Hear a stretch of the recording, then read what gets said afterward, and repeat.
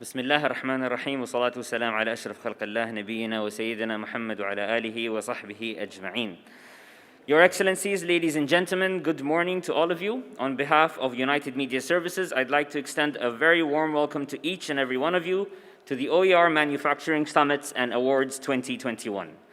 We'd like to express our gratitude to our chief guest, His Excellency Dr. Saleh bin Saeed Masan, Undersecretary of the Ministry of Commerce and Industry and Investment Promotion, and our guest of honor, His Excellency Engineer Rada Ali Al Saleh, Chairman, Oman Chamber of Commerce and Industry, for gracing today's event. OER Manufacturing Summit 2021 would not have been possible without the unflinching support of our partners, and on behalf of Oman Economic Review, I would like to express our gratitude to our endorsing partners, Oman Chamber of Commerce and Industry, Madayan and Mizah Marketing and Business Development, Credit Oman, and Oman Manufacturers Association.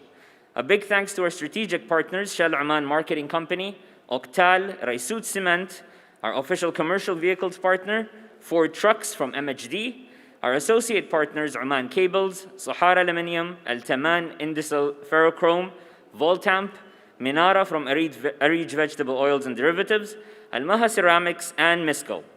Our knowledge partners, SSA International, media partners Al-Shabiba and Times of Oman, our Arabic media partners, Alam Al-Iqtisad wal-A'mal magazine, and our online media partners, OERlive.com. A big thank you to each one of them, and can we have a huge round of applause for them, please?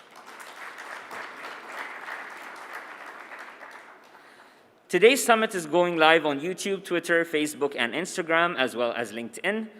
The YouTube social media handle is @OERLive, while the hashtag is #OERMS2021. We encourage you to follow, comment, and post, and tweet on the proceedings using the hashtag and the handles. I'd now like to invite Mr. Atulya Sharma, CEO of United Media Services, on stage to deliver the welcome address.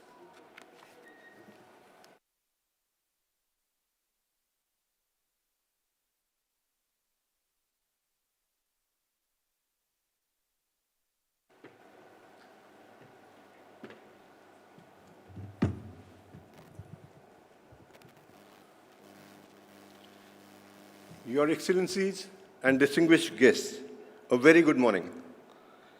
On behalf of His Excellency Sheikh Salim bin Mustahil Al Mashni, I would like to extend a warm welcome to everyone for the first OER Manufacturing Summit 2021. We are indebted to His Excellency Dr. Saleh bin Saeed Masan, Undersecretary of the Ministry of Commerce, Industry and Investment Promotion, for gracing today's event. Thank you, Your Excellency. I would also like to convey our gratitude to His Excellency Engineer Reda Juma Muhammad Ali Al Saleh, Chairman of the Oman Chamber of Commerce and Industry, for his gracious presence. Thank you, Your Excellency. The importance of the manufacturing sector for Oman's economic growth can hardly be overstated. It has been identified as one of the priority sectors for Oman's economic diversification, job creation, and for attracting foreign direct investment.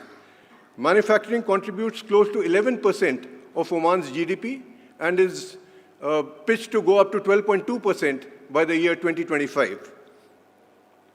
Madayan's Vision 2040 aims at achieving investments worth Riyal Omani 15 billion towards the end of the plan in 2040. And in terms of revenues, the sector is expected to earn 28% of all the revenues for Oman out of exports. The 2040 manufacturing strategy pursues the following objectives: to diversify the Sultanate of Oman's manufacturing into technology and knowledge-driven activities, to develop unique products first focused on improving the health and welfare of people, to expand Omani industry into regional and new markets, to upgrade the Sultanate of Oman's manufacturing to state-of-the-art technologies, and last but not the least, to create an industrial innovation culture. Small wonder then that the Oman's Manufacturing Strategy 2040 is termed as manufacturing for well-being.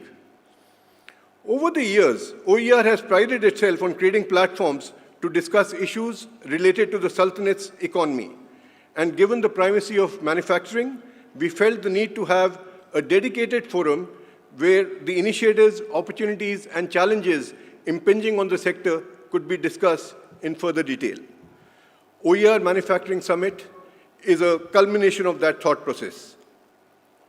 We hope today is the beginning of a journey that will grow into a definitive platform for the sector. This cannot happen without your goodwill, participation, and active support, and we look forward to that. To do a deep dive on manufacturing, while we confront fresh challenges owing to the pandemic, we have brought together a diverse set of thought leaders from Oman, Europe, and South Asia. The summit will take on a range of issues such as supply chain management, Industry 4.0, lean practices, and a lot more. As a follow-up, Team OER will draw up a white paper based on the salient points that emerge out of the summit, and we will definitely be submitting that to Your Excellencies for your further action and consideration. Thank you very much, and wishing everybody a stimulating and enjoyable summit. Thank you.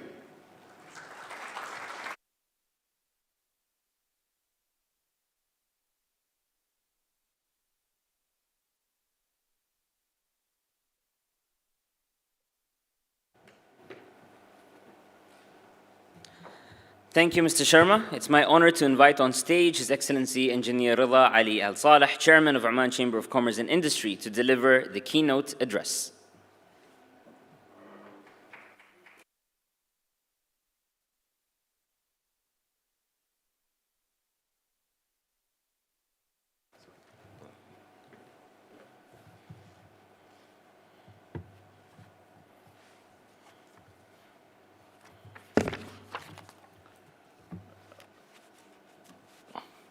Good morning, ladies and gentlemen. First of all, I'm sorry I was not aware that this summit will be in English. I prepared my presentation in Arabic, so if you excuse me, I'll be giving my presentation in Arabic, and I already told them to be translated my speech and can be available if anybody wants in English. Thank you very much. Bismillah ar-Rahman ar-Rahim.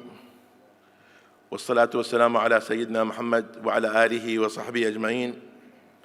سعادة الدكتور صالح بن سعيد المسن المحترم، وكيل وزارة التجارة والصناعة وترويج الاستثمار للتجارة والصناعة، راعي المناسبة، معالي الشيخ سالم بن مستهيل المحشني المحترم، أصحاب وصاحبات الأعمال المحترمين، الحفل الكريم، السلام عليكم ورحمة الله وبركاته.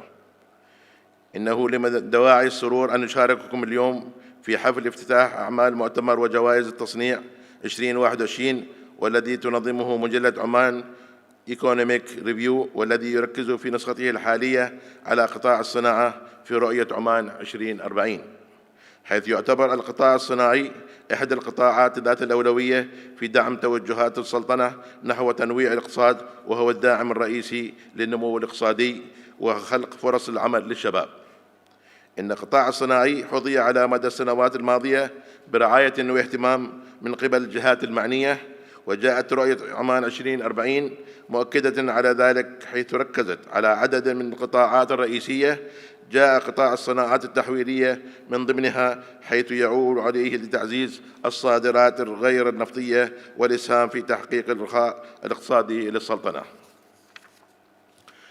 الحضور الكريم، انطلاقاً من الدور المحور الذي يلعبه القطاع الخاص في مسيرة التنمية بشكل عام والجانب الاقتصادي منها بشكل خاص، فإن هذا الدور يشكل في كل مرحلة من مراحل النهضة المتجددة إضافة نوعية وكمية من خلال إسهامه في تطور الاقتصاد المحلي والعالمي.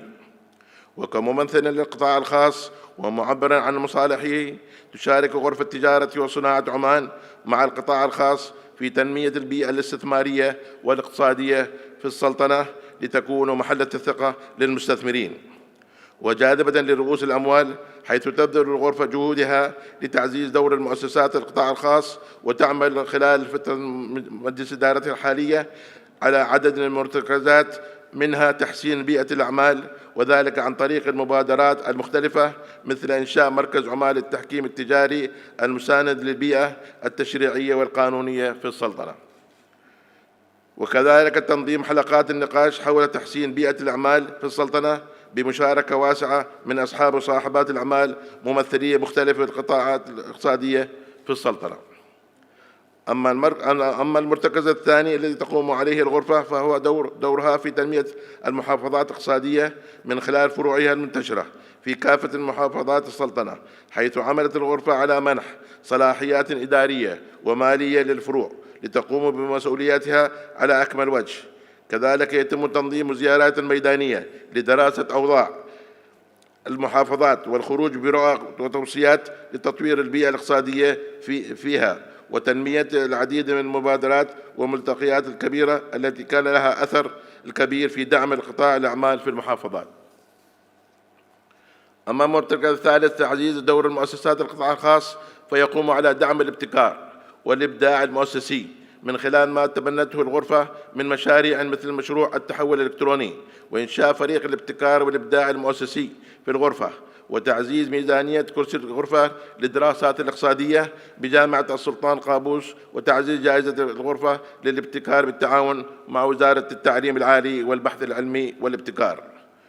ومن خلال المرتكز الرابع تعمل الغرفة على دعم ريادة الأعمال من خلال بناء قدرات رواد الأعمال ببرامج تدريبية مختلفة بمحافظات السلطنة، والترويج وتسويق لمنتجات رواد الأعمال، وتنظيم عدة مؤتمرات ذات العلاقة مثل المؤتمر العالمي لريادة الأعمال والمؤتمر التسهيلات التمويلية والمصرفية. ويأتي التنسيق والتعاون مع الحكومة ليشكل المرتكز الخامس، وذلك عبر اتفاقيات والمبادرات التي أبرمتها الغرفة مع عدد من المؤسسات الحكومية مثل وزارة التجارة والصناعة والترويج والاستثمار، ووزارة العمل، ووزارة التعليم العالي والبحث العلمي والابتكار، وجامعة السلطان قابوس، وهيئة تنمية المؤسسات الصغيرة والمتوسطة، والهيئة العامة لسوق المال.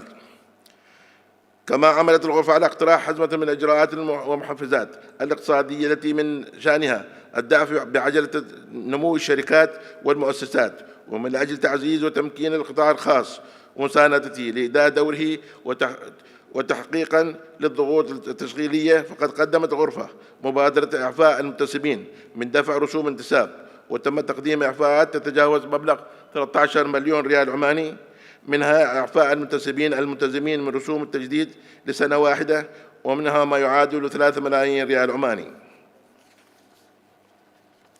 ومن خلال تمثيل الغرفة ممثل في مجالس إدارات بعض المؤسسات ذات العلاقة بالعمل الاقتصادي مثل المؤسسة العامة للمناطق الصناعية، والهيئة العامة للمخازن الاحتياطي، والهيئة العامة لحماية المستهلك، وهيئة البيئة.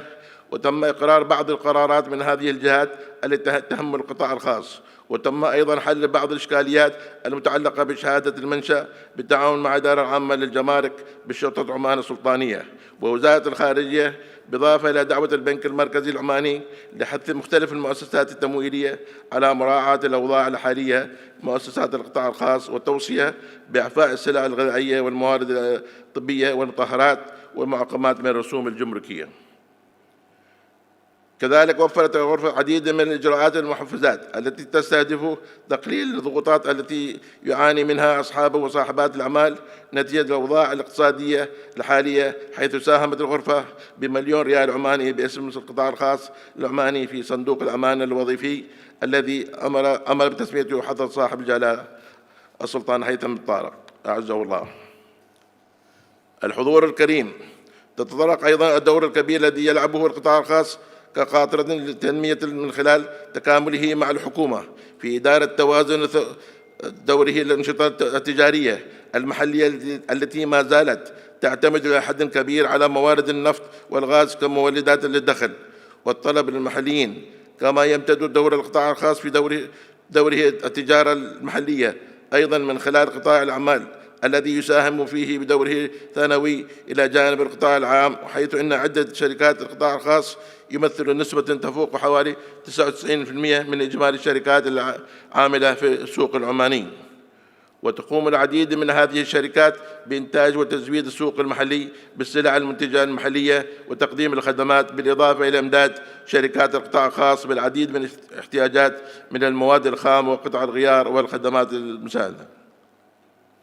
وفي القطاع الصناعي على وجه الخصوص تولي غرفة التجارة وصناعة عمان ممثلة بمجلس الإدارة ولجنة الصناعة اهتمام كبير في هذا القطاع الصناعي، باعتباره من أهم القطاعات الاقتصادية ومحركات لعجلة التنمية، تمتد آثار العديد من القطاعات الأخرى، وله دور كبير في تحقيق الاكتفاء الذاتي من السلع والخدمات ودعم الصادرات العمانية، وتعمل الغرفة على مراجعة كل القوانين المتعلقة بالقطاع الصناعي وتدارس القضايا والمشكلات التي تواجه المصانع، وأيضاً التسهيلات التي تحفز الاستثمارات.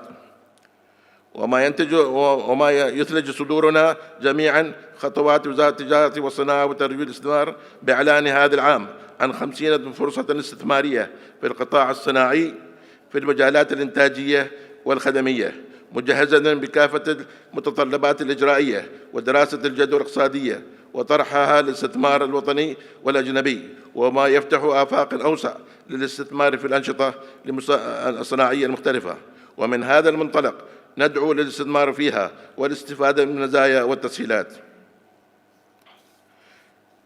الحضور الكريم، تنتهز الفرصة أنه لتوجه كلمة صادقة للجميع في تعزيز مسؤوليتهم نحو تمكين وتنمية القطاع الخاص لتعزيز مساهمتها في دعم الاقتصاد الوطني ورفع من قدرته على تشغيل القوى العاملة الوطنية، حيث يتحتم على الجميع ليس للحكومة فقط بل القطاع الخاص الصناعي كلا حسب قدرته وإمكانياته وتخصصاته.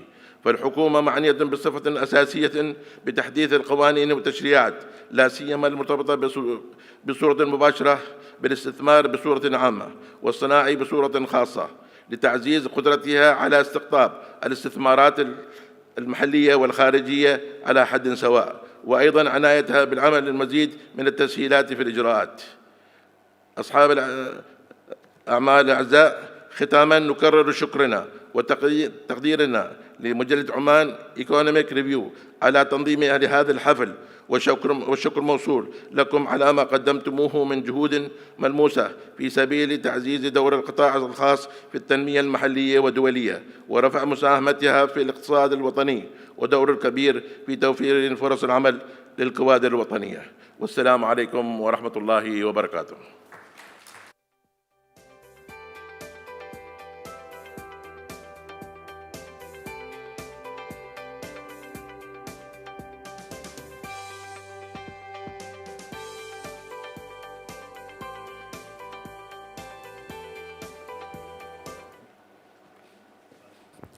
Thank you, Your Excellency, Engineer Rida Al-Saleh. I'd now like to invite on stage Ms. Ibtisam Al-Farouji, Director General of Investor Services Madain. She's responsible for managing and supervising the Masar service centers in all the industrial cities. Ms. Ibtisam has a master's in marketing from Leicester University and has 17 years of experience in marketing and customer care.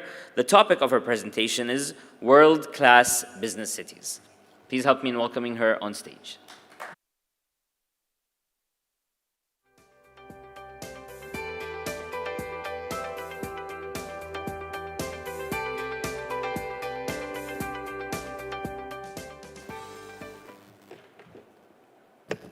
Assalamu alaikum.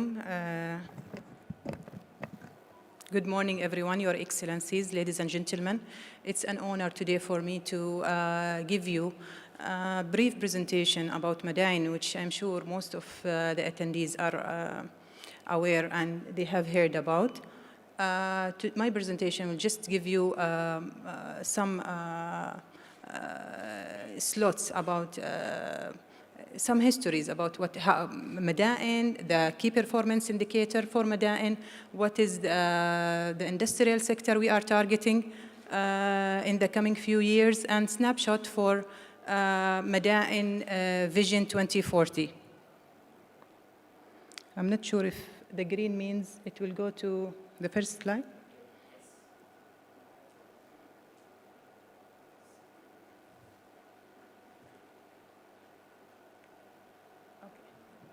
All right. So as I mentioned, Madain, it was PEIE was established in 1993 to be the government industrial arm to manage and operate the industrial cities within across the country. And we have developed our mission to be also to contribute with the government to enhance the social and economic development by partnering with the private sector to develop and operate integrated service business cities and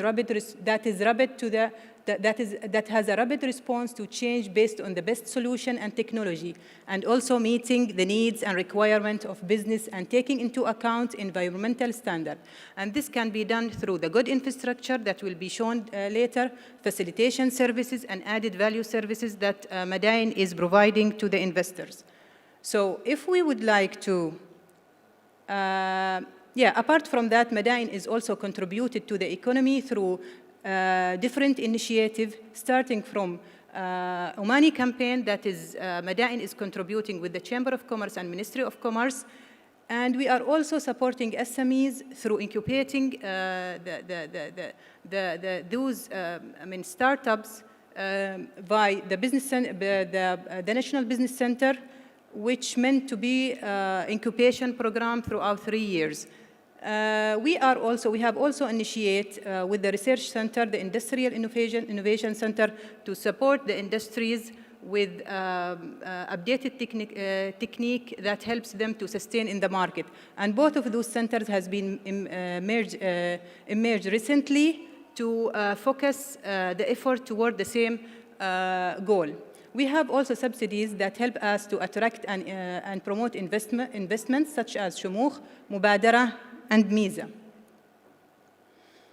Of course, the incentives that is given by the Madain is similar to the incentives that's given to the industrial sector in Oman, which we would like to be reinforced by the government in the coming phase, if everyone knows that the industrial sector has no tax on net profit for 5 years, no customs duty and tax on import of production, and no restriction on import, export, and sales, as well as no foreign exchange control and only 15% fixed rate on corporate tax and 5% fixed rate customized duty.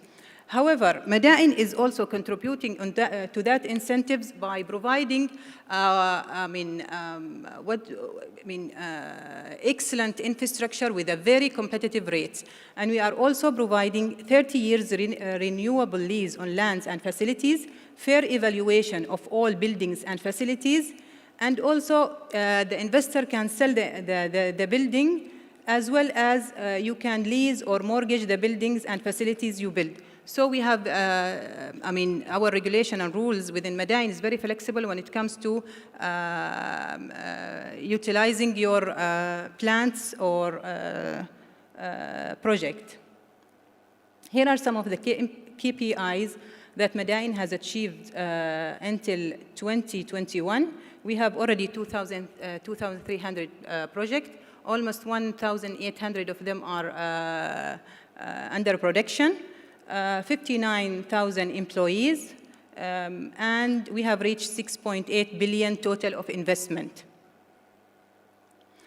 And as if you are all, living in Oman, I believe that you are also aware of the location of our industrial city, which has been selected carefully to be strategically located, either by the borders. If you see from the north, like for example, we have Al-Buraimi and Ibri by the borders of 2 GCC countries, Saudi and UAE. We see Suhar, which is hooked up with Suhar Airport and Suhar Port as well. We have in Muscat, Rusail and Knowledge Oasis Muscat, which is the only IT park in Oman. We are also running and managing Sur, which we are expecting that it will get a huge exposure in the future, because we are looking to have a commercial port there very soon.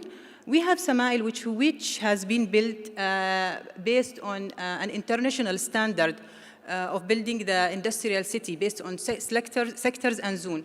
And it was built because of the huge demand was in Rusail industrial city. So Samail, it's almost only 20 minutes far away from Rusail. By the south, we have Raisut, which we are one of the industrial city that we are very proud of for the growth they are making, and we are close to Salalah port. And finally, we have also Thamre Al-Mazyouna. Al-Mazuna, in fact, it was one of the challenges, I mean, or what you call it, it wasn't easy to establish a free zone by the border of Yemen, but Madain has successfully established this free zone, and it is one of the best free zone operated within the country. It is actually a gate to a Yemen market with a population of 30 million people over there, and it's also a gate to rebuild Al-Yemen through Al-Mazuna. We have newly established also what you call it, new established industrial city. Like we have announced Muhas, it's not there in Musandam, of course it's not there in the map. Ibri, as I said, it's in process. We are also looking to expand in Marmoul, to have another one in Marmoul. And this is all contribute to the goal of Madain to contribute in the social and economic development across the country. This is the investment opportunities Madain is offering within our industrial city, starting from different sectors: solar, renewable energy, to furniture, clothes, medical, paper industry. And we have also investment based on the complex, in fact.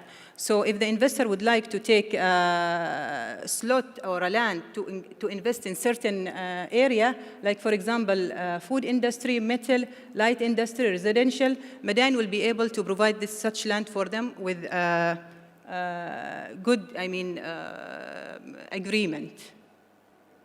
Again, this slide shows what kind of industries that we are having within Madain. I would like to also to attract. Also, Madain is looking to invest in the social infrastructure within the industrial cities. So any kind of project that support this infrastructure, for example, when it comes to hospitals, residential complex, schools, transport, and shopping centers, this is one of our main pillar when it comes to attracting investment. I had to translate actually this slot from our vision, which I would like just to highlight three main slides on our vision. The first one, that how we contribute to the national priorities, which has been taken from Oman Vision 2040. Actually, we are trying to contribute in private, we try to enhance the partnership with the private sector, and we have the private sector to operate and manage our industrial cities. And we are trying to attract investment actually on natural, that are more concerning on the environmental sustainability. We are trying also to focus on partnership and integration with the other government entities that are in the investment cycle. And this has been done already. We started with it through our one investment window called Masar, as my colleague introduced to you before, which we are proudly have started with it. And we have already integrated with the other government entities working, who are directly interacting with the investments, such as Ministry of Commerce, Ministry of Environment, Ministry of Labor, who are the main key player for the investor to have within our Madain. So we have teaching, learning, scientific research, and national capability, as well as the labor market and employment. In fact, we are also trying to attract investment that is more on skill-based industry. And we have the academy has been launched last year, which has been, as I said, merged with the Innovation Center and the National Business Center to work specifically on this priority.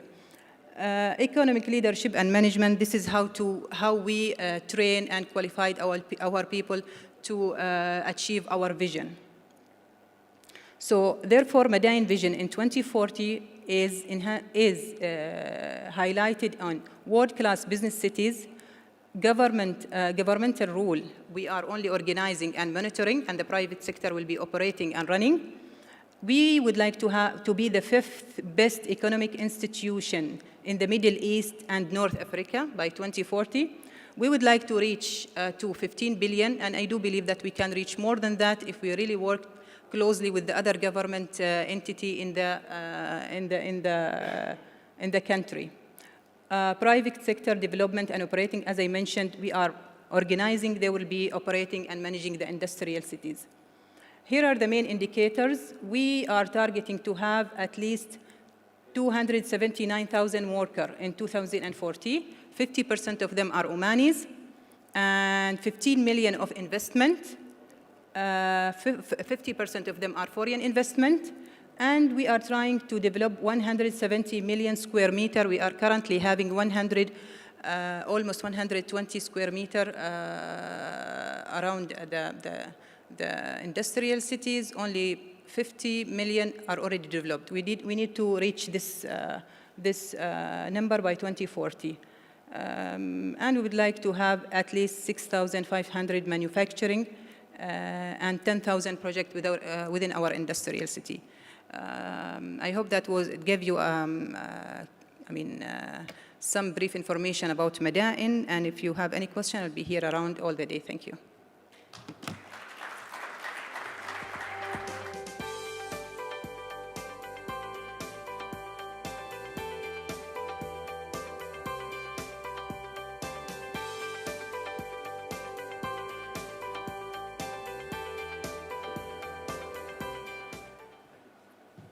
Thank you, Ibtisam, for that very insightful presentation.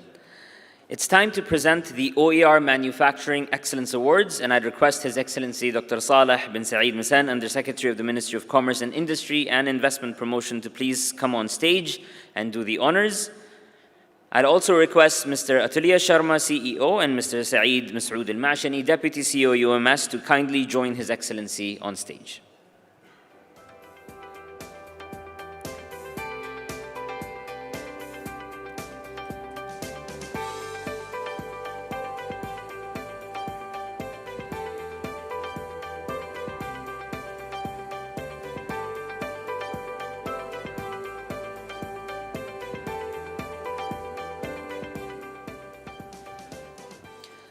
The first award is for pioneering innovation and research and development, and it goes to one of the largest manufacturers of PET or PET resin and PET or PET packaging in the world. Its plant in Salalah is purposefully designed and built to yield superior quality products with unmatched economics, increased productivity and thermoformers, and unmatched environmental advantages. As the world's first and only direct-to-sheet polyester sheet, its 100% recyclable DPET sheets are one-of-its-kind products. Similar, the company's revolutionary protein packaging sets high standards in clear, rigid food packaging by protecting products from physical damage, preserving contents, and preventing odor contamination. The OER Manufacturing Award for Pioneering Innovation and Research and Development goes to Octal.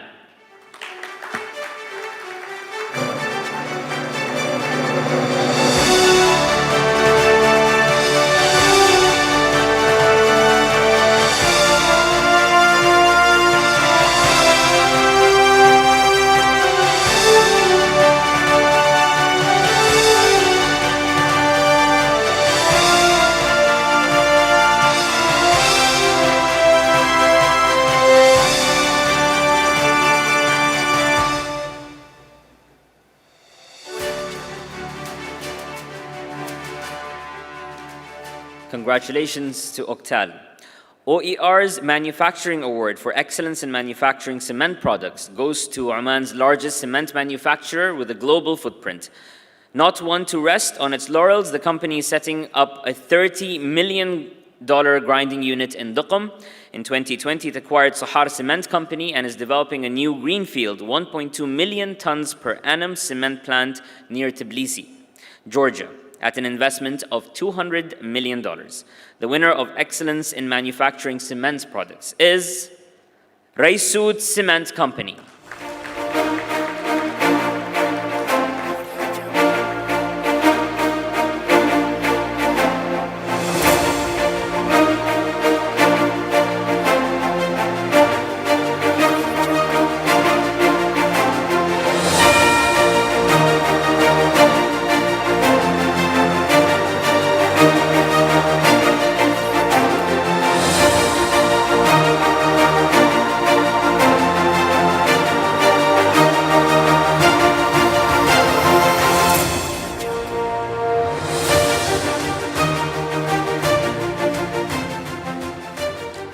Congratulations to Raisut Cement Company. The next award goes to a company whose lubricant blends plant is the only ISO certified facility of its kind in the Sultanate. It has been ranked as #1 in asset integrity process safety compliance among the group's global plants in Asia, Pacific, and the Middle East region. The plant creates an added value for Oman's economy by exporting approximately 2/3 of its made in Oman lubricants to more than 15 countries in the Middle East, Asia, and Africa, while meeting the local market's demands as well. Moreover, its plant has an Omanization percentage of 98%. The OER Manufacturing Excellence Award for promoting in-country value goes to Shell Oman Marketing Company's lubricant blending plant.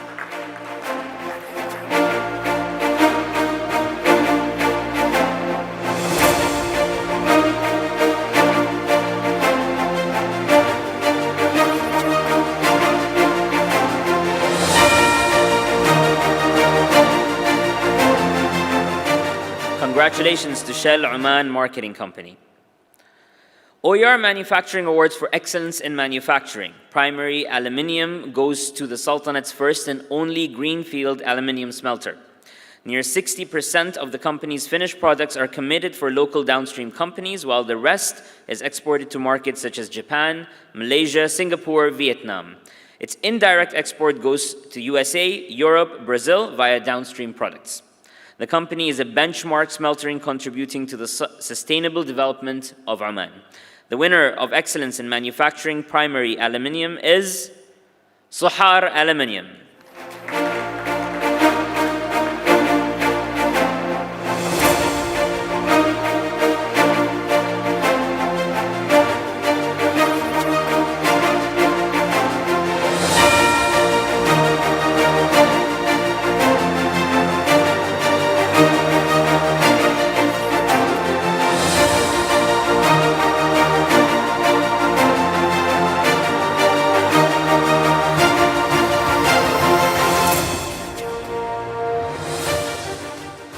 Congratulations to Sohar Aluminium. The next award goes to Oman's first ferrochrome smelter. Its production facility located at Sohar Free Zone is fully export-oriented manufacturing unit, ideally positioned to showcase the capabilities of Oman as a leading supplier of ferrochrome. Moreover, the ferrochrome facility substitutes 25% of its electrical energy requirement with Sohar power, helping in the reduction of greenhouse gases in Oman. OER Manufacturing Excellence Award for being a pioneer in using solar power for mineral processing and smelting goes to Al-Taman Indicel Ferrochrome.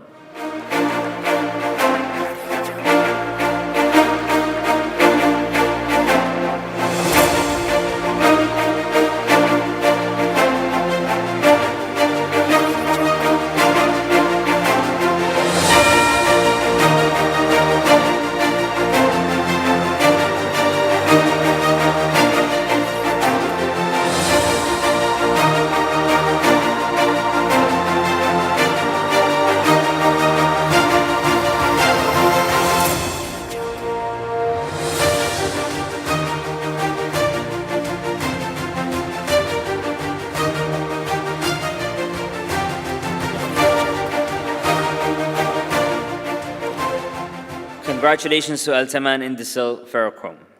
The next award goes to a publicly listed company which is into manufacturing of world-class ceramic tiles from its state-of-the-art plant at Sohar. The company is ISO 9001 certified and sells its products in more than 15 countries. It has made its presence felt across the entire Middle East market with exports to the UAE, Saudi Arabia, Qatar, Bahrain, Jordan, Syria, Lebanon, Yemen, Africa, and Southeast Asia. The OER Manufacturing Award for Excellence in Manufacturing Tiles goes to Al-Maha Ceramics.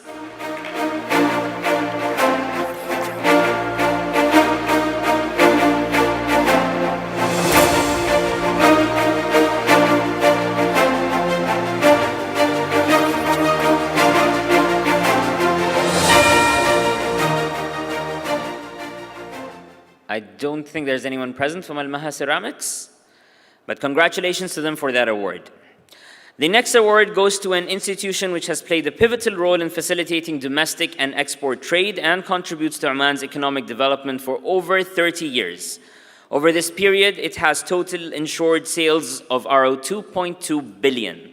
The agency has shaped domestic trade and catalyzed export from Oman by supporting over 250 Omani companies grow their sales domestically and internationally. It covers exports to 115 markets globally. The OER Manufacturing Award for being Oman's preferred credit insurance provider goes to Credit Oman.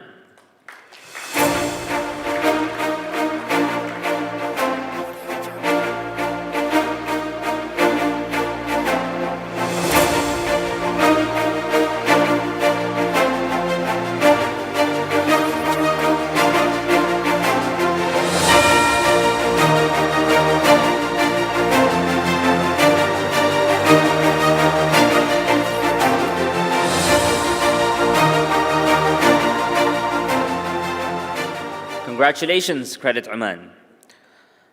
The next award winner is a front-runner in Oman's iron and steel landscape with an annual production capacity of 1.2 million tons of high-grade reinforcement bars.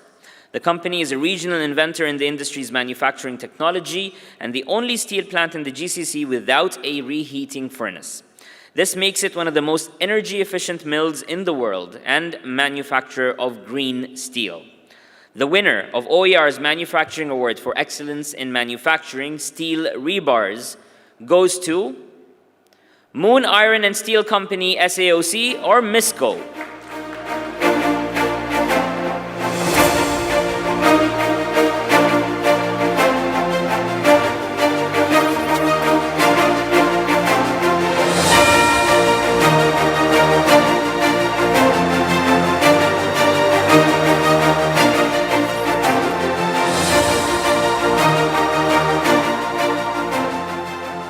Congratulations to MISCO. The next award goes to a company which believes that our future is connected to our capacity to innovate. Its research and development team constantly works on innovating technologies and product development.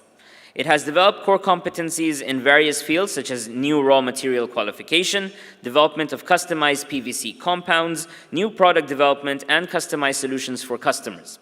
Root cause analysis on material and product failure, full type test of wires and cables, and a lot more. Moreover, it's introduced revolutionary technologies through its integration with the Promethean Group. The OER Manufacturing Excellence Award for Innovation goes to Oman Cables Industry.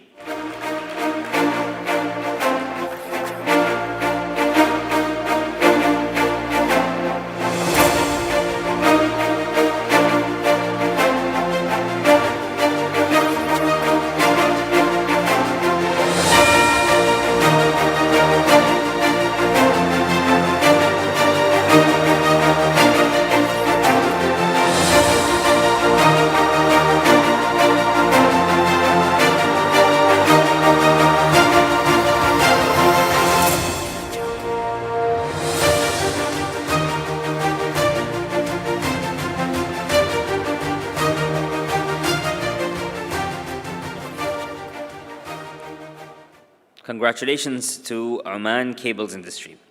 The next award goes to a company which truly believes in energizing the future. Its power transformer facility in Sahar is a world-class manufacturing facility which is fully equipped to manufacture a complete range of high voltage and extra high voltage power transformers up to 500 MVA and 400 kV class. It has partnered with Tatong Taiwan, which has been in the forefront of innovation and energy business for over 100 years. The power transformers manufactured by the company are made under stringent quality and control and safety atmosphere in a compliance with the ISO 9001 and the OHSAS 18001. Sorry, the standards are a bit difficult. The OER Manufacturers Excellence Award for 2020 kV and 400 kV class power transformers goes to Voltamp Power SAOC.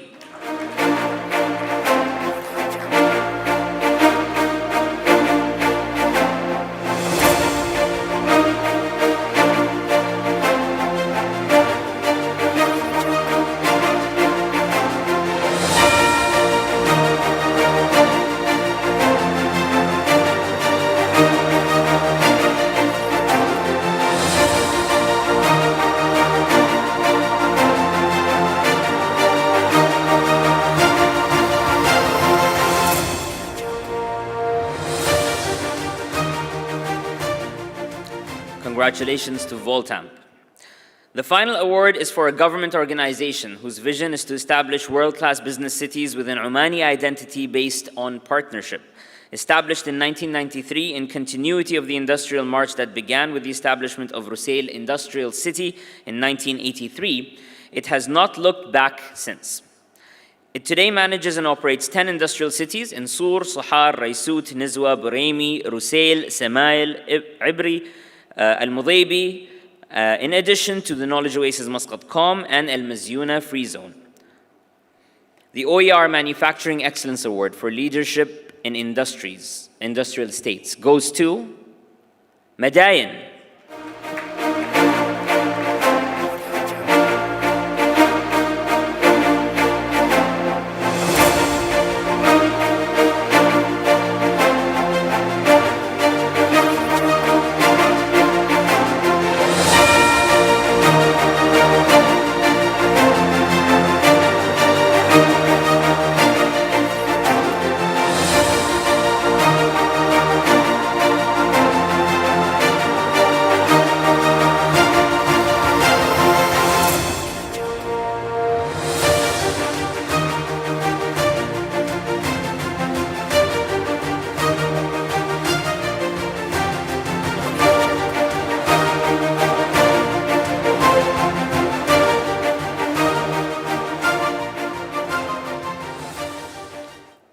Thank you, Your Excellency. Thank you, Attilia and Saeed.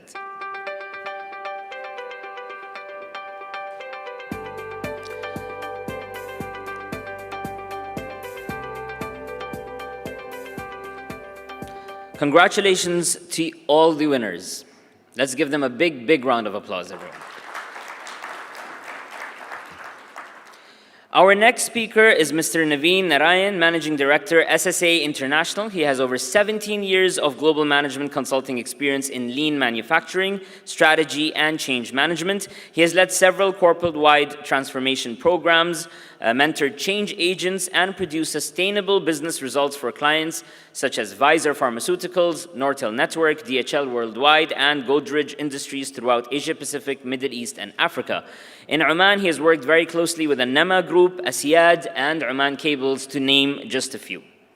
His presentation is titled Manufacturing Excellence for the New Normal. Please help me in welcoming Naveen to the stage.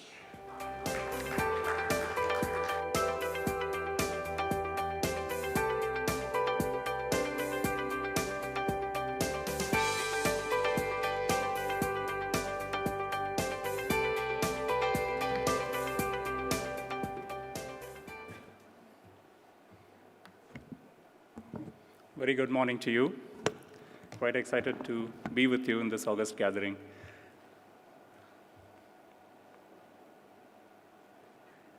Okay. All right.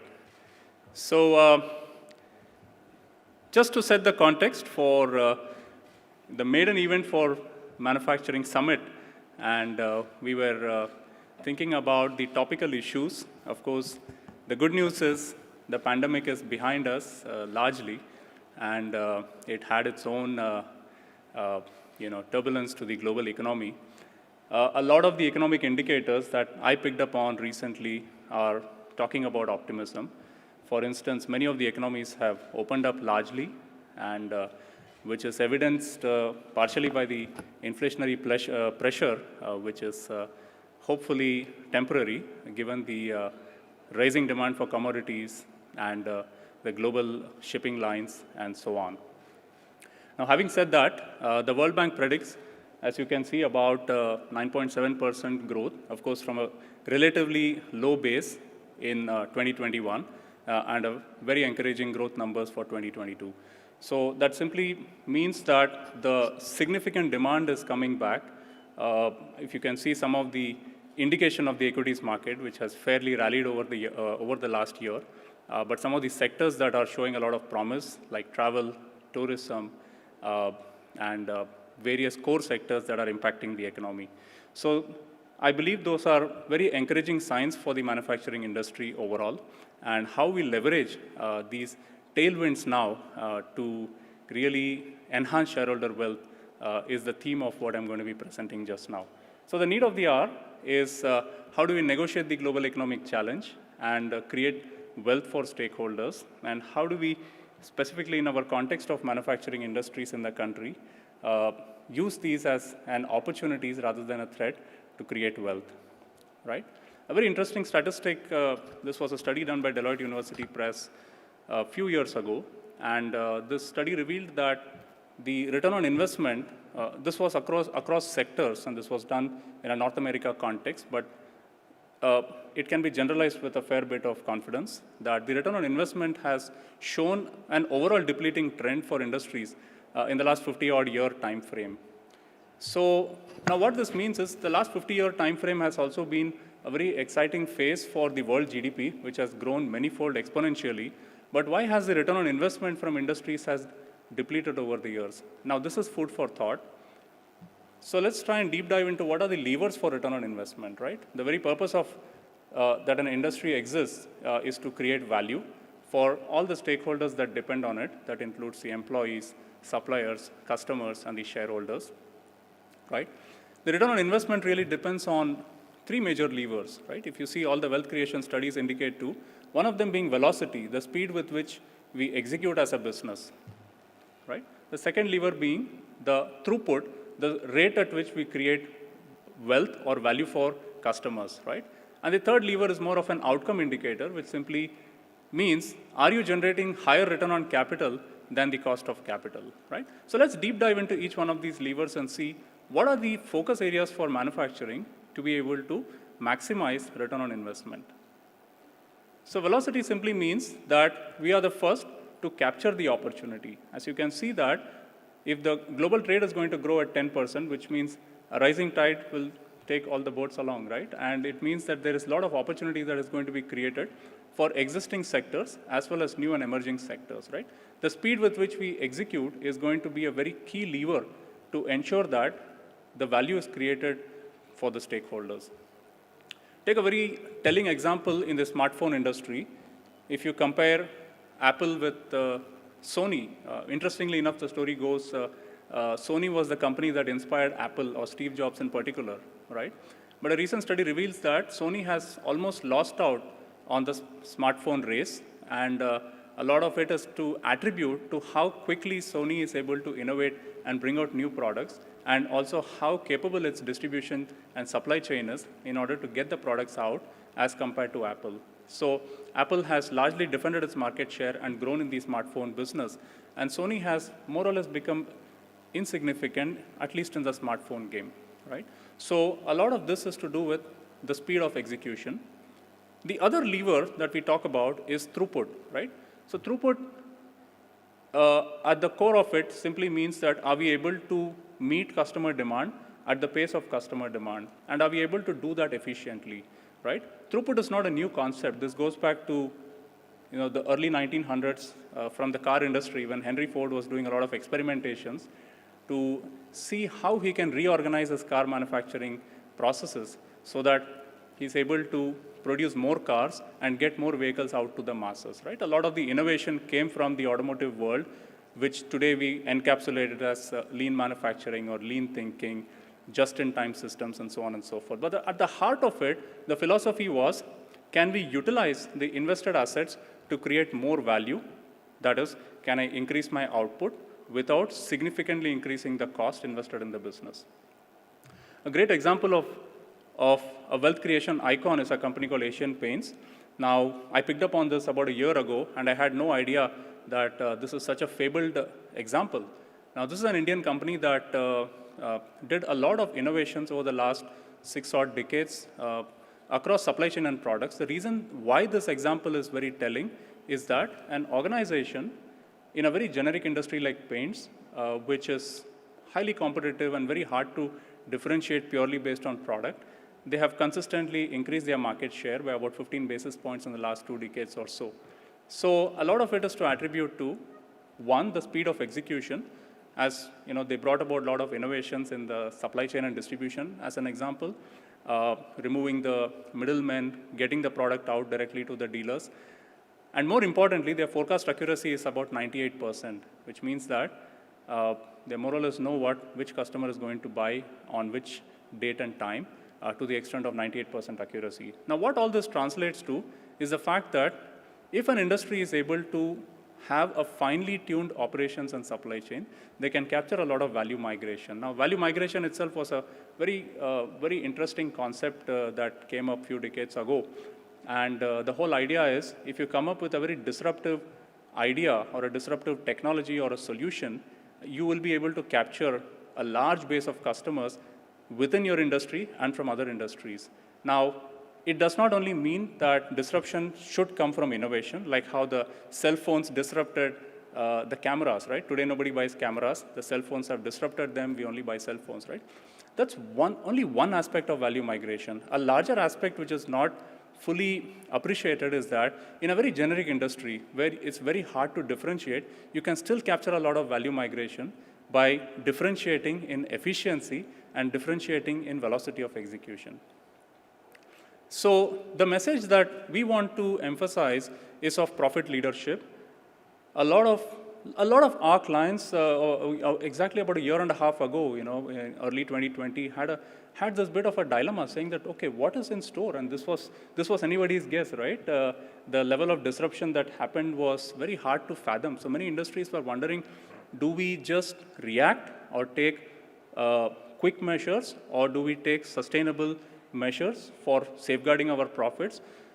So a lot of these discussions have now kind of evolved into a more meaningful framework called as profit leadership, which a lot of the industries, even in Oman, applied very effectively, leveraging the headwinds and to actually create long-term sustainable wealth creation. So some of these levers, which we'll also talk about in the deep dive in the workshop, which some of you may be with us, talking about enhancing working capital, inventory turnover, velocity of information, velocity of how quickly you are able to produce, and how efficient the distribution network is. All of these will help to identify blind spots that will help to release value for stakeholders, right? So, a typical accounting P&L of the business does not fully reveal. I know a lot of accountants in the room and some of my friends in the audience, but the accounting P&L will not fully reveal the amount of value that is left on the table due to inefficiencies in execution, right from product design, right up to manufacturing processes that includes efficient material utilization, rework and wastages, and efficient distribution, efficient utilization of the human capital. A lot of these are invisible profit leaks that are hard to get a handle of. And this is what we would like to sensitize, that the accounting community, as well as the operating community and the leadership team, to go back and revisit their business models to ask the question, what are those profit leaks? What are those blind spots that can help to unearth value for stakeholders, right? So it's always in the system. Dr. Deming famously said that a bad system will defeat a good operator 100% of the time. And it's quite fascinating how true it is to this day, right? You have, for example, different experiences in different airports. Some of these airports, like Oman Airport, I really love to come because it takes 2 minutes to exit from the gate to the out. And my colleague had a wonderful story. I won't steal your thunder. You can share your wonderful experience of the Omani hospitality. And you have different experiences, but at the core of it, every airport has the same process, right? So there is something different in how the system is designed, how much thought is put into each step of the process. The same goes for organization.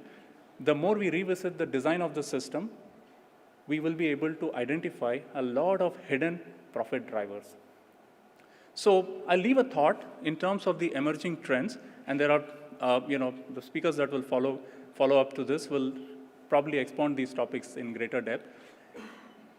Now, you see on that slide, there are two aspects to what is of interest, what is topical in boardroom discussion that we come across a lot, right? There's a lot of talk about smart manufacturing, Internet of Things, demand-driven supply chains, additive manufacturing, Industry 4.0, robotics and automation. The list goes on, right? And this is, a Google search will reveal this. I don't need to mention this to you. But what is to introspect is that there are certain themes that are grounded in principles, that are time-tested, that we should also not lose sight of, right? Some of these things are, how do we upskill and retain talent in the organization? How do we build agility across the supply chain? How do we bring lean thinking across the organization? How do we bring world-class quality? excellence culture and customer delight, speed of execution. A lot of these levers are time tested. They really don't need technology per se. They don't need disruptive interventions to achieve, but it really takes a bit of a concerted effort to embed them into the philosophy and conversations at all levels in the organization. So I won't go into some of these levers. Technology is an enabler, and we've had some great stories to tell about how challenging the underlying technology, bringing in new and efficient ERP systems, for instance, to reduce human burden, using robotics process automation to, again, help to speed up processes, reduce burden to people. Technology is a great enabler as long as it is aligned to the underlying philosophy of lean thinking, underlying philosophy of creating world-class processes, and so on. Right? Another very exciting field is demand-driven supply chains. So more and more people are questioning now the two extreme ends of just relying on forecasts fail. We all saw what the outcome of it during COVID, that nobody knew what would happen to the demand for, let's say, face masks, right? It's something that we all wear now. Nobody, if you put a forecast for demand for face masks in the month of Feb 2020, people would have said, don't waste your time, right? But today, people have made millions just selling face masks, right? So forecast itself is not fully reliable. And you can't just rely on just-in-time supplies. We have seen what happened to the Japanese industry during the earthquakes and tsunamis and so on. So there has to be a midpoint in terms of how you tune your supply chain, where it is demand-driven, reflexive, and agile, right? And this is an exciting science that is coming up. Technology enablement, Industry 4.0 is much beyond a fad. There are so many real use cases of industries that have thoughtfully implemented smart manufacturing, real-time monitoring systems that can really help to catch quality problems, that can help to catch variations in the process, help to improve the maintenance of fleets, for instance. A lot of such use cases that you will hear about, right? And lean operations, not to lose sight of, where this is something to just put on a new pair of shades and look at the process differently, right? These are some use cases of industries that have looked at, for example, how much they're spending on a fleet in a large company that's into distribution and movement of human capital, right? A simple deep dive into the process, looking at what are the inefficiencies in the process, where are we spending more fuel, the utilization of the vehicles, simply sometimes in lean what we call as go to Gemba, just go along with the vehicle that is ferrying people and see what's going on, right? So there were some insights like the vehicle goes empty from one end of town to another, and somebody suggested why not we park the vehicles where they're dropping so that we can avoid 2 trips to come back to the camp and so on. So these don't require very fancy technology. This only requires a little bit of change in thinking and mindset, right? So a lot of these opportunities do exist. So I want to leave a thought with you about the agenda for transformation, right? As we recover from the pandemic, right? Focusing on, of course, the year of recovery, as we like to call it, where getting the basics right and making sure that the costs are reined in, making sure the supplies are secured, and so on.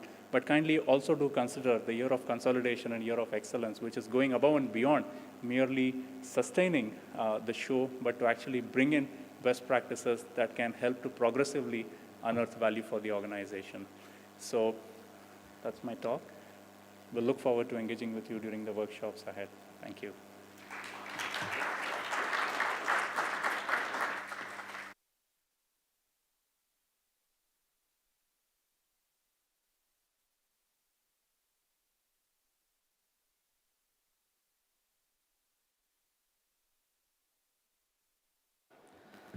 Thank you, Mr. Narayanan, for your informative presentation.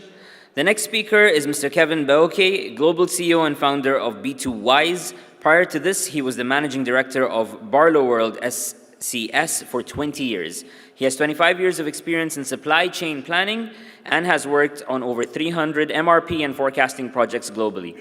He's a guest lecturer on MRP at Warwick University, UK and Polytech in Hong Kong. His presentation is Artistic versus Scientific Planning, Best Practices for a VUCA, or VUCA, VUCA world. Please help me in welcoming Kevin to the stage.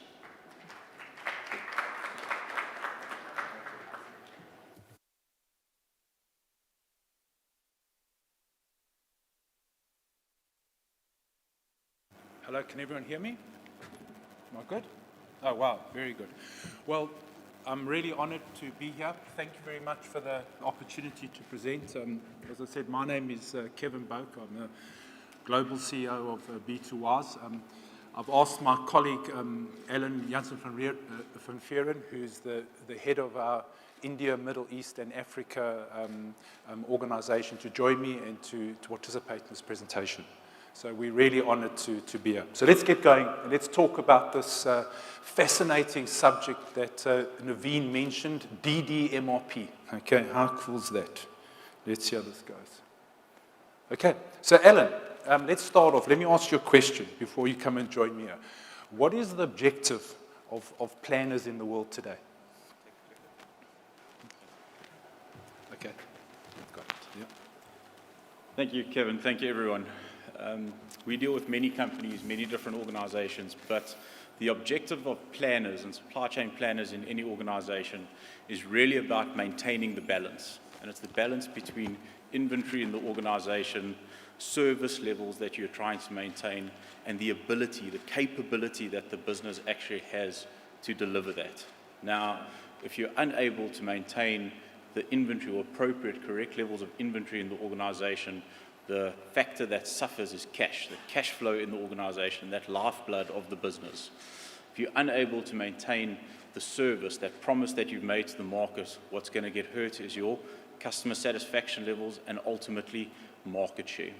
Now, how planners are doing this, how they're maintaining this balance is in their primary process, which is really the replenishment process, the decision of how much do I need to order? How much do I need to buy from suppliers? How much do I need to manufacture? And when do I need to do that? When do I make that decision? And where does that inventory go? How do I deploy that decision? Now, regardless of who we deal with, and we deal with companies in multiple different industries around the world, the customer pains that we have are always the same. And it depends on who you're speaking to in the organization. Financial directors, they're saying we need to reduce costs, we need to reduce working capital. Our sales directors are saying we need to try and get a more accurate forecast, chasing that 90% forecast measure that Naveen had in his presentation earlier. The supply chain planner is just buried in data, buried in Excel, trying to calculate what is that replenishment number, that order that they need to be placing. And our production teams are saying we just need a stable plan so that we can manage our manufacturing process with clear priorities. And ultimately, on either side of the supply chain, our customers and suppliers are just ultimately upset about the entire situation. So now the question becomes, what are the different approaches that we see in industries for companies solving this problem? Okay, so around the world, Ellen and I have worked in a lot of different places. There's always two approaches to solve the problem. You have the formal way of doing it, or we have the informal way of doing it. Another way to describe formal and informal is formal is scientific, and informal is artistic. And if you think about your brain, you have the left side of the brain and the right side of the brain. And your left side of the brain is all about systems, it's all about numbers, it's all about analytical thinking. The right side of your brain is that expressive, emotional side, is where we make gut calls, gut feels. We just seem to know what to do, and we become more like artists. So that's the way that you do it. If you are artistic in your business, what happens is you become reliant on an individual planner. You become reliant on an individual that just seems to know what's going on. They always seem to make the right call. They are specialists in your business. They understand the tribal knowledges, all the little nuances of your businesses. They're very good at gathering information and building up those Excel spreadsheets that we all love to hate. They know the numbers. They can just look at the numbers and see the problems very easily. And above all, they care. They care a lot about your business. And while you have these people, things normally work very well. However, in our experience, and where we deal with most companies, is the day that that planner leaves, because every hero has his day. And the day that person walks out your business, you find I have no process, I have no system, and I have no hero. And now I'm exposed to the elements. And this is where you've now got to start saying, how do I become scientific? How do I go build robust processes to make sure that I spend the money of the company in the most effective way? And that's what we want to go and do. So how do you become scientific? Number one, you've got to train your people. I always ask people, how many people in planning have been formally trained? And the answer, sadly, is very, very few. You've got to have good data. You've got to have formal systems. You've got to have formal reviews. And you need to adopt a continuous improvement mindset. Getting these things work is not something you just buy, implement, and get going. It takes time. It's got to be built into the culture of the company. So how do you take a journey? How do you start? So if you're sitting at informal and you want to get to formal, what do you do? So the first thing you need is you need to have a vision. You need to have a methodology, a method that you decide to follow. You've got to be able to see what the end game is going to be. And that's the role of the senior managers in the business, is to define that vision and decide on that methodology that you're going to use. The next thing you need to do is you have to train your people. The next thing you do is you have to implement methodologies and information systems to give the people the right information. The next thing you've got to do is you've got to fix the data. Now, you'll notice here that I'm talking about implementing systems before I fix the data. And people always say to us, oh, but you know, I must first fix the data before I implement systems. And my answer to that is no. The amount of companies that I've spoken to that say to us, oh, we've got to fix the data. I come back 7 years later, and you know what they say to me? Oh, I've got to fix the data. Because they have no tools on how to fix the data. So if you select the right systems, you have the right tools in order to fix the data. The next thing you do is you've got to document the process. You've got to write down exactly what people do, when they're meant to do it, who's meant to do it, and you've got to follow up on those processes. The next thing you do is you've got to run continual improvement processes. And those processes have actually got to fix problems. We've all heard of the Pareto principle. So when we implement these continuous improvement processes, it's always about just choose the top 5 items, the top 5 processes, and get those fixed this week. And then come back next week, and then do the next top 5. And it's incredible how fast you will go and how the momentum speeds up in that process. And finally, you have to run formal review processes in your business. Alan mentioned that infantry, it's the cash that you spend. It's the biggest investment you make in your business. And I always turn around to senior guys and say to them, when's the last time did you attend an infantry meeting in your business? When you sat down with your planners and said, how are you spending your money? Because most guys don't actually attend those meetings. So you've got to get in there, and you've got to make sure that you show commitment to those meetings, because this is where you're going to make or break your company when it comes to decisions about what you stock and what service that you offer to the company. Okay, now obviously we can go through these, and these can be subjects that go on forever, but I'm going to focus now just on 2 things. The first one is the methodology, okay, and the second one is training. So in the methodology, what methodology do you choose? We live, as you heard Naveen talking about, a VUCA world. We live in a world that is exceptionally volatile, that is complex, that is ambiguous. And we've got to actually resolve, we've got to try and solve this. If you go on the internet and you type in planning systems, you get presented with a huge number of technologies that are world-class. Artificial intelligence. And every board meeting I go into, a CEO will say to me, how do I get artificial intelligence into my business? Machine learning. How do I get a machine to learn so I don't need to be so reliant on a planner? New part introduction, MERO, mixed multi-echelon infantry optimization. These technologies are out there and extremely powerful. But in order to leverage those technologies, you have to have an underlying planning methodology. And most of us who run ERP systems will have a methodology embedded in those tools called MRP, Materials Requirements Planning. And we take all those technologies that we spend millions of dollars on, and we load them into those tools.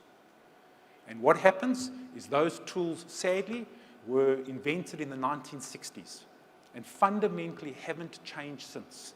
So we do all this clever maths, and we then load it into an MRP system that is just not fit for purpose. So what do most companies do? And what have most companies done? They've stopped using MRP. And 95% of the companies we go to are using an Excel spreadsheet in order to plan their inventories. And they're completely dependent on that tool. Okay, so what has happened? 10 years ago in America, the Supply Chain Institute went to their chairperson, a lady by the name of Carol Patak, an MRP and planning expert who had been chairperson of APAC for 10 years, and they went to a lean expert called Chad Smith, and they said, things have got to change. We have to find a new methodology. So these two were given a task to go and redefine MRP. They spent a good 10 years investigating, researching, talking to all the authors, all the people that had come with most of the big methodologies, and they came up with this new concept called DDMRP. It was released in 2010, and it has really accelerated. The third edition of the book is now available, so if you go onto Amazon and you go type in DDMRP, you'll now see it's got its own book. And this methodology, which encompasses both MRP and Lean and theory of constraints and Six Sigma, is now becoming the best practice in Europe and North America on how companies are operating. To date, about 9,000 people have been formally trained through the methodology. Companies like Shell have put 200 to 350 people through the actual training and certified them. The industries that it covers is any company who's running MRP or running an Excel spreadsheet, this methodology can apply. The results that are being reported, you go on the internet, you'll see every single result you'd expect. Improved customer service, compression in lead time to market, right sizing of inventories, lower total costs, and probably the most important one down the bottom is a system that is easy and intuitive to use. And the one thing that every company that implements DDMRP reports is they stop using Excel to plan their inventories. And they become more formal, which is the goal that we want. So how do you go ahead? Step number one, you have to put thoughtware before software. So you have to get trained. So the Demand-Driven Institutes, all their courses have now been approved by the Supply Chain Management Organization in North America, and you can undertake these courses. The courses consist of a planner. This is for the people to understand the calculations, the everyday usage of it. The leader course, which is for the managers to make sure that they can understand how to manage the planners, and then for the boardroom on how do we do that long-term planning to make sure we bring that into our operating model. And that's how we undertake with it. Okay, so Alan, how does this training actually work? Thanks, Kevin. Yes, like you said, training's step number one, and I personally am a big fan of thoughtware before software. We have to train our people to understand the logic that's behind the decisions that they're first taking. Now, the Institute has a fantastic basket of training to do that for individual planners. And the first step is what we call a demand-driven planner training course, a 2-day course that teaches you the mechanics of DDMRP. And you can see some of the modules that you work through. However, what we do find is we do the training with planners, and when they go back into their businesses, they struggle to cross the bridge between what the concept is and what the theory is, and practically applying that in their reality and in their environment. And anyone that goes for training from an organization will know once they come back in the business, their manager is saying, well, we've gone on this training, how do we pick this up and run and get actual sustainable business value? So we're a big fan of the Benjamin Franklin approach when it comes to training. It says, tell me and I'll forget, teach me and I'll remember, but involve me and I truly learned. And we want to drive that learning with the people we engage with so that they get that deeper understanding of the methods. And this is the method that we like to use to do that. It's a workshop we call DD Bricks, which immerses the planner in the methodology to tangibly feel the difference between what the theory is and how you actually manage this model in an environment. And it's the best way we find to bring the company along this journey of education and DDMRP. Now, we've trained thousands of people around the world around DD bricks. It's a lot of fun that they have, which probably makes it easy to get people involved. But multinational organizations such as Michelin, Coca-Cola, Louis Vuitton, they've actually built this into their internal training logic, having trainers inside the business, expanding that in the organization to hundreds of people, not just in the manufacturing and supply chain area, but the components that touches, finance, sales, R&D, engineering. The whole business needs to understand this concept of tying directly to demand, to customer demand, pulling through the organization using flow principles, and this is a great vehicle to do that. Thank you. Okay. Thanks, Alan. So, coming away from here, I hope some of you are asking yourself the question, are we formal or are we informal? Are we scientific in how we run our business, or are we artistic?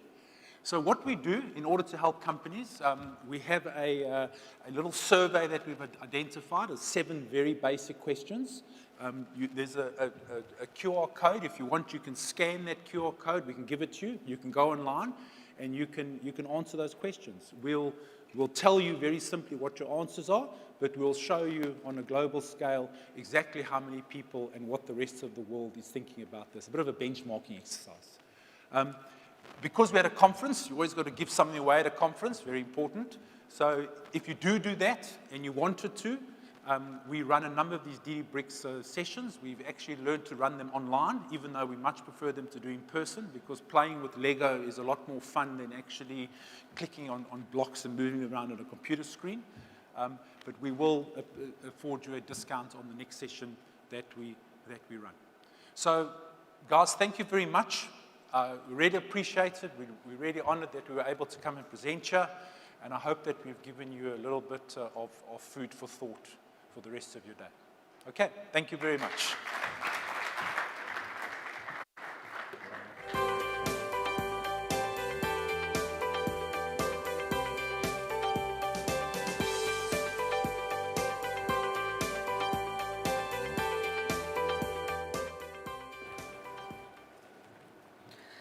Now it's time for the first panel discussion, and I'd like to invite Mr. Mayank Singh, Executive Vice President and Group Editor of UMS, and the moderator of the session to please come up on stage. But before we do that, we're going to be playing a short video on December 6, 2021 at the Sheraton.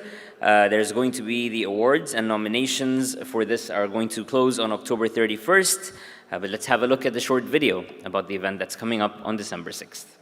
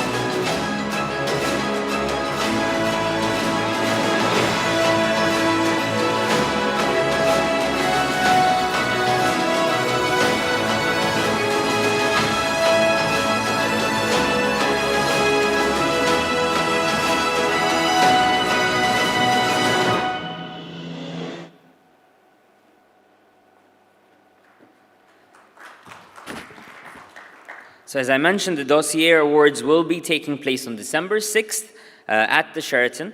The award nominations close on October 31st, so we would appreciate if whoever wants to submit does submit before the deadline. It's time for the first panel discussion, and as soon as the chairs are set up, we will have Mr. Mayank Singh, Executive Vice President and Group Editor of UMS, as the moderator for the session. So once the chairs are there, Mayank, the stage is all yours.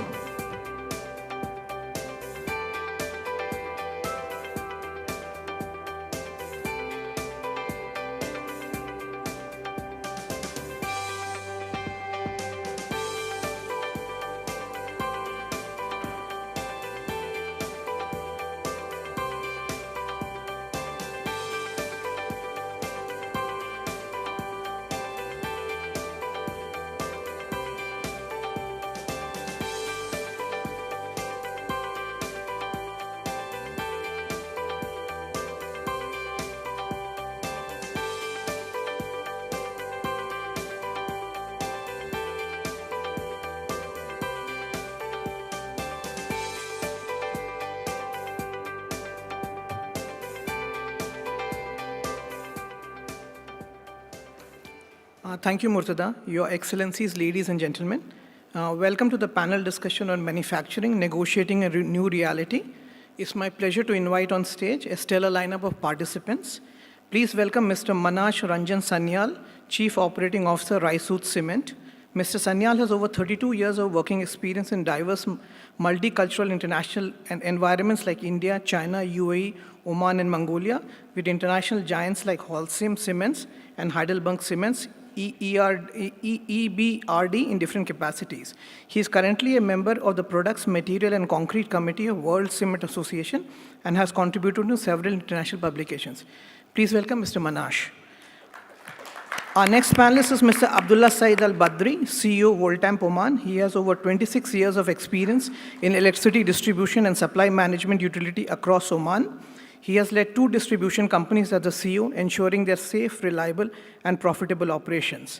Mr. Abdullah is an energetic and outcome-focused executive with extensive experience and a proven track record of bringing businesses together, working with boards and executive teams in delivering financial results. Welcome, Mr. Abdullah. Our next panelist is Ms. Cinzia Farizi, CEO Oman Cables. She has 30 years of experience in national and multinational companies. From 2014 to 2018, she was the CEO of Trenord, the second Italian railway company with 2,300 trains per day and 4,300 employees. She started her career in Pressmian Group in 2005 as the Sales and Marketing Director of Pressmian Italy and Switzerland. She later became the CEO of the India operations, moving as the Global Vice President of Energy and Infrastructure of the group. Over the past 2 years, she was the Chief Executive Officer of Pressmian Turkey. Please welcome Ms. Cinzia. Our next, please welcome back Ms. Ibtisam Al-Farouzi. She'll be representing the Madayan. She's the Director General of Investor Services, Ms. Ibtisam. Our next panelist is another industry stalwart. Please welcome Mr. Mohammad Harith Al-Barashti, CEO of Oman Fiber Optic. He has over 20 years of senior management experience in the telecom and manufacturing sectors. He has accelerated Oman Fiber's growth through a clear strategy path, diversifying the business with 2 additional divisions for deployment and telecom solutions. He was ranked 15th and 1st in Oman in MediaQuest Amy's 100 best performing CEOs from listed companies in the GCC states in 2016. The next panelist is Mr. Himanshu Mohapatra, Group General Manager Investments at Muscat Overseas Group. He has 2 decades of experience in investment banking, portfolio management, private equity, real estate development, strategic management, and organizational development. He has set up and acquired and managed multiple new businesses and projects for the group in real estate, education, healthcare, industrial, aquaculture, media, and communications. Welcome, Mr. Himanshu. And the final panelist is Mr. A.N. Venkat, CEO Al Jazeera Steel Products Company. Mr. Venkat has over 30 years of experience in the international steel industry at various management levels across the globe. In his previous engagement, he worked as Vice President Sales at Emirates Steel Company, Abu Dhabi. As a part of the Executive Management Committee, he was instrumental in the growth of a 1.5 million tons re-rolling facility into a 3.5 million tons completely integrated steel facility. Welcome, Mr. Venkat. Anyone wants lapel mics? Anyone of you would prefer lapel mics? Can you have the mics here on stage, please? You can let us know your preferences, whether it's handheld mics or lapel mics. And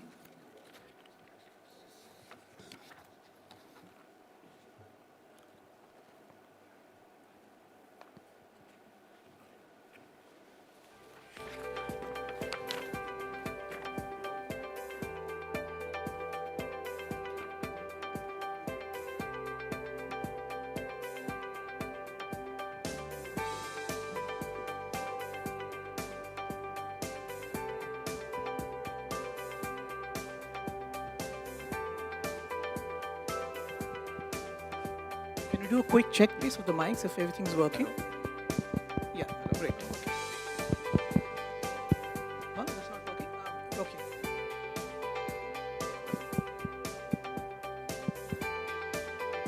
Yeah, can you lower the music, please? Okay. Sure. Thank you. I want to start with Ms. Ibtisam. Madayan's Vision 2040. It's kind of it sets out the roadmap for the entire industrial sector. And you mentioned in your presentation, $15 billion of 15 million riyals of investment is what you're looking at. 270,000 jobs are being created. Tell us something about this vision. Can you hear me? First of all, we'd like to thank you to give us this opportunity to highlight on what Madayan is actually planning to contribute when it comes to the industrial sector. And as I mentioned in the presentation, that we are planning to actually expand across the country, and we have planned to have more than 5 new industrial cities in the coming few years, which will contribute heavily to actually attract more investments based on sectors, investments when it comes to the logistics, commercial, and all of this effort will contribute ultimately to attract more investment, and as well as impose more of labor force in the market. So we have just measured the growth during the last few years, and we have also set the plans for the coming few years. We make our target based on that. So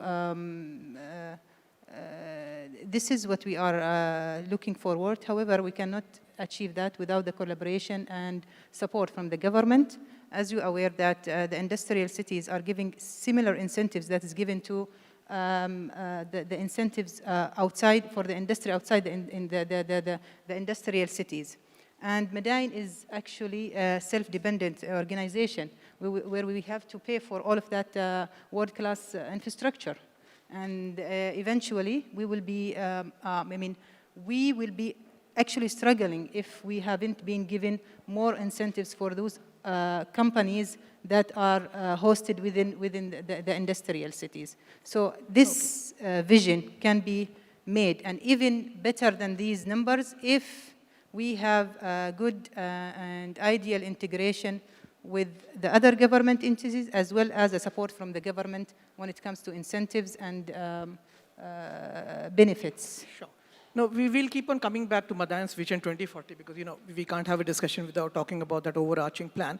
But I want Mr. Abdullah to come in here and, last 1 year, or at least from February, March, whenever we spoke to industry leaders, one phrase that we had is, we are keeping our heads above water. I mean, because the world has gone through like a once-in-a-century crisis. How was the experience and I want to start with World Temp, how was the experience there? What did you do? Are there any learnings that others can learn from you? Can you hear me? Yeah, okay. Just about the COVID experience. I mean, how have we negotiated the last 1.5 years? Well, for the last 1.5 year, of course, maintaining the safety of people in the factory, in the 3 factories we have in Sohar here and in Sohar and Muscat, was the primary really objective because the pandemic was evolving, day by day. Therefore, we were very keen to ensure that our people's safety is taking the right attention all the time, because that has an impact on the operation of the company at the end of the day. So that was really being maintained, regularly, I would say, throughout the last period, and still is going on. Of course, one of the major focus was really to look into the export and to put more emphasis on export. And for time, currently, almost we are 50%, supporting the local market and 50% exporting, and that wasn't really easy with the competitive environment we are operating in. But nevertheless, with the talent we have and, trying to widen the portfolio of the product we are manufacturing, we were able really to get, a good presence in GCC and in the MENA region generally. You were still exporting during the last 1.5 years to your foreign markets? I mean, did you continue exporting to your markets? Yes, we were exporting. Even during the pandemic, alhamdulillah, we managed to, export to the GCC market and also to some African countries. Sure. Despite of all the disturbance, in the supply chain and in the logistic. Same question, Mr. Mohammed, Mr. Venkat. How was the last 1.5 years? I mean, and what have you done? Any one of you can go first. Yeah, please, sir. Yeah, can you repeat the question again, please? Yeah, so I mean, how was Oman Fiber negotiated the pandemic in the last 1.5 years? What have you done? Yeah, I mean, pandemic has affected all of us, as we know. It's huge disruptions on the supply chain, demand and supply. So both the supply side and the demand side were affected. Basically, in terms of supply side, we really made sure that basically we have all the inventory raw materials we required. So we ordered much more than what we needed at the time because it's going to take a really long time for the shipping to arrive to Oman. And also the cost of shipping was very high. It went really 3 times more than normal cost of shipping. So we really made sure that basically we have the basic raw materials at that time. In terms of the safety of the employees, we really made sure that people, because we are manufacturing, we need to have people in place. So we made 3 shifts and tried to minimize the number of people interacting to each other at each shift to make sure that they're safe. We basically coordinate with the Ministry of Health to imply all the regulations of the safety and health of our employees. And we also put above 60% of the people in administration to work from home. So any people who are really not direct in manufacturing, they were working from home. Sure. So. Yes, Ms. Venkat. Yeah, I think, hello, can you hear me? Yeah, I think it's working, you can speak. I think as far as Jazeera is concerned, by the grace of God and good teamwork of all the people we've had, I think we've actually had a better year than many of the previous years. Okay. But the first priority for us in terms of handling the business was taking care of our people, ensuring that nobody fell seriously sick or ill. We gave a lot of priority to that area. That helped us in running our business without interruption. And I suppose the local health authorities in Sohar also helped us a lot. I have to thank them here as I sit here.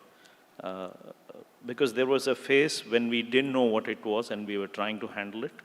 And then there was a phase when we knew what it was more or less, and then we were handling it. And now we are at a phase which is a new normal. So we all know how to wear the mask, we all know what to do. So we continued, we managed the business first by managing the people. Secondly, by absolutely tightening our supply chain management. We just bought what was required. We went very close to our customers. We supplied to them just in time. And we had a lot of help from our industrial zone also, even in terms of the Sohar industrial estate, we had a lot of help. So I think if you are able to manage your people, your resources, which is scarce, and handle your customers the way they are supposed to be handled, I think you have a successful business. And I'm happy to say we've had one of the best years in Jazeera's history. Okay, that's heartening to hear. And Himanshu, you manage a diversified portfolio. So if we have here leaders who are managing one company, you look after investments across the spectrum. Two questions. How have your investments done? Today, if you have the choice of putting in money, would you still pick manufacturing? Yeah, manufacturing is a sector which is always recorded for any industry as a diversification and also backbone of any country. So we definitely going to invest in manufacturing. But which sector, this is basically selective, and which approach, whether we are into industry 04 or 03 or 02, that you have to decide as a sustainability and as the investment of return. But if you talk about what you address, what happened in the last 1.5 years and during pandemic, we have invested in multiple manufacturing. If I want to highlight maybe 3, which is a good example to showcase it during the pandemic period. 1, which is already operational, what are the challenges and what we face. Second, which is we done the constructions and commercial operations started during the pandemic. Another in the very development stage. So first one, if you come to the operational, which is the ferrochrome smelter.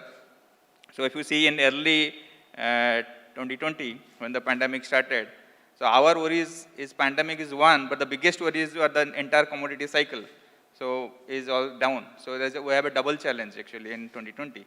So definitely we face big issues. So our challenges not only managing the health and safety issue, also our feedstocks and also selling in the market, in the export market, because the price has gone down. So whether we will be competitive in the market in terms of pricing and production, and also at the same time the disruption. If you see in the by end of this mid of 2020 and now also the freight cost because of the container shortage is a huge, and the availability also has a problem. So disruption create a big issue.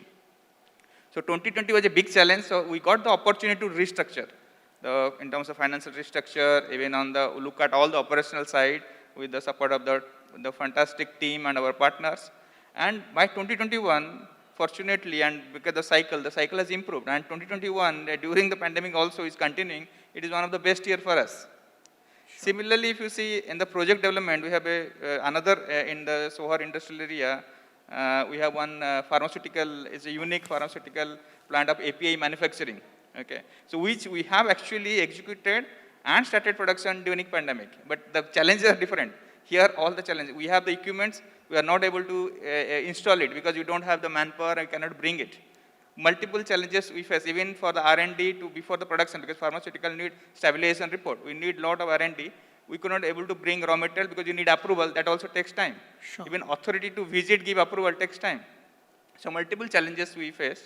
Sure. And the third, which we are in the development stage, is another chemical projects, which our definitely leading partner from India, we are a minority shareholders, which is the chemical industry, whose raw materials are all available in Oman, in Salalah surrounding. So we thought it's the best opportunity to plan it, and we are almost in the financial close, and by end of the year, hopefully we start the manufacturing. No, I mean, that's quite heartening to hear. I mean, we thought things are worse off, but at least all of you are saying best year or good enough year. That's quite heartening to hear. Ms. Sindhia, you're new to this country, but you've worked in multiple domains, multiple countries. How do you compare Oman's manufacturing sector? And you can speak from an OCI standpoint also, compared to the other countries that you've worked in. Assalamu alaikum. Wa alaikum assalam. First of all, let me greet Your Excellencies and all the participants to this event, and also to congratulate you as organizer. Because I think that today you finally feel us all side by side after many months of digital environment. Let me say that we have all around the world, but especially here in Oman, a special mission, which is the mission to link Oman to a sustainable future. We are doing so through our innovative product, and thank you for recognizing it, we are doing with sustainable investment, and we are doing with our full commitment, knowing that we are participating into the main industry supporting this country, and we are in Oman, but also outside Oman as a group, supporting the local economy in the country and abroad. I think that what we see particularly today, sure, during the last 2 years we have experienced something disruptive. While the pandemic was affecting the health and safety of people all around the world, we all experience a new way of living and working. Sure. What I think was particularly different or mainly particularly strong in this country was the deep attention to people first. And when I speak about people, I speak about how inclusive is this Omani country, much more than other experience, and if I compare to the most recent one I had. Sure. And inclusive environment means also to be able to produce an environment where you can cope up with the difficulties of the moment, such as the pandemic, but also you prepare the unexpected. We saw last week with this unfortunate event, we experienced, I saw a reaction, an immediate reaction that was bringing a sense of community. This is absolutely in line with our sustainable approach, where in effect we are trying to reread all our activities, not only at economical point of view, but also at social and environmental point of view, knowing that we have a big responsibility to return to the community most part. So considering the local community as a relevant stakeholders of our company. That's a great point. We need to talk about that, and we will come back to that whole theme. Manash, either you guys are very brave or you know something that we don't know. You're investing in a new plant, almost 30 million riyals. Dollars. You're starting a new clinker facility in Dukum. I mean, why are you so confident, and what is going to happen of that enhanced production? Where are you going to get that absorbed? Yeah. Good morning to all of you. Yeah, it's working. It's working. Yeah, you keep it close to you. Good morning to all of you. Yeah, coming back to your question, I think we can somewhat compare the situation with investing in stock markets, because the experts say the best time to invest in stock markets is when there is bloodbath.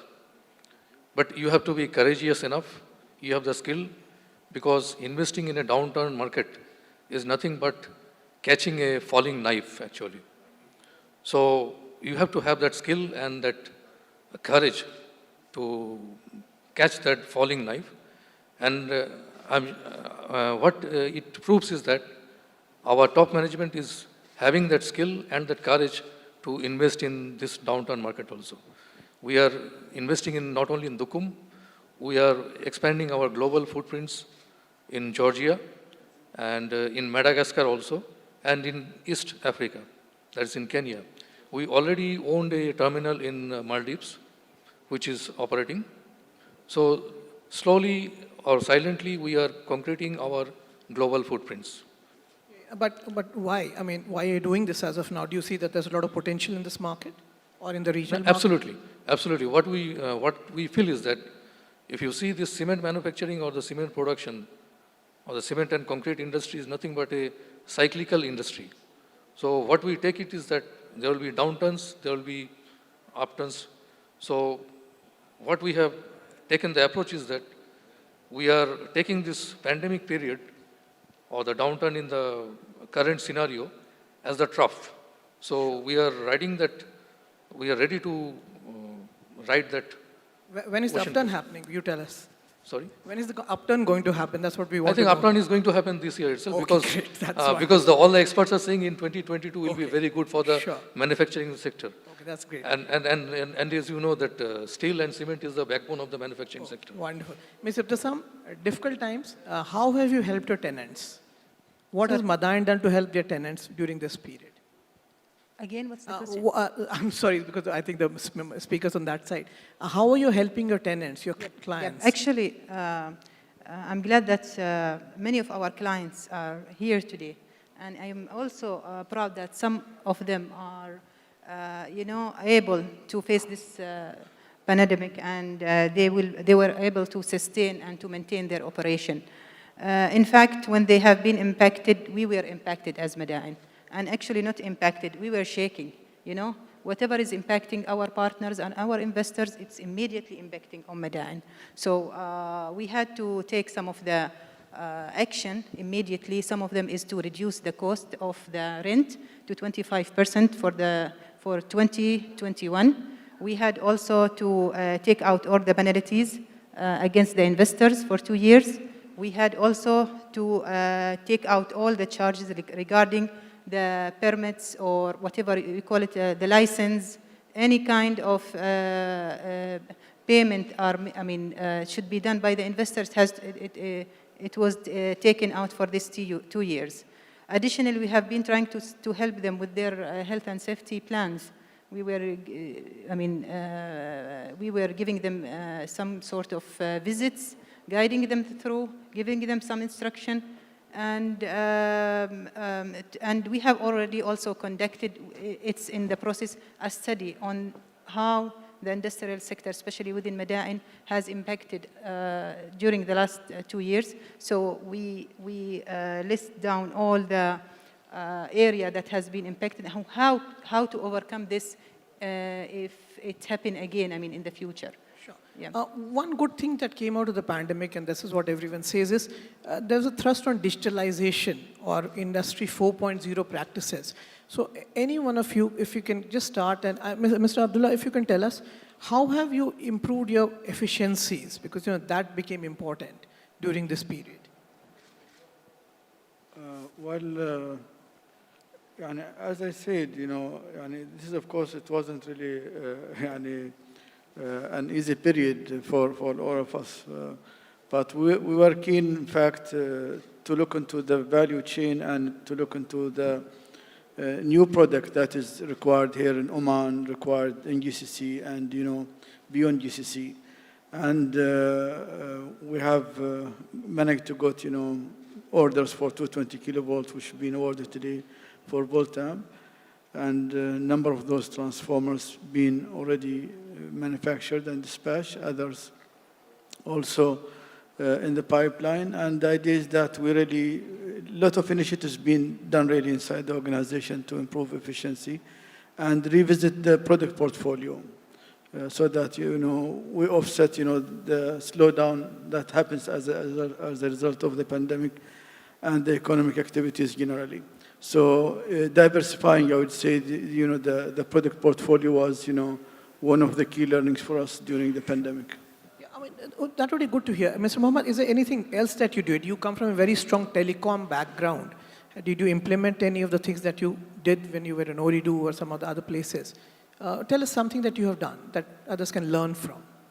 Yeah, the whole world now today is depending on the digital, so the automation is going to be the future of industry. And the whole thing is basically to reduce cost.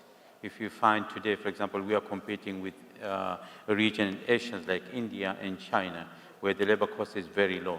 So the only way that basically manufacturers here in the region can compete, we have to find a way to use technology as much as we can to reduce the labor cost. Okay, and so in Oman fiber industry, we have two manufacturing. We have the fiber manufacturing and we have the cable manufacturing. Basically, during pandemic, it was a lesson for us. We managed to reduce the number of people from the fiber from 19 to only 7. We operate with only 7 because we automated most of the functions in the factory. So this is really has reduced the cost. As I said, there are only 2 parallel lines, the cost of production and customer willingness to pay.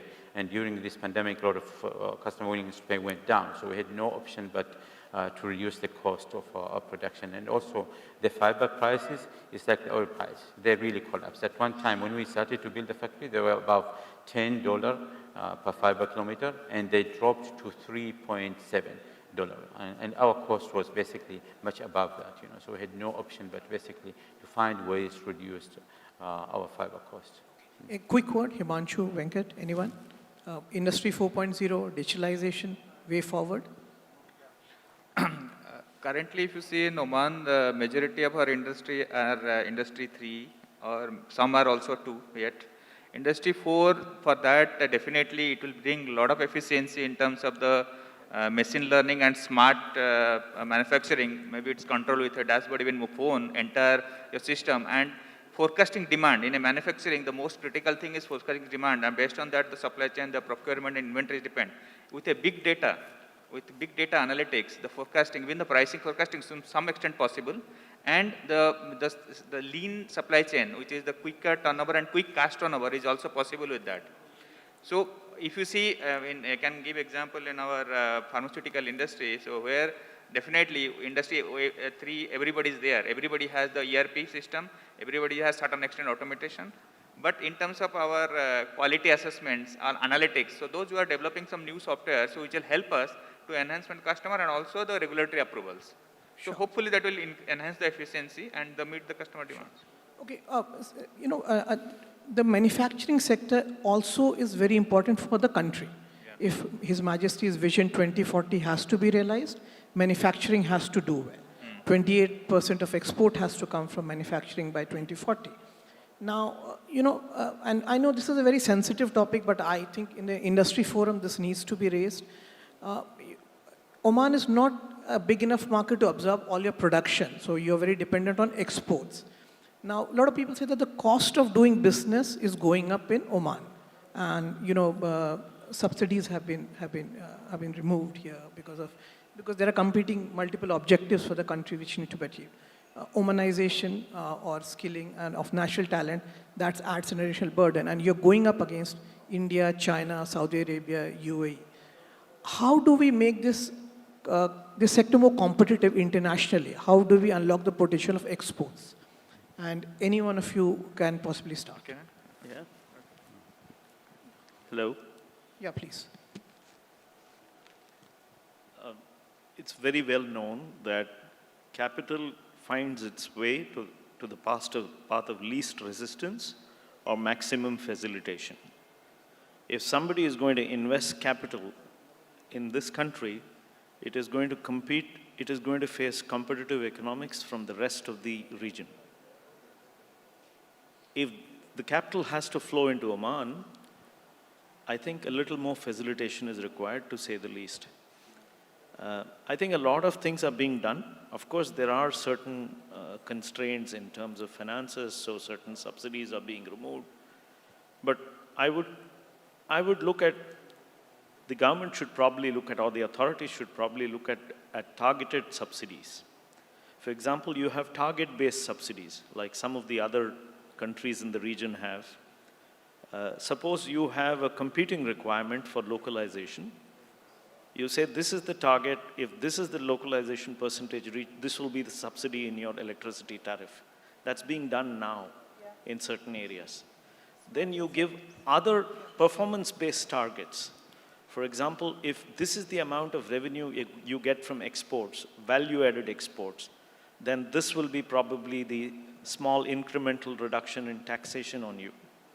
I think if there are performance-based incentives, rather than incentives per se, I think then we have a clear roadmap as to how we want to go ahead. Sure. I will just have to add. Yeah, quick word. Yeah. So actually, I just want to add, Mr. Venkat, as you say, incentives, it's both sides, not only cost, but also time. Okay, if you say the cost side, if our raw materials are in Oman and we are utilizing, still we will be competitive. But if you are utilizing, we should give some incentives so that definitely everybody will attract the investor to come here. Sure. But if you are completely importing our thing and exporting because you're utilizing this platform as a logistic platform and creating value, then we should be competitive in terms of our utility, in terms of our regional, let's say UAE and other free zones and everything. At least we should be lower or competitive in terms of every aspect. Then, and also in terms of timing for all approvals and everything. Sure. Then definitely the capital will flow. Sure. I don't see there will be any. Great. Yeah, please, Mr. Ibtisam. No, No, please go ahead, please. No, anyone. Ms. Ibtisam, Ms. Yeah, Mohammed. this discussion was going on this week as well in one of the workshops with Tanfeed, that the industrial sector need more motivation based on the performance. So we have to rank the companies who are very also, punctual, committed to the added value, to the economy, localization and so on, and they have to be treated based on that when it comes to subsidies, when it comes to taxation and so on. So this, idea has been discussed widely, and I think it is getting its way. Even within Madain itself, we are, discussing how to just ranking our investor based on their commitment as well, and give them some sort of incentives based on that. And this process has to be digitalized, otherwise it will get, messed up. So this is one of our digital transformation target. It will be implemented there. Apart from that, actually, we have seen that most of the companies are facing problem during the pandemic, as he said, to bring laborers for their production line, like for assembling and so on. And it was, rejected from the, the committee which is in charge. So in Madain, we were able to actually get some of sort of exceptions for our industrial to bring their, specialists, experts to do their job within the factory, so we don't delay their work or cost them more of, to reduce their the cost of keeping these machines for a long time without working. But these are only for certain areas in your cities, or is it for everyone? We are dealing only with our clients. Only with your plants. Yes. Okay. And it was successful sort of for me. Mr. Mohammed, you want to say something? This is a very important subject to talk about foreign direct investment in the country. If we look at the positive side, I think Oman, in terms of geographical location, we're in a very good location. We have good infrastructure, political, very stable. So we have really very good criteria to attract people to come in. But still, as you understand today, there's a huge competition. Everybody wants foreign direct investment. And today, an investor, when he comes, he's got so many options. Where should he put his money, here or another? As I said, the demography helps us because we are open to Africa, East Africa. So we will not only look, and we also sit near to the very rich region as well. So you have all the GCC, you have the Middle East, and you have the path to Africa. So we have that all advantage. But still, I think we need to ease our regulations. Really, the regulations still, we need to make sure that they are stable regulations for long term. So to defect the risk, if somebody is really going to invest his money, he doesn't want to see regulations change on whatever it is, especially labor laws, taxation regulations. We have to encourage people to export. So we have to find a way to rebate the tax for people really exporting. We need to encourage people to use technology. Technology is really important. The whole world is going into technology. This is the competition in the future. So we have to really to encourage companies to use technology. We have to incentivize companies to use technology. We have to fuel the SMEs. For example, today, we have to support SMEs because they are the fuel of economy. We really need to make sure that the government really incentivizes these SMEs to come up. And that's really very important. That's what they call CSV, corporate social value, in a way that, you bring up small companies and make sure that they maintain the standard, because we cannot work alone. In industry, when it comes to job creation, is 1 to 4. So you have one working for you, have indirect employment where people basically benefit from that industry, maybe another 4 people outside in terms of logistics and others. So I think this is very important sector to make sure the government to really push it. And today the contribution for the industry is below 16%, and anything below 6% is 16% is not good. Normally people aim from 16 to 30%. That's what it should be, and that's the vision 2040. So I feel we are going in the right direction, but we need to move quickly. Faster. Yeah, okay, I'll just add the important point that you're raising, that we need some sort of incentivization, we need some sort of enabling regulations. One thing which a lot of people tell me is like that government still works in silos. So when we go, there are too many departments, everyone has their own rules. So it takes time, and an investor will not wait for so long because he has other options. Old times experience, and I want to touch about how do we promote exports and what can be done to help this industry. Well, my understanding that there is a lengthy discussion already took place on how to facilitate and help, the investors. And recently there was a full-day workshop organized by Ministry of Commerce and Industry, and it tackled that in detail. We are really optimistic that many outcomes from that workshop will find its way to facilitate and smoothen the current tedious process sometimes. There is a willingness. We have seen really seriousness from the top officials of the government authorities, to facilitate whatever needed.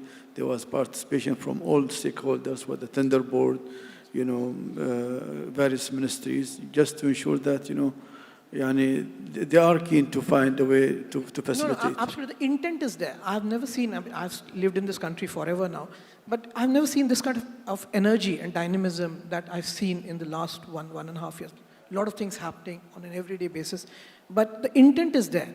But what about the execution? Are we failing there? Is there a mismatch between, okay, we all want to get there, but we are probably not getting there in the proper way? It seems, there is various stakeholders. That's why, the minister was keen to have or establish a task force, and they report to him directly, just to ensure that all the stakeholders' views being taken into consideration, and whatever legislation required, can be, issued. Okay. Since here, Manash, sorry, we haven't come back to you. Your thoughts on this? Promoting exports from the country, making the industry more competitive. What can be the enablers to unlock the potential of this sector? Let's say I fully agree with the proposal that came out. I think that we as manufacturing community, we are all ready to do our part. We know that we have in front a huge moment with this 2040 vision, in which each one of us can make his own part. It's a great challenge, but it's also a big opportunity for us to participate. We can participate in the country, we can participate abroad. We are ready to continue transfer technology, to increase knowledge of our people. We are committed to create a sustainability academy very soon. We are preparing a regional leadership program to train Omani people and to train from all over the world in Oman. So I think that what we need is to be very strong in the country in order to be strong abroad.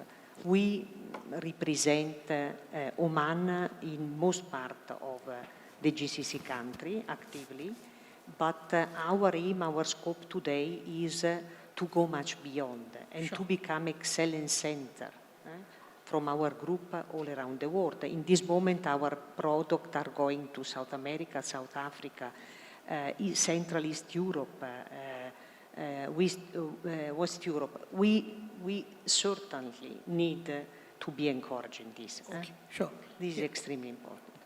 Manash? Hello. Yeah, just coming back to a question. Export is not an other option. Export is nothing but a survival tool for Raisut Cement actually. We are exporting nearly 60 to 70% of our manufacturing products.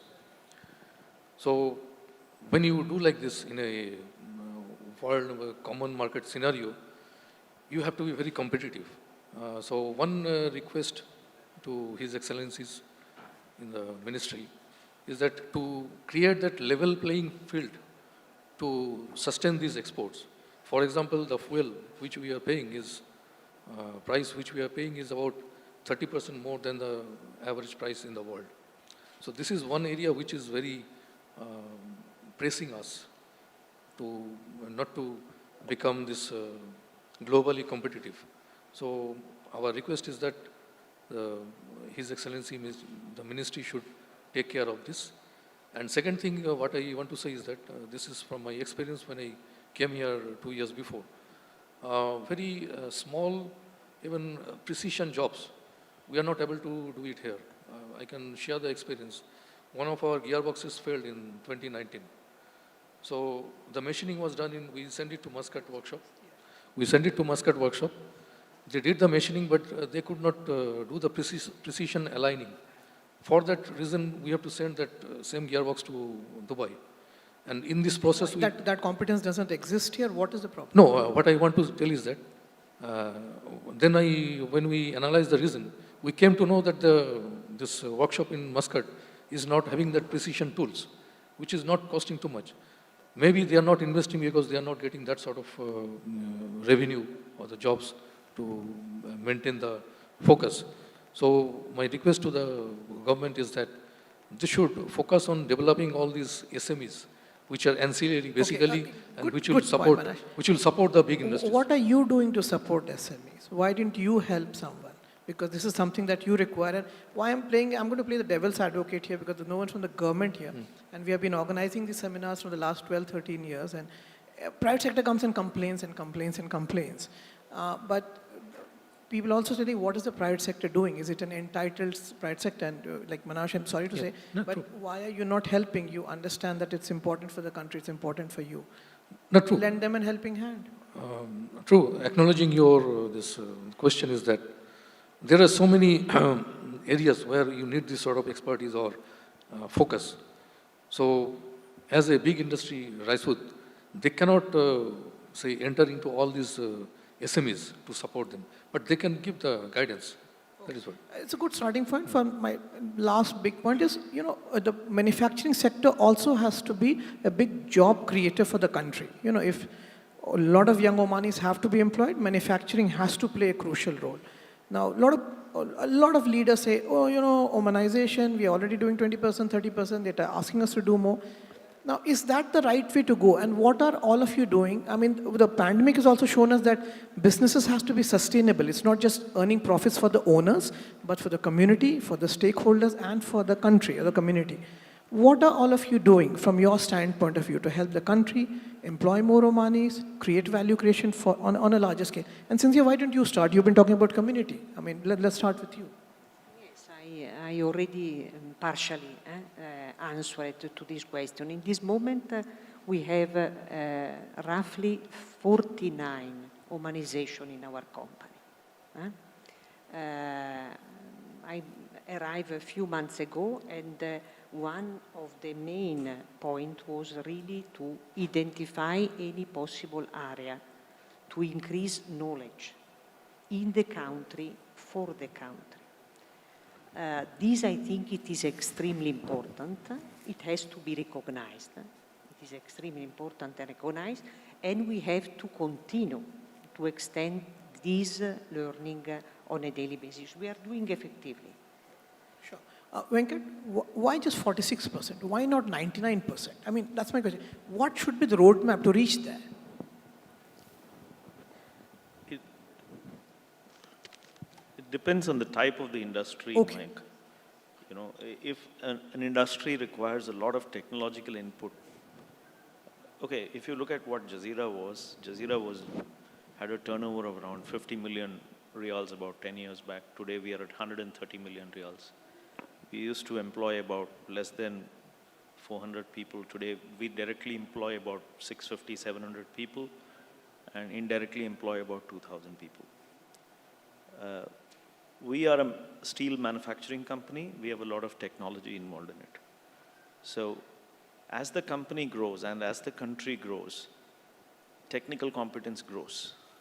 And as the technical competence grows, we didn't have Omani engineers working in the plant about 10 years back. Today we have a lot many of them. So as the colleges and everybody, polytechnics and everybody turn out technical people or competent, skilled people, more and more people can come in slowly, okay? So that's the way to do it. I mean, mindlessly recruiting people is not going to help them or help us.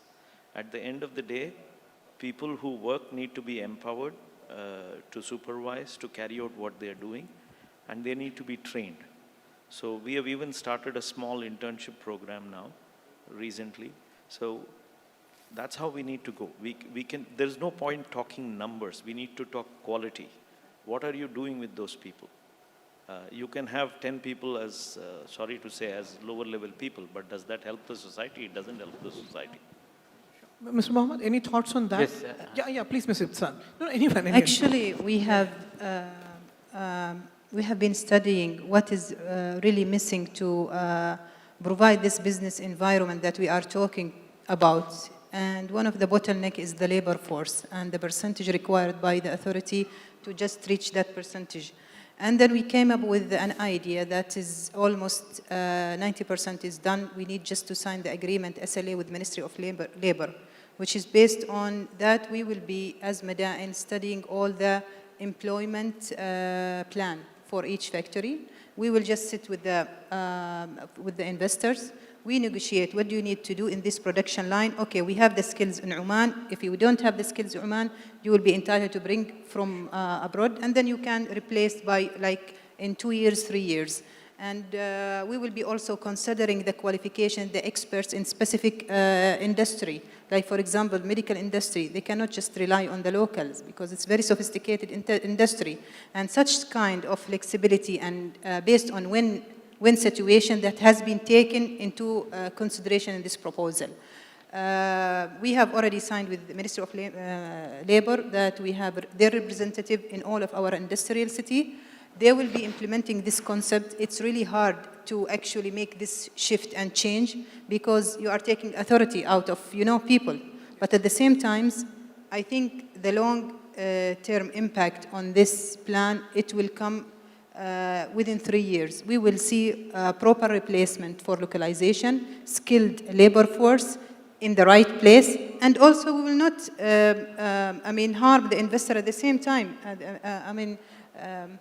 The investor has to give me the plan. Like for example, in 2024, I would like to get this qualification, so I can send it to Ministry of Labor, Ministry of Higher Education, that this is our requirements in 2024. Sure. So we are trying to bring all the parties, stakeholders together, and we come up with an idea that. Okay. Yeah. So you heard what Ms. Sam has to say. Does that give you confidence that this is the way to go about it, or you have some other suggestions? Mr. Mohammed, Ms. Abdullah, I just want to add something small about please, just very short, just about this. My colleagues here, I'm supporting 100% what my colleagues are saying here. That's very true. So Omanization, 100% Omanization, in my opinion, is not good because this is a based knowledge economy. So we want mix. We want people to bring knowledge so we can learn from each other. So I would say 70-30, if we can achieve it, it's good, to understand. But we need basically to train our people. So training is the most important thing to make sure that people get the skills, the right skills. The education system needs to change, to understand. Today, education system is more kind of theoretical, academic than practical. So we need basically to have institutions who train people on practical work, and then automatically Omanization will take place, because anybody who comes to invest here, he would prefer to have local people to employ. To understand, why should he bring people from outside if the local people are available and they're very efficient, well trained, they have good skills? So that, I think, automatically it will adjust if we focus on training Omanis. And I think the Minister of Manpower now comes with a scheme that basically they pay for their salary for the first year and the second year 50%. That's really good scheme. It gives confidence to companies that basically to take Omanis and try them and see. And to be honest, with the experience we have, some of them are really good. I mean, I employed Omanis in the fiber, and it was a new, completely, new manufacture. The technology is really high. It's one of the highest technology you have in the country. Basically converting preforms into fiber optic And they managed to do it well. And we were worrying before, oh, they have no experience. Graduates, fresh graduates, but with the right training, we send them to Japan, we train them locally, and they are excellent, doing really good. So this is a question of training and training and training again. Himanshu, any thoughts? Yeah, actually, this, as you told, it's a humanization is non-negotiable, and it is every investors and the stakeholders here, there is a commitment. But how you approach it actually? Putting a quota percentage is useful, or really we need the root cause, means in terms of the skill set mapping, okay, and the training. There is a gap is there, the manufacturing skill required and what is available locally, there is a gap, and there is a time to bridge it. Second, in the cost. Suppose you are in manufacturing, cost is your consciousness. So in terms of cost, whether you, what is the cost in the neighboring country in terms of labor cost and where we are.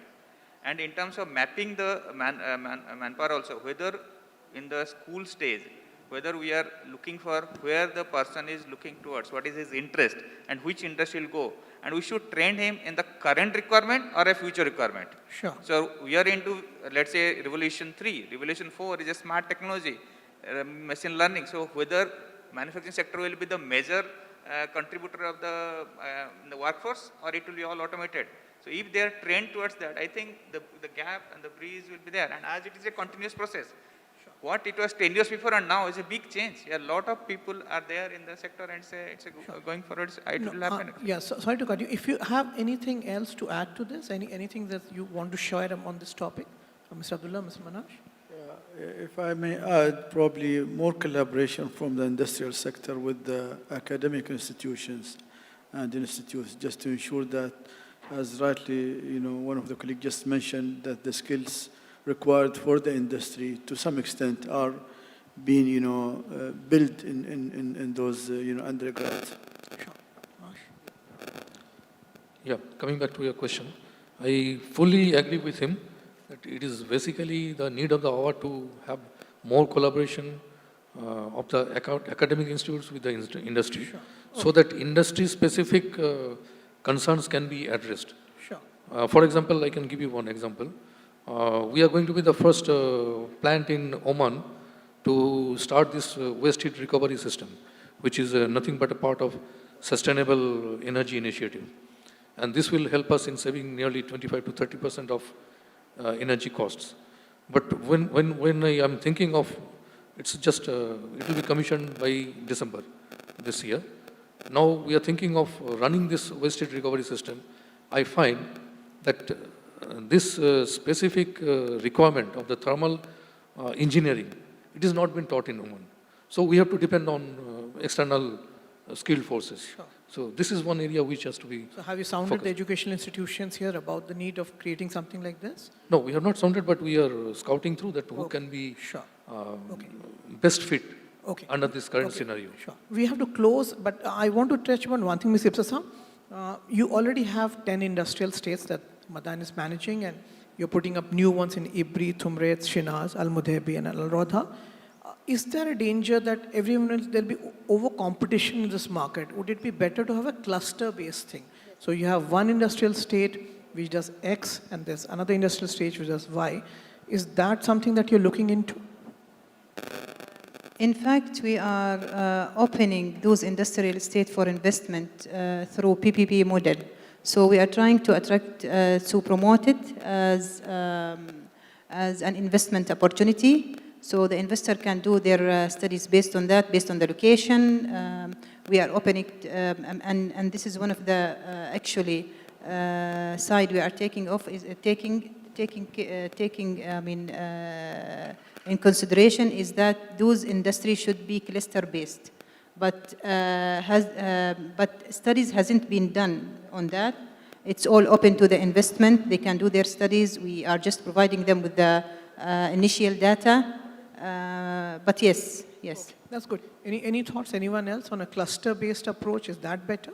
Yeah, just want to highlight one here, means whatever the industrial zone or the free zone has been, industrial city has been developed, it is designed as a plan of the zoning and definitely for the cluster. But in the real sense of cluster, it's not only bringing the manufacturing plants, also there should be some kind of a industrial innovation backed by knowledge industry. if the entire supply chain or the competing industry in the same place with a backed by industrial innovation or the knowledge-based industry which give the technology or innovation in the products or in terms of supply chain or in terms of new market or new use of the products, and we have a cluster of industry, then getting manpower, getting the supply chain, everything will be seamless, everything will be cost effective, and we create our own competitive advantage.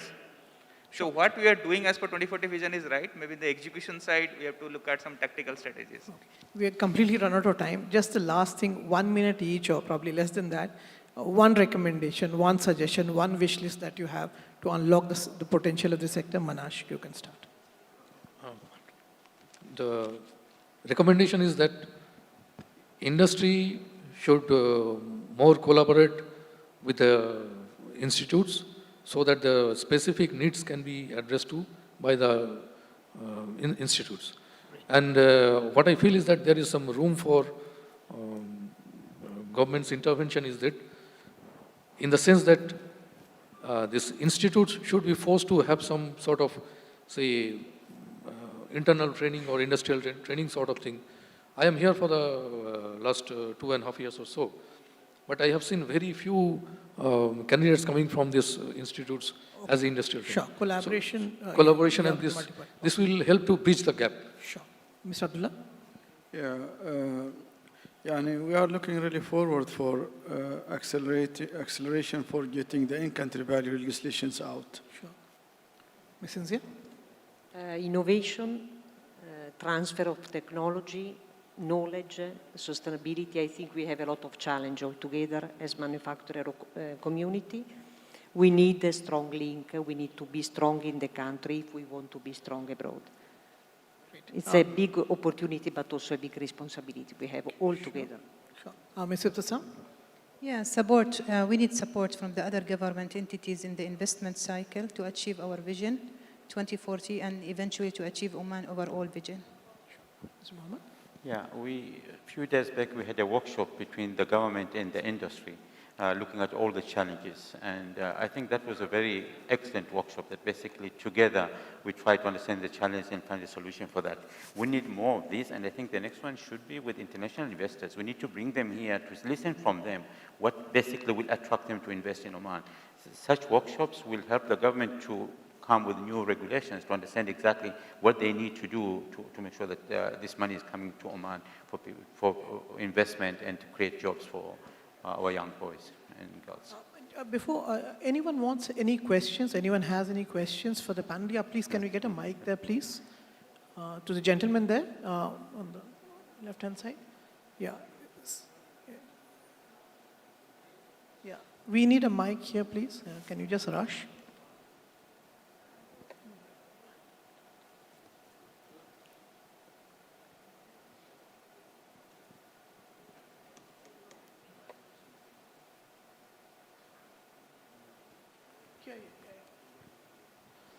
Good afternoon. My name is Amol. My question is to Mr. Sanyal. First of all, I appreciate the thoughts and views, whatever he has put when he's setting up a new plant. Now, my direct question is, being Omani company, SAOG company, for this project, are you confirming to ICV, means whatever the products or whatever the services you will use for this plant, are you confirming to that? Are you confirming to ICV? Yeah, definitely we have to confirm. And if you see in perspective, actually whatever plant we are setting up in Dukum is not a new thing for us. It is just a cement extended manufacturing facility at Dukum. And please don't forget that we are now consolidating our global footprints. So we are very much confident in achieving our targets and to compete globally. Thank you. Thank you. No, are you satisfied with the answer? You want to ask anything else? No? Okay. Anyone else? Probably, Mr. Verma. Well, let me give you a little more perspective from the manufacturing side. We have operations across Sohar, Dukum, Muscat, and we have large footprints as well. But let me just tell you what could, further enhance manufacturing sector. One is that we need to look at two aspects in terms of Engineer Mohammed and Engineer Abdullah as well, and Venkat and all. They really said the right thing. One is that on the professional side, we have enough Omani talent, and we are experiencing that. And the new people and the new young generation is very, very motivated, and they're giving a lot of value. So that's that. But on the other side, on the shop floor side, on the loading side, because manufacturing is not an easy game.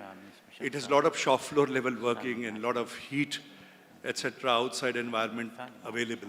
So on the shop floor, I think we have to release manpower constraints. So that will help a lot to run the daily operations on a very lower level. And all countries are doing that. And as far as building national talent, I'm absolutely sure that national talent can be built very, very wisely by way of expansion rather than contraction. That's first. Second is that on the office side, on the professional side, I have ladies who are operating my PLC-based operating system who are Omani girls, and they're wonderful. And I must tell you, it's very, very heartening to know that in the last 10 years, there's a major shift in mindset in terms of working in the private sector. But on the lower levels, we don't have the industry to struggle to get manpower for loading aspects, for forklift operations, or even because this is very, very difficult, 12-hour working sometimes filling in for absenteeism. So these kind of things, locking the company, not releasing that may not be very helpful.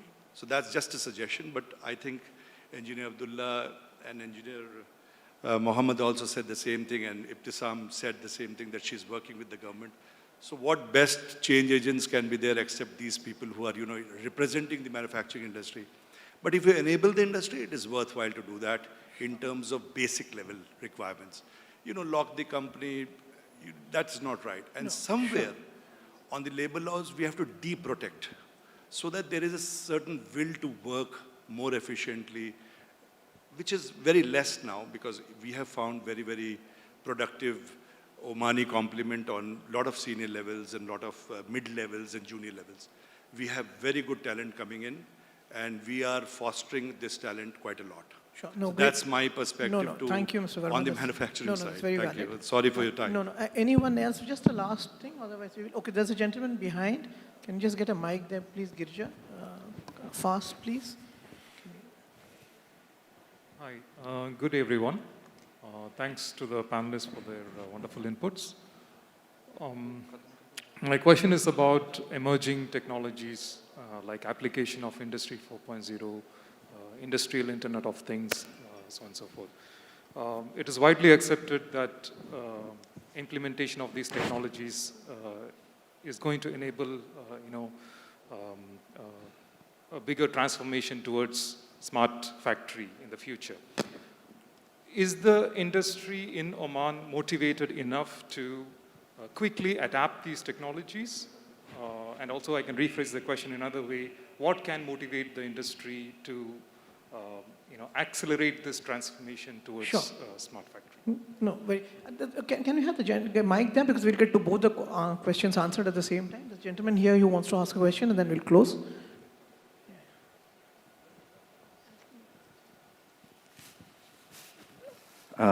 More than a question, this is a comment, and I think it's somehow maybe related to the gentleman what he just said.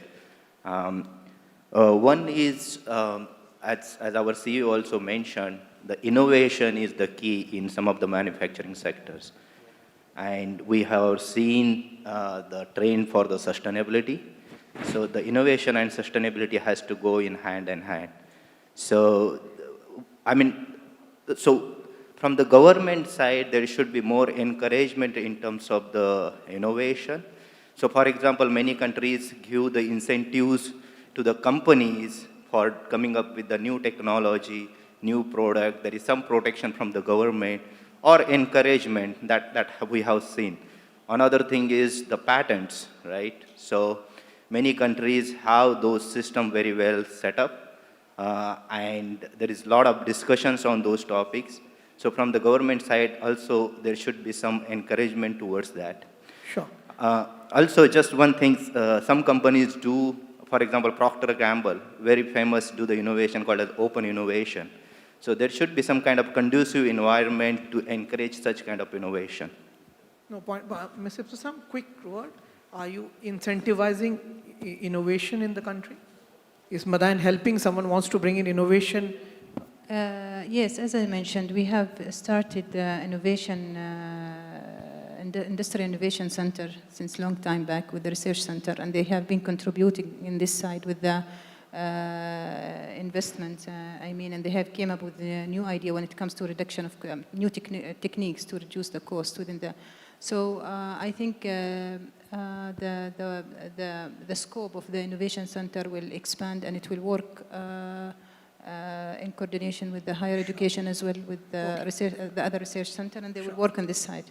Venkat, closing remarks, but the gentleman's question is, there's a willingness and there's a preparedness in terms of the Omani industry to adapt to innovation? That's what the gentleman behind was asking.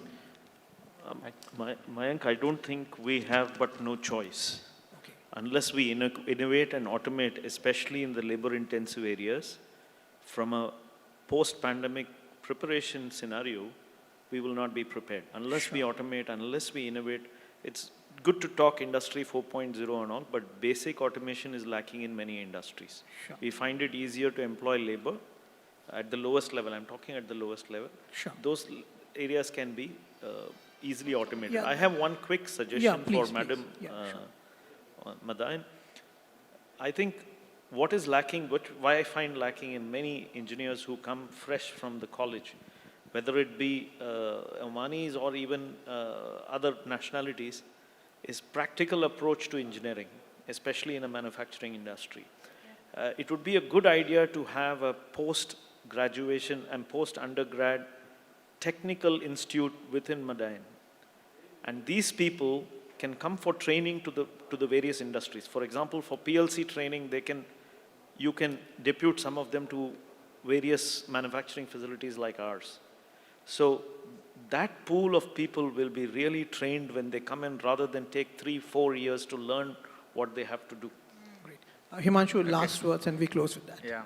Actually, that was also my wish list in the innovation, but talking about innovation, there are 3 parts I want to tell. One is technological innovation, everybody told, which before that, but we need to have a culture of innovation. Culture means risk-taking culture, openness, adapting to the change, where the people and the workforce should be really adapt to the change and risk-taking attitude. And the government should support for that kind of investment, which may fail. If you may invest 10 technology or 100 technology, maybe 2 or 3 successful, that will give a fantastic return. But you need to have that kind of work culture. How to get into innovation? As he mentioned, today or tomorrow we have to. There is no other option if you want to be there. Easiest way is tie up with the technological innovative company and bring them here with, of course, the private participation and internal participation, and change our culture. It's not only technology innovation. We can do product innovation, market innovation, process innovation, everything. It's come within the company, within the organization. We should create that culture. And with that, with incentives, I think it's all possible. That's a good note to close this discussion on. I guess it's not a matter of choice, but a necessity. So thank you, gentlemen. Thank you, ladies. And can we have a huge round of applause for the panelists, please? Thank you.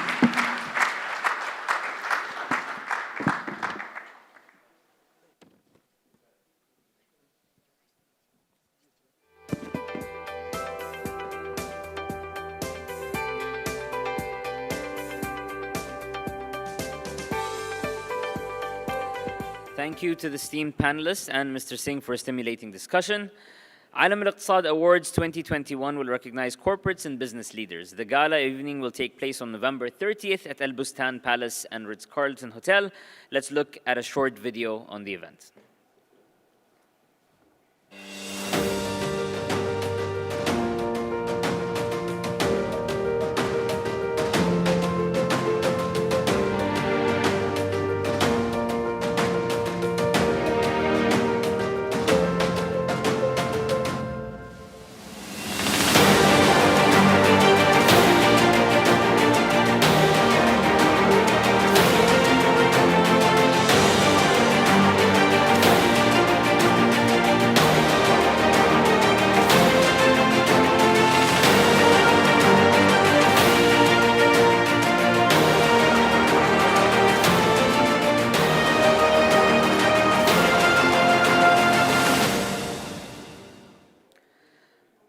We'll take a short coffee and networking break now, as we have an enriching second half of the summit waiting on the other side of the break. I'd request everyone to please assemble back here in 20 minutes. Thank you very much.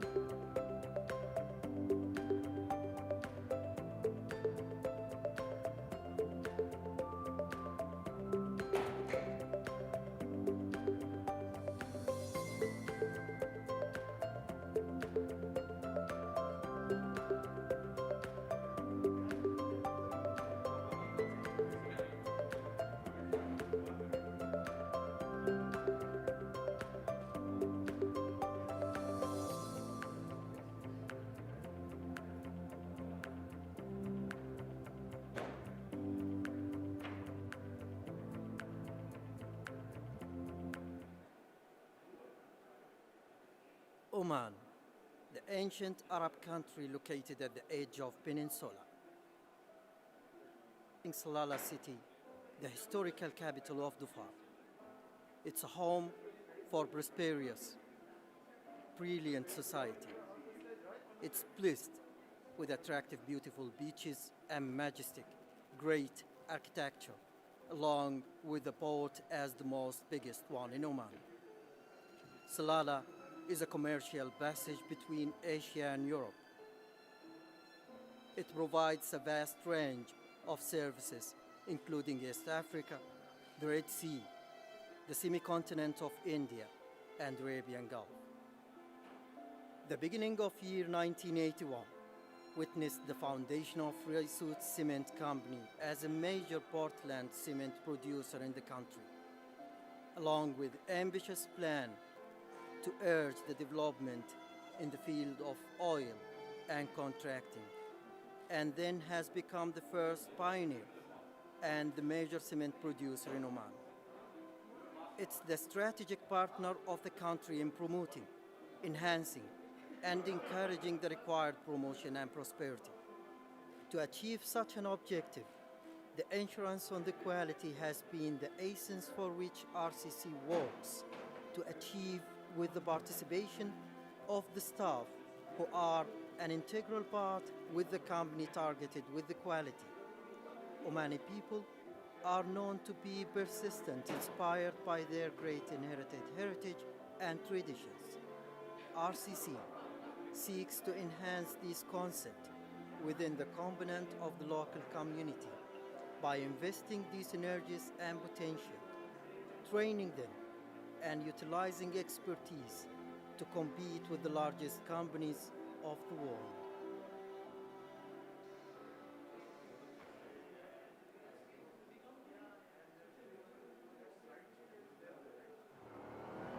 This is what I live for. Steep dunes, deep sand, unforgiving heat. Green is the next, right? Okay. Yes. It doesn't get any better than Yeah, this. that helps. Shell Helix Ultra helps protect even when engine parts reach 1000 degrees Celsius. Made from natural gas, designed for ultimate engine performance. Shell Helix Ultra fully synthetic motor oil. Drive on.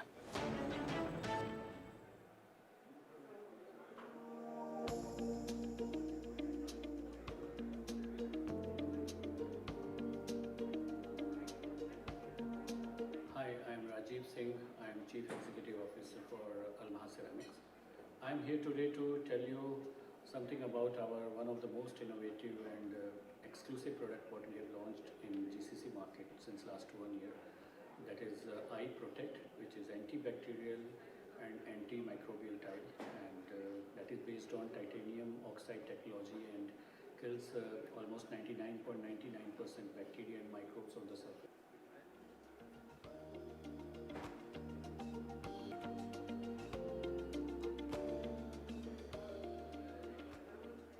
This is Eye Protect tile, and at the time when it is manufactured and before going to the kiln, a special solvent is applied on the surface, which is a titanium oxide based chemical. There are also chemicals which are in the market which is silver based, and they are cheaper, but if we go on a long run, I think there are some cytotoxicity effect when it comes to the silver oxide products. Titanium oxide products, which we are actually having a technology partner by the name Castus from Ireland, and we have our studies to support that this has got zero cytotoxicity effect. Now, this particular tile, when the solvent is put on the surface and it is baked at a temperature of 1100 centigrade, it gets embedded in the tile, and this property is not for a few days or months or years, but it is for the lifetime. This works primarily on the photocatalytic activity. The surface, we say that it is a ceramic. There is a TiO2, which is a titanium dioxide coating, and there is a sunlight and also moisture, You can see if the microbes are on the surface, this titanium dioxide has a property, it is a superconductor in terms of a super catalyst in oxidizing, creating oxidizing agent from the surface, and due to photocatalytic action it produces a very highly reactive hydroxyl ions and also hydrogen peroxide, which ultimately also becomes highly reactive. Since these are very highly unstable compounds and they look for combination to make a stable compound, say they normally go to the wall of the membrane, the membrane which is there for the bacteria or microbes, and it breaks the membrane, which actually transforms into a stable compound like carbon dioxide and water. And in the process, when the membrane is broken, it gets punctured, the whole of the cell of the bacteria, and this basically, by this process, they are able to kill the bacteria. Now, it not only kills bacteria, but we have our studies which confirms that it kills bacteria, algae, fungi, protozoa, and also reduces a lot of microbial toxins from the surface, and also to that extent it kills virus.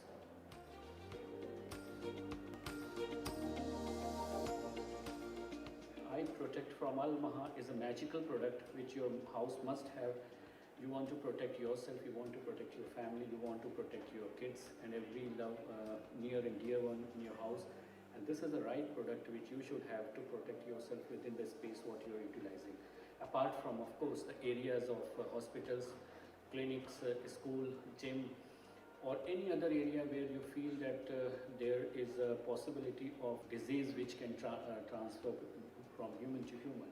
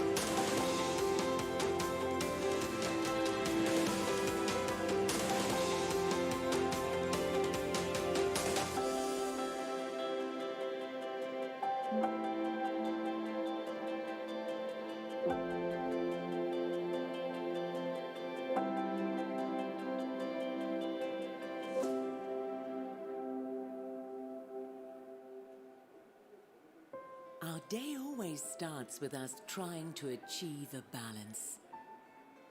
A balance between past and future.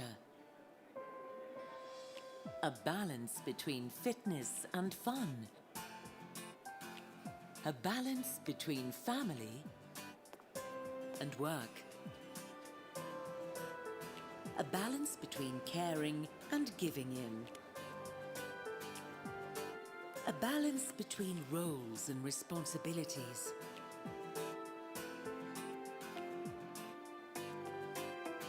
A balance between healthy and tasty.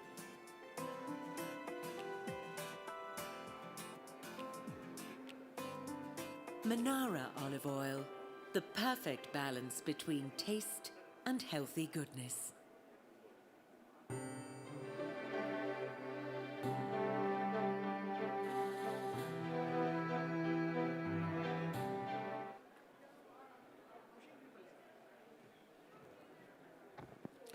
Ladies and gentlemen, we're about to get started with the second half of the summit. I'd request everyone to please take their seats.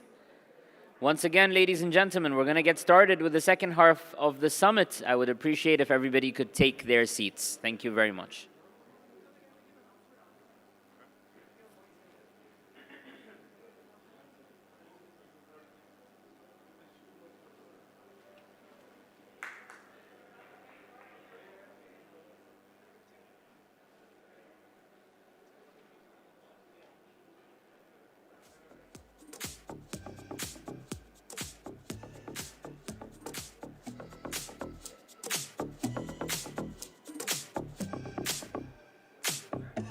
I need it again. You holding up the wall, white t-shirt on. Tell me you're alone. I'll take the chance. Whoa, the night is young. Wanna have some fun? Do you like what I got on?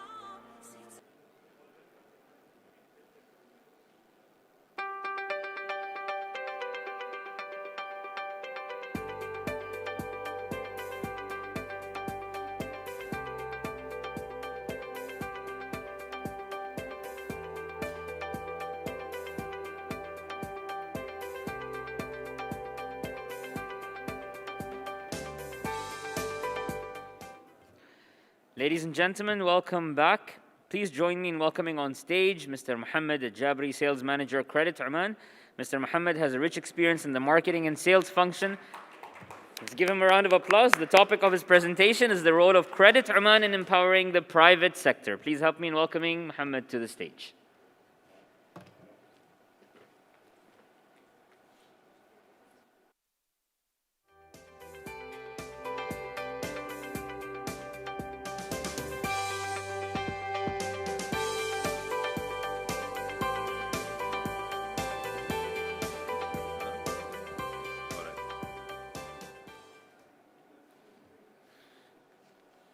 Hello, everyone. It is my pleasure, honestly, to give presentation and to have a chance to give an outline of Credit Oman service and to talk about Credit Oman to whom doesn't know about it. And I do believe that many of you come across or has known Credit Oman before.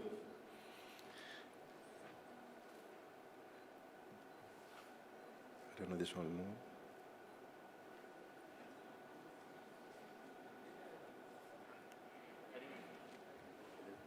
The green one, this one? Yes. Okay. Yeah. So regarding my presentation, I'll go through the following points, which is talking about Credit Oman, key figures, Vision 2040, Oman's trade potential, why such a companies to go for credit service, and then the product that recently we have developed and introduced based upon the market needs and our company needs.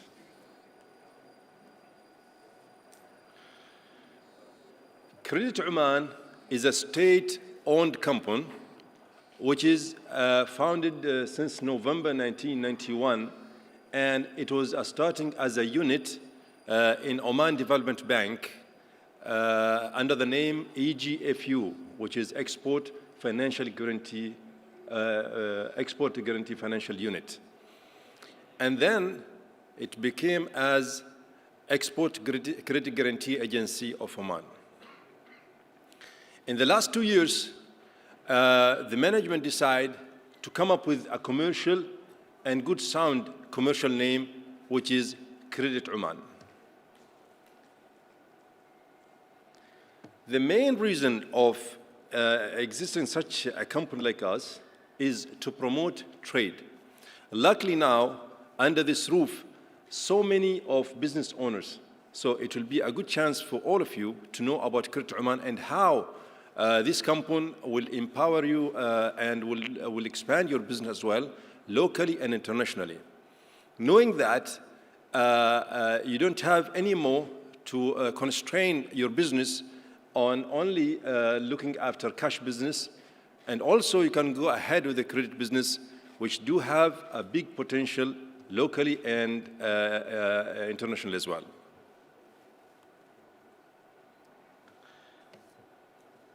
In Credit Oman, we do have our values, which truly it was made so the company stand on a solid ground internally and externally. And also this will lead Credit Oman to add value across 5 sectors which form the diversification of national economy. And also to promote the objectives which was outlined in Oman Vision 2040. We didn't forget about transparency and governance, which we are dedicated to integrate and accountability to safeguard our stakeholders.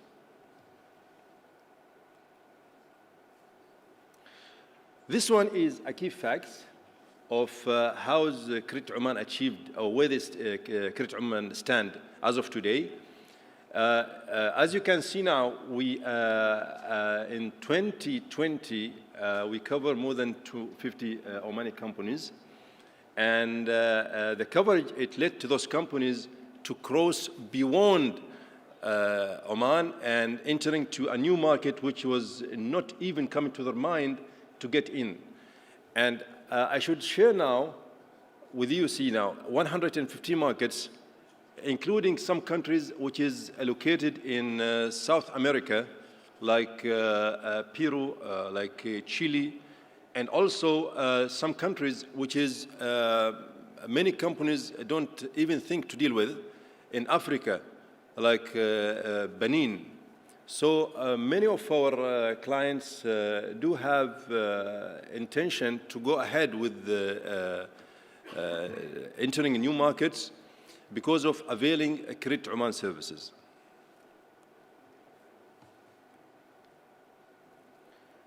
This was the insured sales for 2020.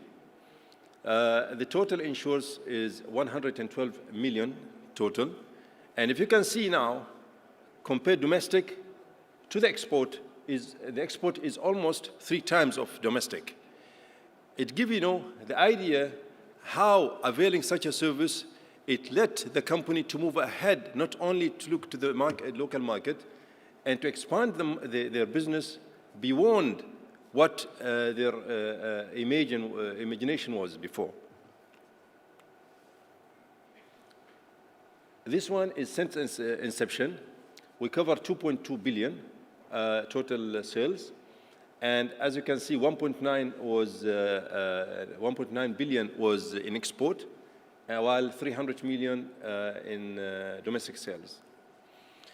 The right part of the slide, you can see the number of policies which is active as of today. In total, 87. 37 out of them only availing for domestic business, while 50 of the policies are active for export business. This one, as you can see, only 6 sectors, but Credit Oman covering entire sectors, which is, in short, as I can recall it, 11 sectors, including as well garments and fabrics.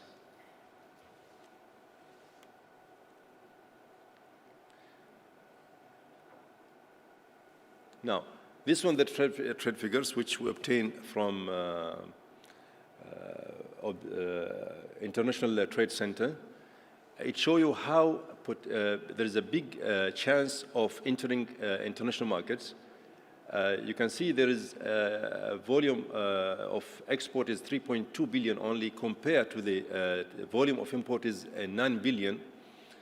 And as of now, we do have mainly exporting to the following 5 countries, which is topping with the UAE, followed by KSA, India, Qatar, and United States of America. Through our analysis of the data, we got it from the government's resources, we noticed there is 2 billion gap of business which is untapped. And Credit Oman can play a good role on that to promote or to enhance the companies to avail this, the gap and filling the gap of the 2 billion, which is not covered yet as of today.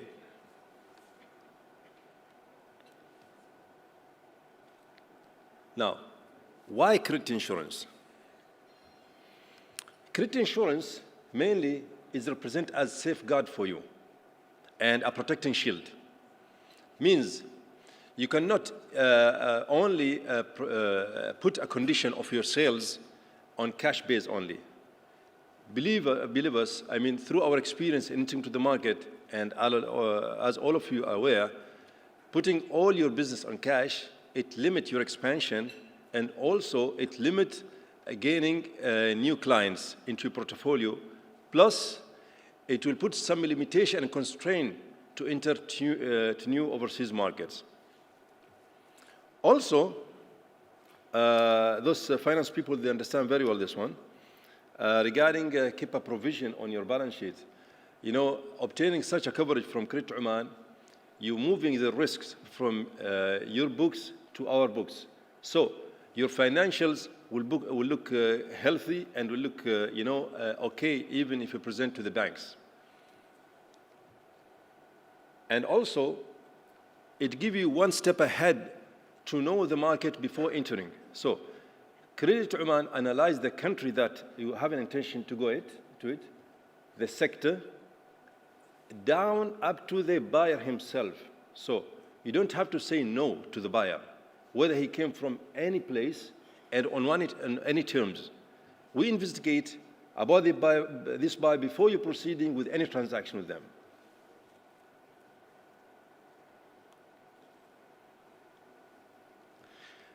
Recently, we have introduced 5 numbers of products, and we share those products to corporate clients and banks as well. We do have TCIP, which is Trade Credit Insurance Policy. This policy is mainly made for companies which do have a selected number of buyers. And it covers 2 types of risks. Commercial and non-commercial risk as well, for both markets, domestic market and overseas. We do have another one, which is multi-buyer trade credit insurance policy.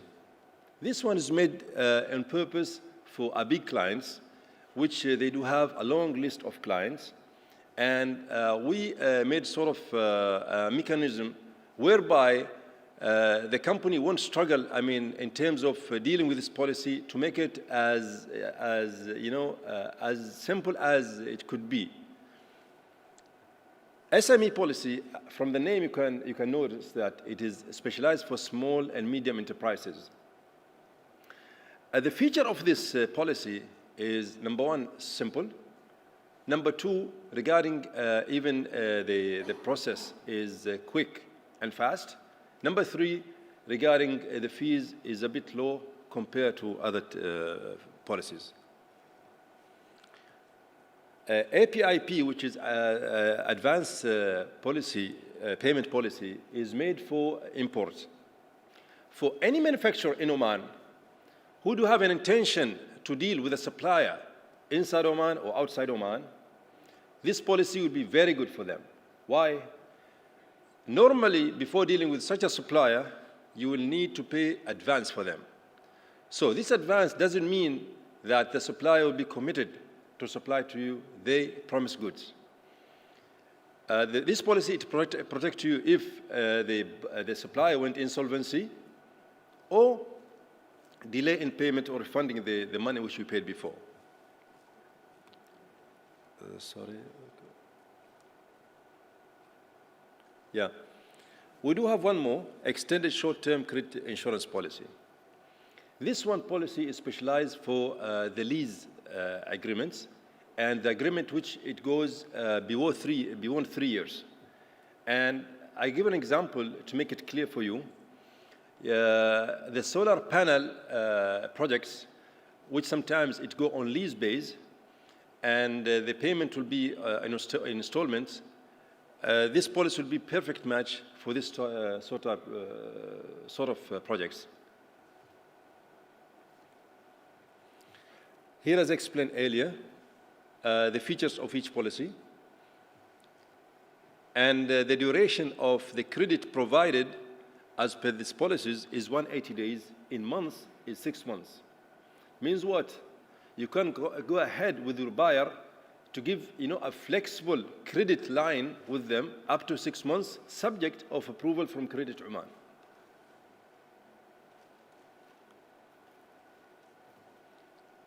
The multi-buyer as well, but this one, as I mentioned earlier, is for big companies which do have a large number of buyers.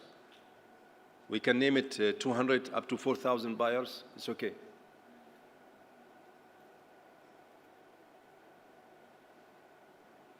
SME policy is made for small, medium enterprises. And we know that enhancing this sector in any society, it acts as a backbone of the economy.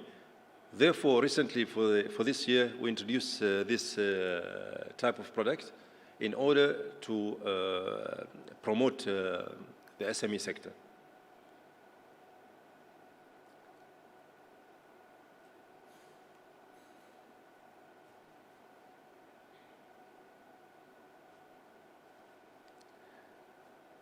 Now, let me talk about the risk that we cover. There is a risk of failure or insolvency of the buyer. If he went insolvency, is covered. Or if the buyer delay in payment across or beyond the date that agreed between the two parties. This one for commercial risk. For non-commercial risk, any risk that there is no interference from the buyer caused of this risk, which it's shaken or it breached the contract between the two parties. As an example, if the war happened in the buyer country, or there is disobedience, or there is expiration of importing license, or there is money restriction, transfer or foreign currency transfer to the seller. This one, somehow, it breached the contract clauses, and the agreement between the two parties. There is one more risk we cover under commercial for overseas. If you have a buyer overseas or outside Oman, and you ship the goods to them, and if it arrived to the warehouse, they reject to accept it after arrival, you'll be at risk. Why? Either to bring it back to Oman, and it will be costly for you, or to sell to the market, and for sure, you will not sell in the same price that you agree with the buyer because the market didn't ask for it.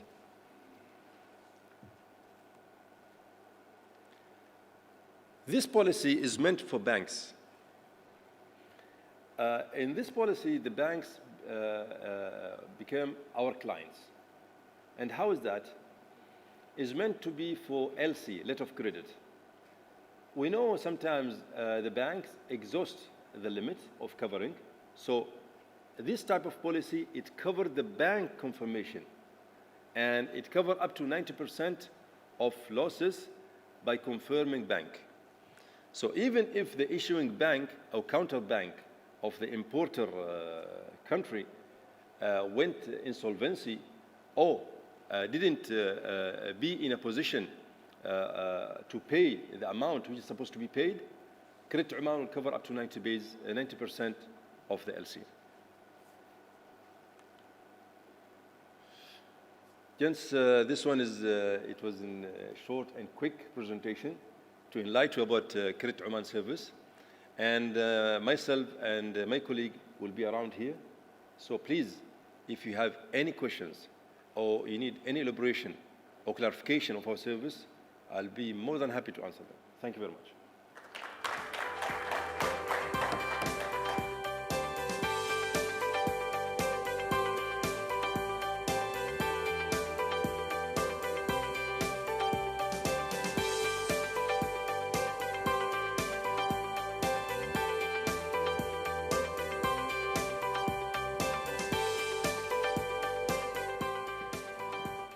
Thank you, Mr. Mohammed, for giving us a new perspective on the role of Credit Oman. The next presenter has flown in from India to speak on emerging trends in Industry 4.0 and smart manufacturing. Mr. Ramesh Kadaganchi is the founder of Cyberlytics Technology. He's a principal consultant and subject matter expert in the field of business continuity, cybersecurity, Industry 4.0, data analytics, and continuous improvement. He has over 2 decades of experience in various senior management roles with multinational firms such as John Deere and Tata Unisys. Please help me welcoming to stage Mr. Ramesh.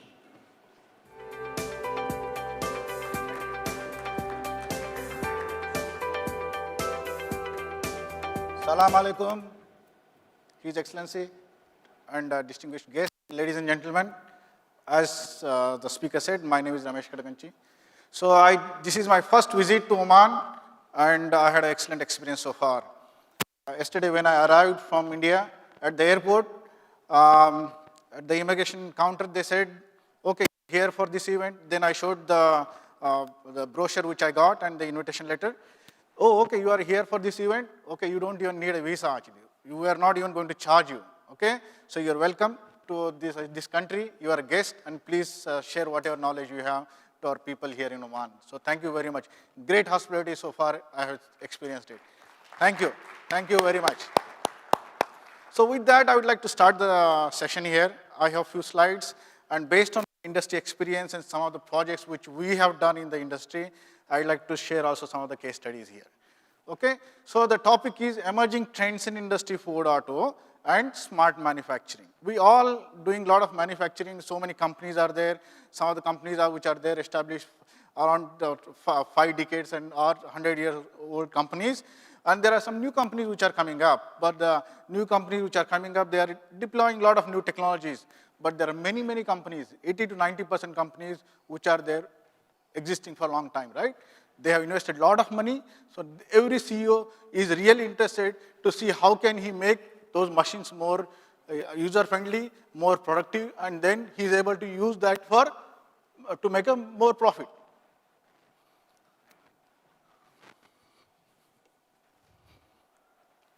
Okay, so some of these topics I'm going to cover here.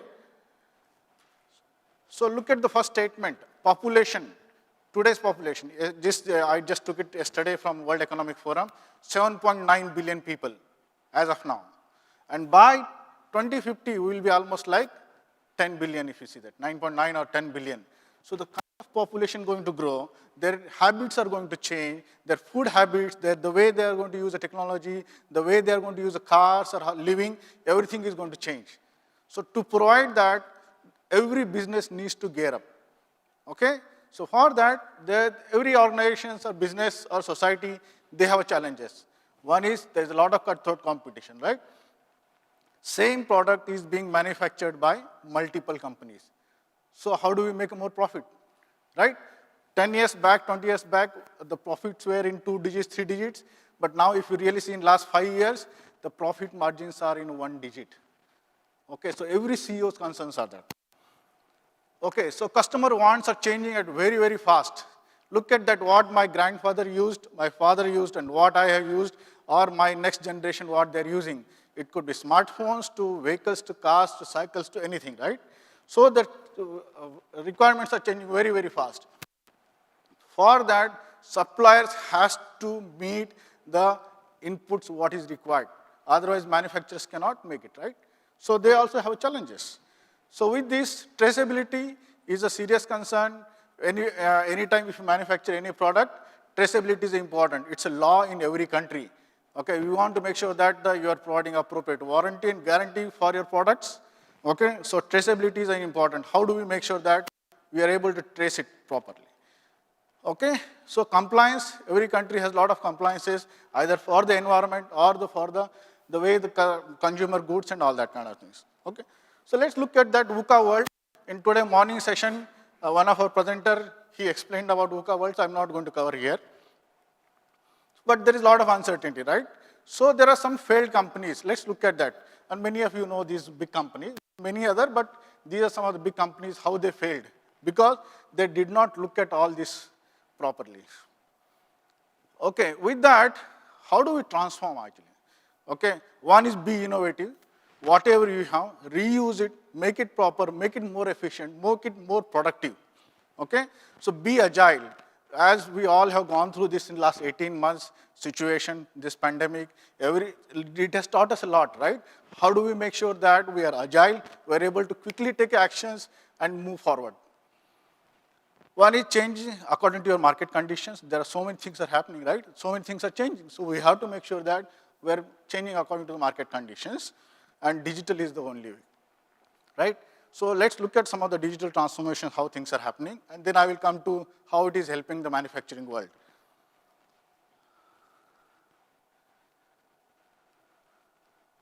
Okay, so 3A principle. Look at that, your customers are in that 3A category. A customer can order anytime, right? If I want to order a pizza at night 2 o'clock, I'm going to order, right? So we should be able to deliver. So anytime, any place, and anybody, right? Previously, the customer could be of only that segment, only he will order. No, today anybody can order anything, sitting anywhere, and doesn't matter into what place, right? So with this, we'll see how this, some of the recent in last 18 months, though the movie theaters were off, we all could see the movies sitting at home, right? And we could enjoy whatever the movies, what we wanted to see. The Netflix was one of the best example. E-commerce, okay? They have delivered whatever we wanted, either it's a grocery or whatever items we wanted to our house, sitting at our place. Those are a classic example of digital transformations. Bankings, I don't know how many of you have been going to banks now in last 5 years. In last 10 years, I might have gone to bank twice or thrice. But if you see that, the 20 years back, every time we used to go to bank, wait in a queue, draw the money, and all, it used to take a lot of time, right? So great example of digital transformation. So how they have been doing it? Look for opportunity to improve, okay? Change according to market conditions, be agile. How can you make it improve? Challenge the status quo. In your organizations also, you will have a lot of ways to make things improve. So always challenge the situation and make an improvement. It could be small or big, but start challenging the situation, challenge the team, challenge the processes. SWOT analysis, it's a strength, weakness, opportunities, and threats. Always keep looking for it, okay? How can you make it improve better? This SWOT analysis could be done either once in a quarter, once in a 6 months, or could be 1 year, depend on what kind of industry you are. And you can also do it for your own personal things also, because the kind of threats which are coming in, how are you prepared for that? If you don't do SWOT analysis, it's very difficult to then survive, right? So as a lot of these things are happening, data is getting generated, digital transformation is happening, then automatically there are a lot of crooks sitting there. They want to earn easy money, right? That is where the information security or the cyber security plays a role. How do we protect every company's intellectual property? It's very important, right? With lot of great efforts, lot of R&D money, all of you have spent, invested, and then somebody steals it, you have to make sure that how are you protecting it, okay? So tools will come later on, but if we have a proper vision and strategy, then the way you execute it, then you can apply many various tools which are available in the market. So benefits, one is faster response to customers. That is very important. Because if you order a pizza at night 2 o'clock, and if you don't get it at 2 o'clock, if you get it in the morning 4 o'clock, it's of no use, right? So a customer has ordered a car like on the 1st of October, and he needs to be delivered that. And if he's not going to get it on 1st of October, if it gets delivered on 1st October, 1 month lost, customer won't be happy. So that's why faster response to customers is very important. And the way if you do digital transformation, automatically operational efficiencies increases across the value chain. Either it's from the supply management, or the way you manufacture it, or the way you deliver it to your customers. Across all the lines, operational efficiency happens. Once you see the operational efficiency, automatically your profits increases, right? And then as you start seeing the profits, then you will be able to reinvest to make something new product, or you can distribute to your stakeholders. Stakeholders could be anybody, right? Your employees, your customers, or could be your investors who have shown interest in your company. So it's kind of a win-win situation for everyone, right? So let's look at that, some of the things. many of us know, right? Our grandfathers or previous generation to us to the next one. So some of these things, for what it was used actually. Output was same, right? What was required? A grain flour.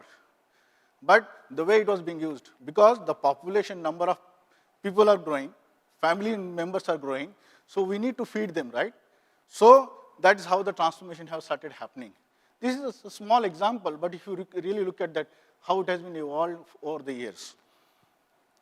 So automation, right? Do more output with less efforts. Here, lot of human efforts were being played, but the output was limited.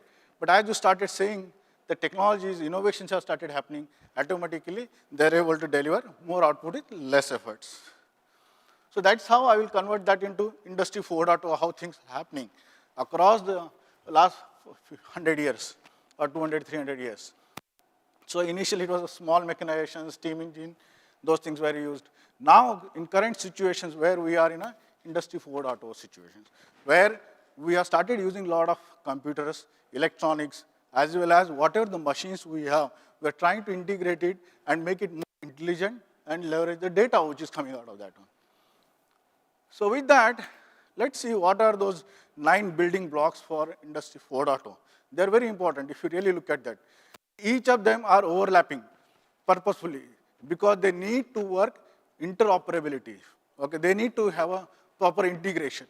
Previously, when Industry 1.0, 2.0, if things were working in a silos, it was okay. But today, no.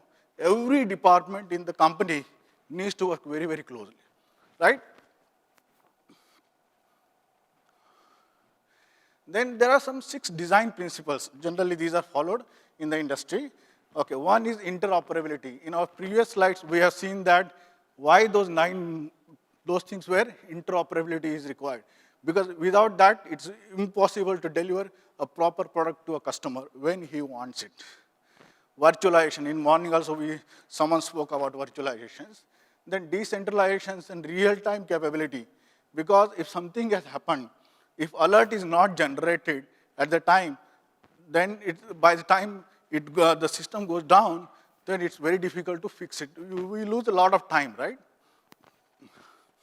Then service orientation and modularity is very important because as you start manufacturing with a lot of these informations, then that modularity has to be there. Otherwise, we lose a lot of time in that. So how do we sustain actually? Okay, one is that start small with a smaller team and then show some success in that, leverage their expertise and implement some of the technologies, integrate that and show the success. Once it is shown in a small team, then implement it in some slightly larger teams. As you start seeing the value out of that one, then automatically you'll be able to transform the entire organization. I have seen some companies where they went big bang and they have failed it miserably because they have not seen the success within that company implementation of this. So that is how they failed it. Always start small, implement it, integrate it, see the value, and send it to the next team. Automatically that energy gets flowed across the company and you will be able to transform. And that is how you will be able to see the value across the organization. So with this, I will share some of the case studies. So this is one of the largest vaccine manufacturer in India. And they are also the largest manufacturer of COVID vaccine across the world, Serum Institute. They manufacture a lot of other medicines also. So their real-time monitoring of equipments, whatever they have across their organizations. It is for many of these parameters that needs to be monitored continuously. If these things are not monitored, then the vaccine which is manufactured, that may go wrong or it may not meet the compliances which are very, very strict in a health industry. So once we start implementing IoT in each of these companies, we start collecting a lot of data. It generates a lot of alerts also. Then people will be able to make proper decisions. So one of the example at this institute where we have seen that, they started manufacturing those vaccines and they put it in a freezer, deep freezers, right?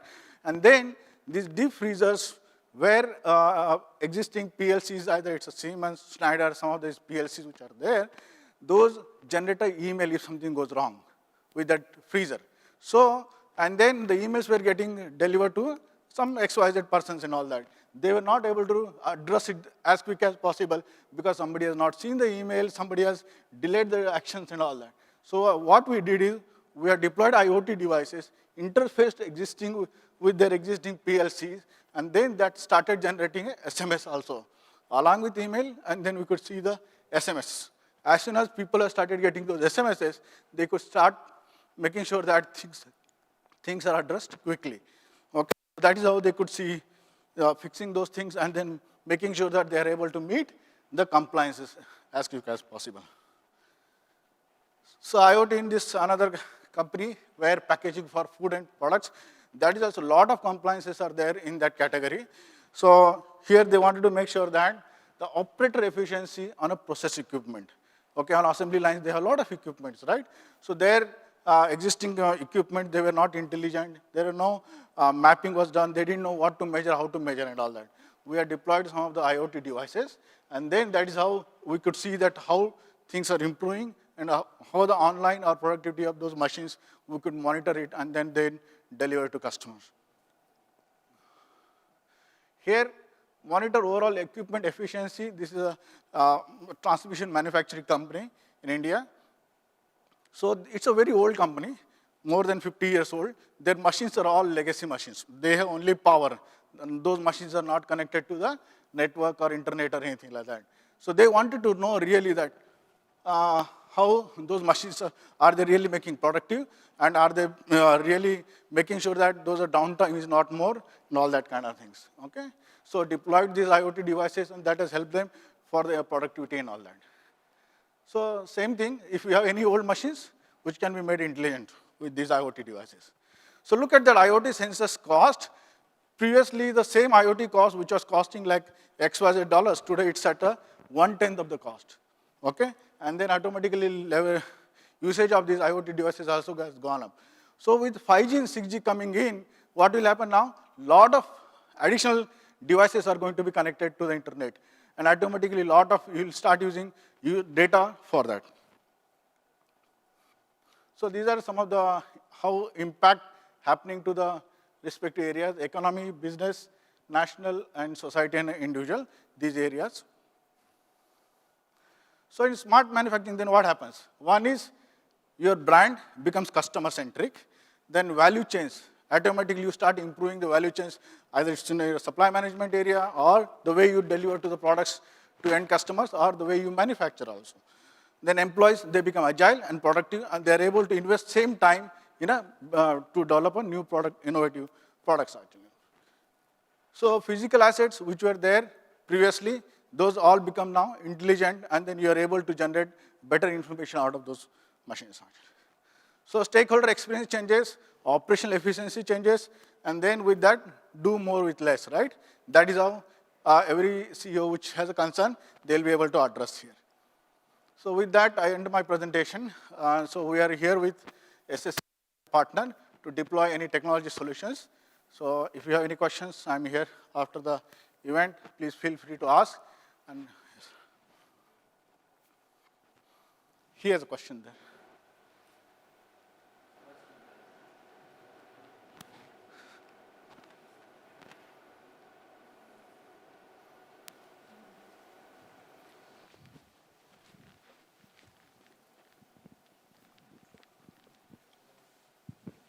Hello. Thanks, Mr. Ramesh, for your fantastic presentation. Also, it's good to hear your positive feedback on the airport. I have one very specific question, though. How companies can reduce cost with the Industry 4? If you can be a little bit specific and give some examples, that'll be fantastic. Thanks so much. Sure. If you really see the one example which we took, RSB Transmissions, it's a very old, 50-year-old company. Their equipments were very old. And then what they wanted is that they wanted to make sure that their machines are more productive, and then they didn't want to reinvest anything. They have already invested a lot of capital. So their CEO said, I'm not going to reinvest anything. Tell me that these machines are more productive or not. How can we make it more productive? So by just deploying few sensors at wherever strategic locations, we could collect the data and see the uptime of the machines, productivity, and if there is any maintenance which is going to come, we could generate a pre-alerts, and then automatically there are, say, maintenance staff, they could address those things proactively instead of getting that machine down, and then later on, to fix that, it may take more time, right? So if they're able to fix it well in advance, so the CEO is happy, right? Because the machine is down less time than the later on. So that is how they could see the efficiency, productivity of those machines. So they have not invested too much money, but same machines became more intelligent. So that's how I. Okay, that's great. Thank you. Yeah, thank you. So any machine can be done intelligent now with the sensors availability and all. And the cost of sensors have gone down drastically. Any other additional questions? I'm free here available during the lunch breaks and other areas. We can answer that. Thank you. Thank you. Thank you, sir.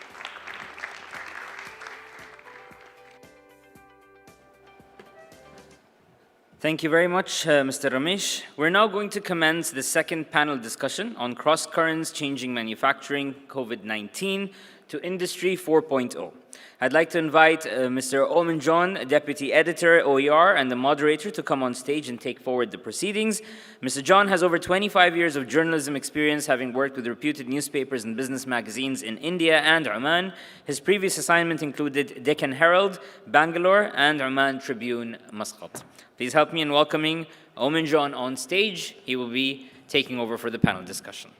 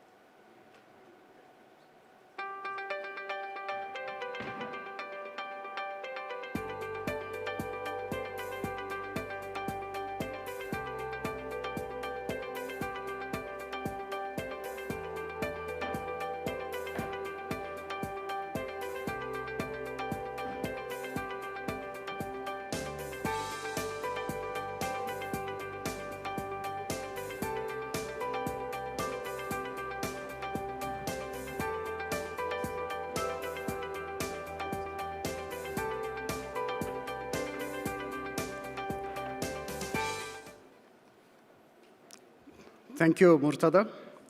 Welcome to the panel discussion on cross-currents, changing manufacturing, COVID-19 to Industry 4.0, and the way ahead. It is my pleasure to invite on stage the panelists. Put your hands together to welcome Mr. Atul Kumar Mishra, Chief Operating Officer, MISCO. Mr. Mishra has diverse and cross-functional expertise in integrated steel plant operations and project management with proven track record. He has 34 plus years of experience and has served as the CEO of Kalyani Hospit Steel Limited, Executive Director in charge of Jindal Steel and Power Limited, India, among others. Our next panelist is Mr. Rajiv Singh, CEO Al-Maha Ceramics. Mr. Singh comes with a proven track record of more than 29 years in building material industries and modern retail involving home improvement domain. Prior to joining Al-Maha Ceramics, he was heading the Indian operations of Rack Ceramics as president for 5 years.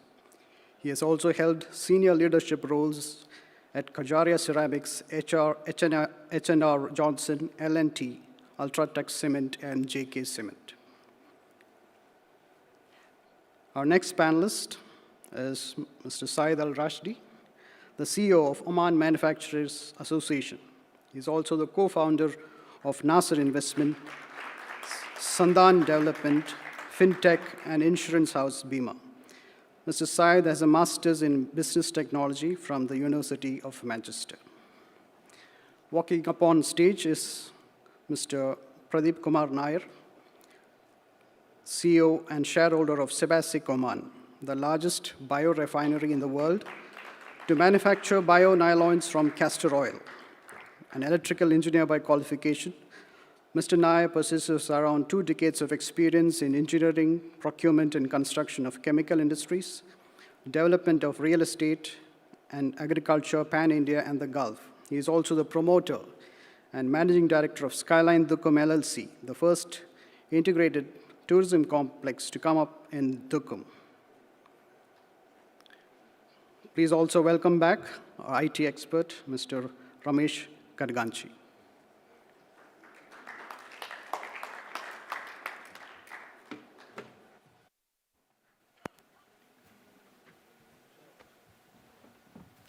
Very good one. Thank you.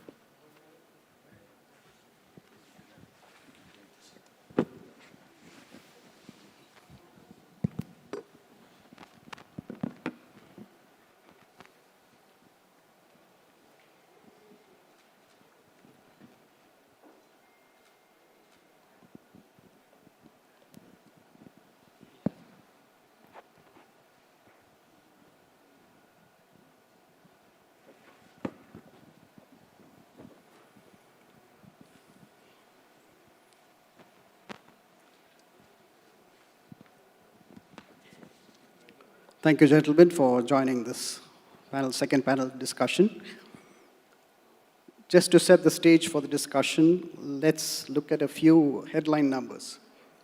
Oman's economy is projected to grow by 2.5% in 2021, after a contraction of 2.8% in 2020, according to a recent report by the International Monetary Fund, IMF.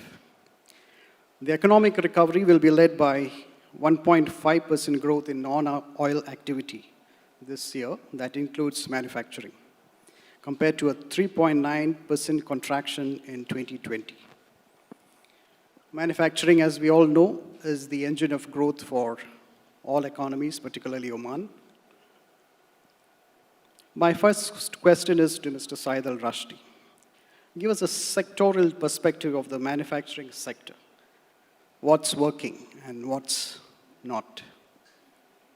Thank you very much. I think most of people here are already on sleep mode or looking for lunch. So we promised them we'll finish at 1:30. Yes, so sure. We'll finish by 1:30. Yeah.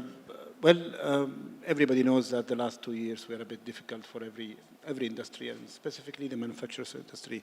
The number of factories that shut down during COVID-19 was 0.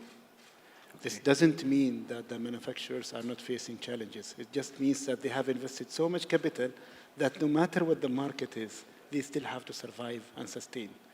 That's the major difference between manufacturers and service providers. Manufacturers will always outstay other sectors. It has been a rough ride, but we are very optimistic now with two things: with COVID-related issues being dissolved, and with the oil pricing increasing in Oman. This will give a really good boost locally here in the local economy in Oman, and in the local industry in Oman. Just to give us some industry perspective, like specific sectors like steel and ceramics, can we start off with Mr. Atul Mishra? Hello. What were the learnings during COVID? Actually, MISCO, we have commissioned our plant just at the beginning of COVID pandemic. So we passed through the difficult time, but nevertheless, we learned a lot during this time. We became lean because our commissioning team from the Europe, they went back to their native countries when pandemic was there. So our team, we sat together, we did most of the things by our own teams. Of course, there was a lot of support through remote by our technology suppliers. And we have selected our team very precisely with the right experience, right expertise, and right numbers. So with this, we did a lot of things during this pandemic. Like, as you know, that during pandemic, all those laborers, migrant workers, they went back to their countries, or they were idling here. So construction went down drastically. For us, like the end product, right now in our company is the rebars. So construction went down, the demand also went down. But nevertheless, our plant was new with latest state-of-the-art technologies. And we did segmental commissioning and achieved the rated capacities or more than that during that small time. So now we are ready to really go ahead very fast at more than rated capacities. During this time, we did all the certification work for our products. Like we have virtually all certificates starting from KS to DCL, to Hong Kong, to Singapore, to Saudi, and now we are pursuing one or two missing. So now COVID is almost behind our back, demand is going up, and we are ready to go to the market as and when it comes. And luckily, this steel industry is passing through very good phase from the profit-making point of view. So this is what we did. Thank you. And since our plant is state-of-the-art, like we are discussing level 1, level 2, so we have facilities to go up to level 3 and level 4, in which we can operate our plant remote from our offices. Thank you. Mr. Rajiv Singh? The same question. Yeah, I think during the COVID time, while there was a panic into 2020 and across the globe, I think for us in Oman, we are thankful to the Ministry of Chamber of Industry that they had a continuation plan for at least the refurbishment sector and also the small construction which were there. As a manufacturers, we were allowed to operate. Unlike the other countries, they were shut down completely for almost like 4 to 5 months. And that was a great challenge for us, like other manufacturers, because we were not able to get the people who were already away from the Oman, the restriction of travel and all. But that also gave us a lot of insight in terms of how do we start the multitasking in terms of within, the employee, what we have. It's not that we were away from COVID. At a time, we had around 25 positive cases and 75 people going for a quarantine. Entire logistics and, sales department is under quarantine. But at the same time, I think, we made other department to take care of, the deficit, the gap. Blissfully, last year, we were on a 50% growth on PAT, and this year, we just submitted our result. We are on a 80% growth on profit. So for us, it's good, and that has given us a lot of insight and also transformation in terms of how do you re-strategize your product portfolio, also an opportunity to capture new geographical market, which was left vacant because of less import coming from India and China. So I think for us, it has been one of the very good time, and we have been doing pretty well. Thank you. What about Mr. Pradeep Kumar, the Sabasic experience? Well, good afternoon, gentlemen. Challenges for us as COVID is not surprising or nothing new, because we took the challenge of going to Dukum when there was nobody there. So it's in the DNA of Sabasic Oman to take challenges. We created the first largest industry in Dukum when there was practically nothing in 2016. And our team was already geared up for that. Then we faced Haika cyclone. And so for us, challenges is just a part of the DNA of the company. Coming to COVID, yes, like MISCO, we also commissioned the plant just pre-COVID. And then we had challenges of getting the raw material into the country, but that didn't dampen our spirits. We already got our approvals done. The plant was tested fully, and we are up and running. And I believe that COVID will make things go more faster, because each one of us has suffered in one or the other way. And the spirit of positivity is what brings us to move faster than what we did before. So I think COVID challenge is now over. It's now time to up and run on double the speed. We'll come to the next question on digitalization and adoption of Industry 4.0 practices.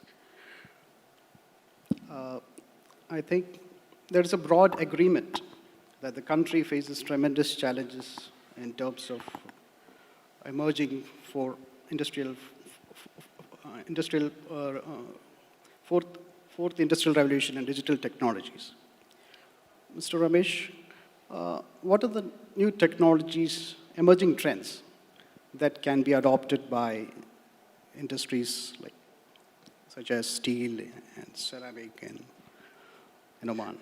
Okay, thank you for the question. And I heard from the other dignitaries that the production capacity now they have to improve. Okay, a lot of demand has started coming in. And then there are a lot of new technologies which are coming in. Okay, one is that like in steel industry, the very, very important is that you have to make sure that the right heat and right other parameters are properly tracked. Otherwise, the wastage of material will go down, right?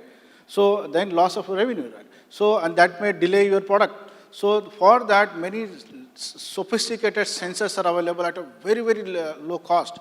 The one sensor which was costing around $25 in 1992, now it is less than 30 cents. So in $1, you can buy three sensors like that. You can deploy some of those things and start collecting all the information at the right location and right time, real-time information, and then centrally sitting either that production manager or the management can see the information on their mobile and make appropriate decisions quickly so that the product wastage will not go down and they will be able to make a product better and deliver it to customers quickly. Yeah. So in terms of technology, Mr. Raji, what has been implemented in your company? I think ceramic industry as such is a very technologically advanced industry. If you really come to our plant, you will be surprised to see that from a biscuit to the finished product, you will not see any human touch coming into the process. And with all these challenges which are there, whether there is a pandemic or there is no pandemic, I think change for going for Industry 4.0 is inevitable. That's what I firmly believe. Over the period, we have gone for investing few amount into complete digitalization of the factory, the new machines like Qualitron, what we have installed in our factory. So none of the other manufacturers have those type of machines, which actually takes care of all rejections and also in terms of quality parameters, what you want to give to the customer. So what normal human eye cannot see, that machine actually captures that in terms of squareness of the tile, planarity of the tile, cracks or any shade variation. So that way it is advancing a lot. Now coming to the pandemic, wherein the customer touch was reduced, you were not able to go to the customer. Our product is more of a touch and feel product, not like a steel, like this a commodity where you don't have to see the product. Now when the customers were not able to come to you, I think augmented reality and virtual reality comes into picture wherein you can have a tour of your showroom by creating a virtual reality where customer can log in, go to every corner of your showroom, can touch the product, can enlarge it, see how his bathroom or living area will look if he's going to. I think that way we are advancing pretty well globally. So we are happy to progress on that particular front. Mr. Atul? As I said before also, steel plants, they are highly capital intensive. We require very, very large financial muscle. And to operate a steel plant, you require all those inputs. Like we should have full kit of the inventories. A number of items are there. Some of them are very, very costly. Some of them are very cheap. But if they are not available at right time, our inventories will be held up, resulting in huge capital blockage. So with this digitalization and all those recent things, they are extremely necessary for the steel plants. In fact, I was lucky that we started implementing all those initiatives as way back as 1996. The Six Sigma was introduced in one of my previous companies, which has been taken over by JSW now. Earlier it was with Alan Mitchell's family. So there we started using Six Sigma. So we started collecting all relevant, non-relevant data and then putting it into normal distribution curves. We're just analyzing what is on the first quarter and the last quarter of the bell curve. So this gives a lot of inputs, like what are the best things, what are So the Mike, bad can things, hold the mic closer, please. what are the bad things. And with this, we started innovating, analyzing the things, and modifying our SOPs. So really going into the classical way of analyzing through a lot of metallurgical reactions, this thing, that thing, we were going into the statistical, which is more simpler, faster, giving you good results, and then correlating it with the engineering background. So with this thing, and that experience, we had utilized it in this plant. So, of course, we were passing through that pandemic thing, but we were never idling. In fact, during this period, we also did a lot of brainstorming, how to cut our costs, how to deliver the things in time, full quantity, and all those things. So now this all history, and we are really ready to go back with all those supporting features. Thank you. What about Mr. Pradeep? Well, for us, it's a different experience altogether. We are manufacturing nylons from castor oil. So in the entire Gulf and MENA region, we are the only one with this special diversified field where it is from agriculture to the nylons. And our challenges were never there because we were already technology savvy. The processes were technology and the highly advanced technology. The COVID advantage that we had is that we deal with companies like DuPont, SABIC, BASF, and all these companies were very reluctant to do any online meets or any technical discussions online because they have certain protocols on these high-performance polymers and nylons that we make. Due to pandemic, the whole box was opened up. People are ready to now go online, have online meetings. So the ease of business has come faster in our sector at least, where it's a very high performance polymers or lubricants and these technologies, high-end technology companies, which were once barring certain intrusions into their technical, or you can say database, have now started database sharing online. And I think that barrier has opened up a huge market for others to understand. So I think the pandemic has rather helped people to open up and connect easily and try and trust each other for the data sharing and work faster than what it was before. Before, if I had to have a meeting, I would have to go to US and conduct the technical meeting, and it's between me and just 2 people. Now, I sit in Oman and conduct the same meeting with my team in US or in Japan, and it's immediately finished within, let's say, 2-3 hours. So this is the advantage. I think COVID has given us all, and we have now adapted to it. So the businesses which will happen now, there'll be no need for executives to travel and go and come back after 15 days. It could be solved within the next couple of hours when the CEO can just tell him, put up an online meeting. So yes, I would say the technology has helped, but COVID has helped us to adapt it faster. And that, I would say, is going to be the next way of working. Great, thank you. My next question is Mr. Said. Establishing a modern manufacturing industry by 2040 requires a lot of efforts of all industries, not just the key ones.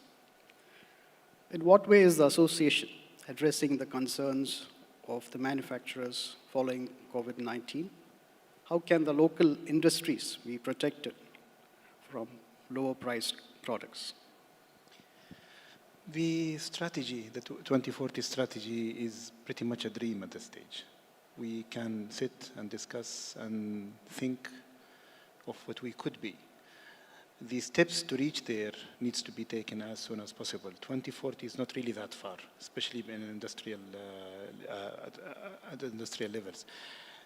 The association has been playing a simple role of collecting the challenges from the manufacturers, sitting with them, understanding the issues, and delivering the message to the right authorities. It's nothing special, anybody can do that. The challenge is how to follow up those challenges to a level where you actually get at least some of them resolved as soon as you can. What we have noticed is that the regulator or the authority doesn't always have the capability or to deliver what they want to deliver in time. We have the Ministry of Commerce being one of the best supporters in the market right now. The minister himself comes from a commercial background, an industrial background. He knows the challenges even before us having to go and tell him.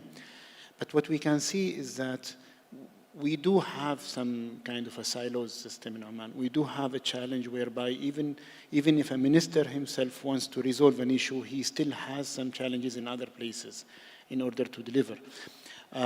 It's a very heavy train to start moving.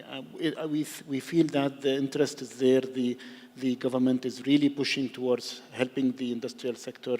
There are some issues that has been resolved, but it's not going to be an easy ride, at least not for the first few years. So Rajiv Singh, you would like to add? You have some strong concerns on silos in the industry. Actually, in our initial discussion, I did mention, and I am also luckily in touch with Mr. Said. First time I'm meeting, but through phone and mails, we are in touch with each other. Challenges are multifold. As we mentioned, the speed, what is required to is really missing. And if I'm very honest in telling, I think the departments are definitely working on like a silos. There is a MADA, there is a Ministry of Chamber of Industry, then there is a Ministry of Manpower. So it looks like, you have to go to different windows to get something cleared. And that's something wherein one window solution which should be there for industry.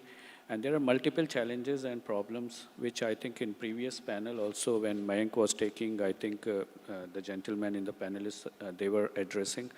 And more or less, the challenges are more or less same. You mentioned about protecting the industry. That's one of the biggest thing. What we are talking about, our cost of production is very high. Our labor cost is very high. We have to maintain a percentage of urbanization. Now, if our cost of production and quality is better, we deserve a better price in the market. But if there is a free flow of cheap material coming from China and India, I think if the local industries are not protected, you are seeing many industries getting closed. Saudi Arabia has done twofold barrier in terms of SASO implementation, wherein the quality checks are there for each and every product which is coming to Saudi Arabia. Plus, they have also implemented anti-dumping for the cheap products. UAE has followed after 2-3 months. We are following up with Ministry of Chamber of Industries. Oman is still, we have to, get it implemented. Now, sustaining the industry, which is already under, operation, is one of the biggest challenge.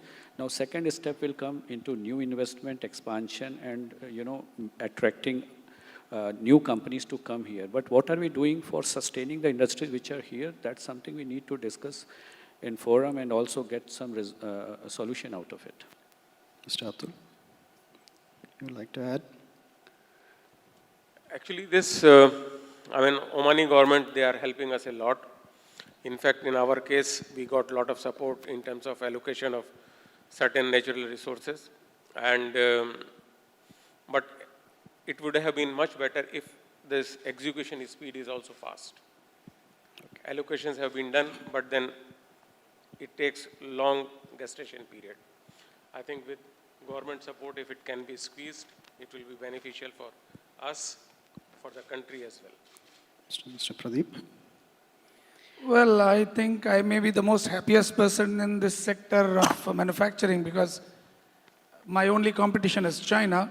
Only 4 companies can manufacture this product. And US has put 28% duties on the Chinese. And with the free trade agreement with Oman, I am at 0%. So I think I'm the happiest person as far as manufacturing is concerned.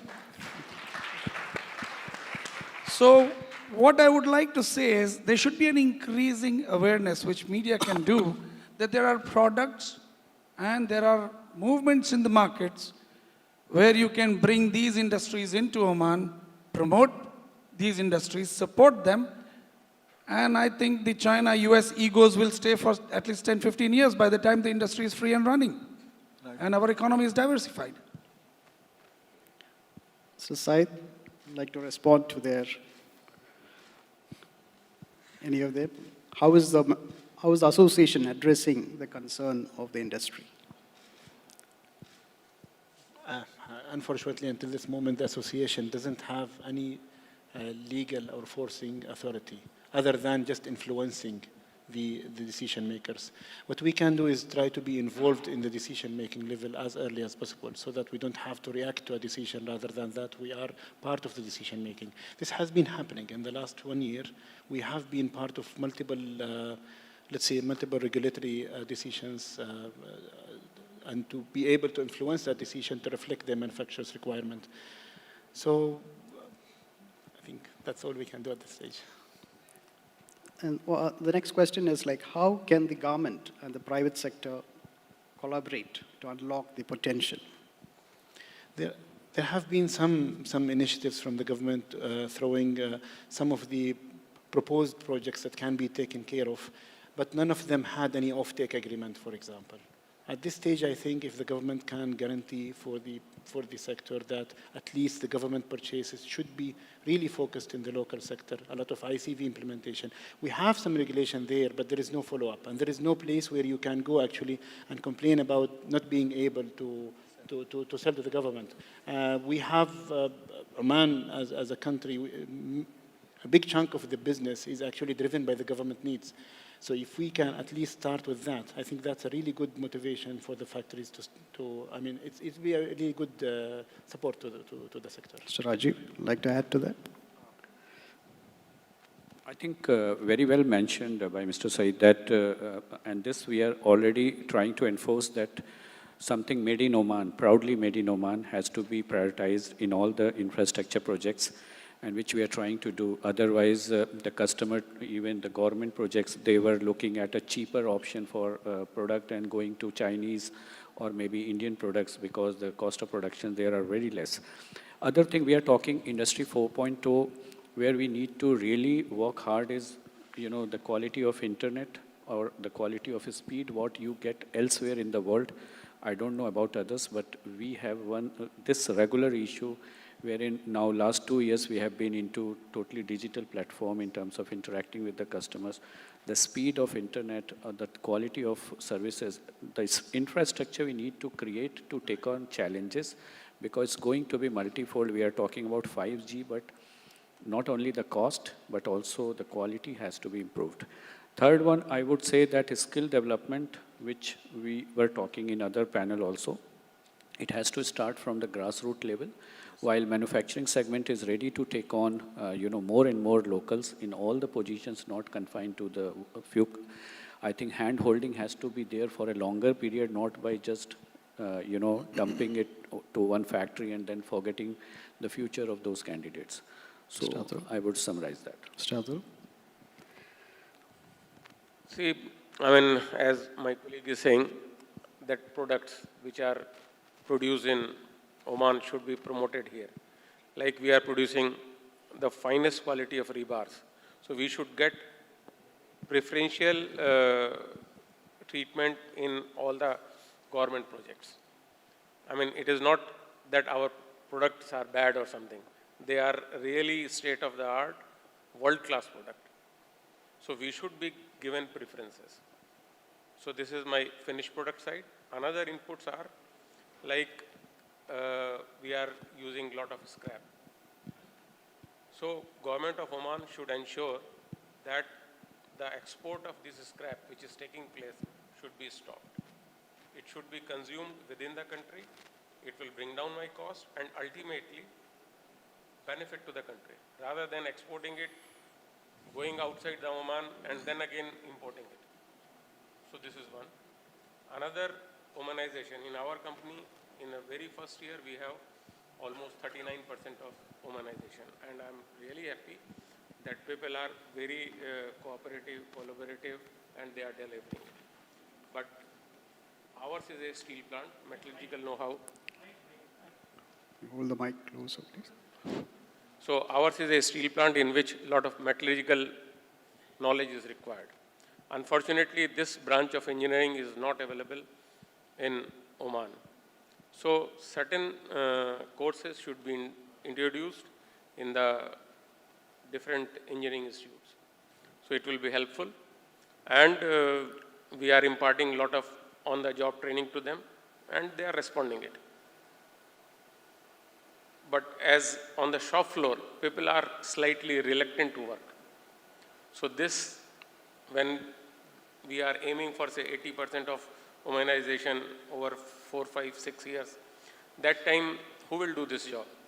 So that sort of understanding has to come to our Omani colleagues to take those jobs also. Not all the time dependent on some expatriates or some hard jobs. Of course, steel plant, you have heat and all those things, but now with this all industries 4.0 and automation, implementing of robots and all those things, and advanced technology, there is hardly anything. In fact, when I started my career in steel plant, it was tough. But now everything is done in a cool corner of a control room.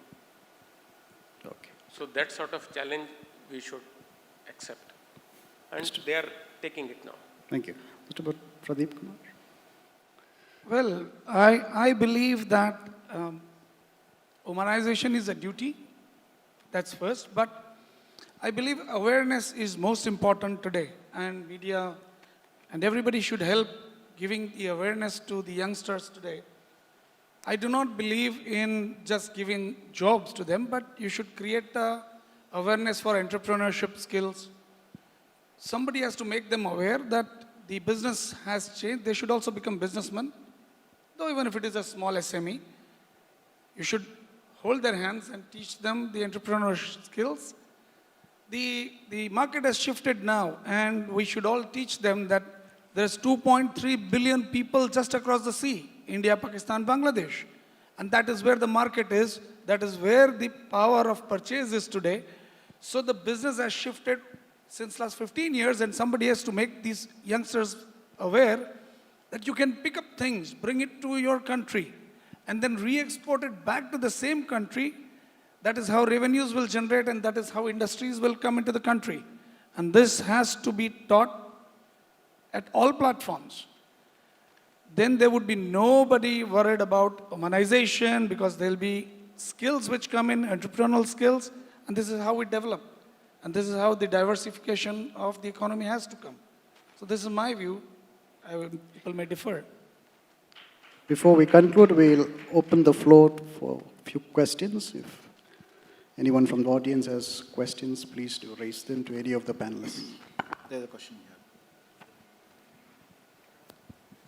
Hello, my name is Mohammed. I would like to ask the panel, as we're all talking about COVID-19 and automation and work from home, shifting from industry, because Oman is very hot. We know it's hot, and it's difficult to work in these difficult conditions in a steel plant, or suppose a glass manufacturing industry. The temperatures goes very high.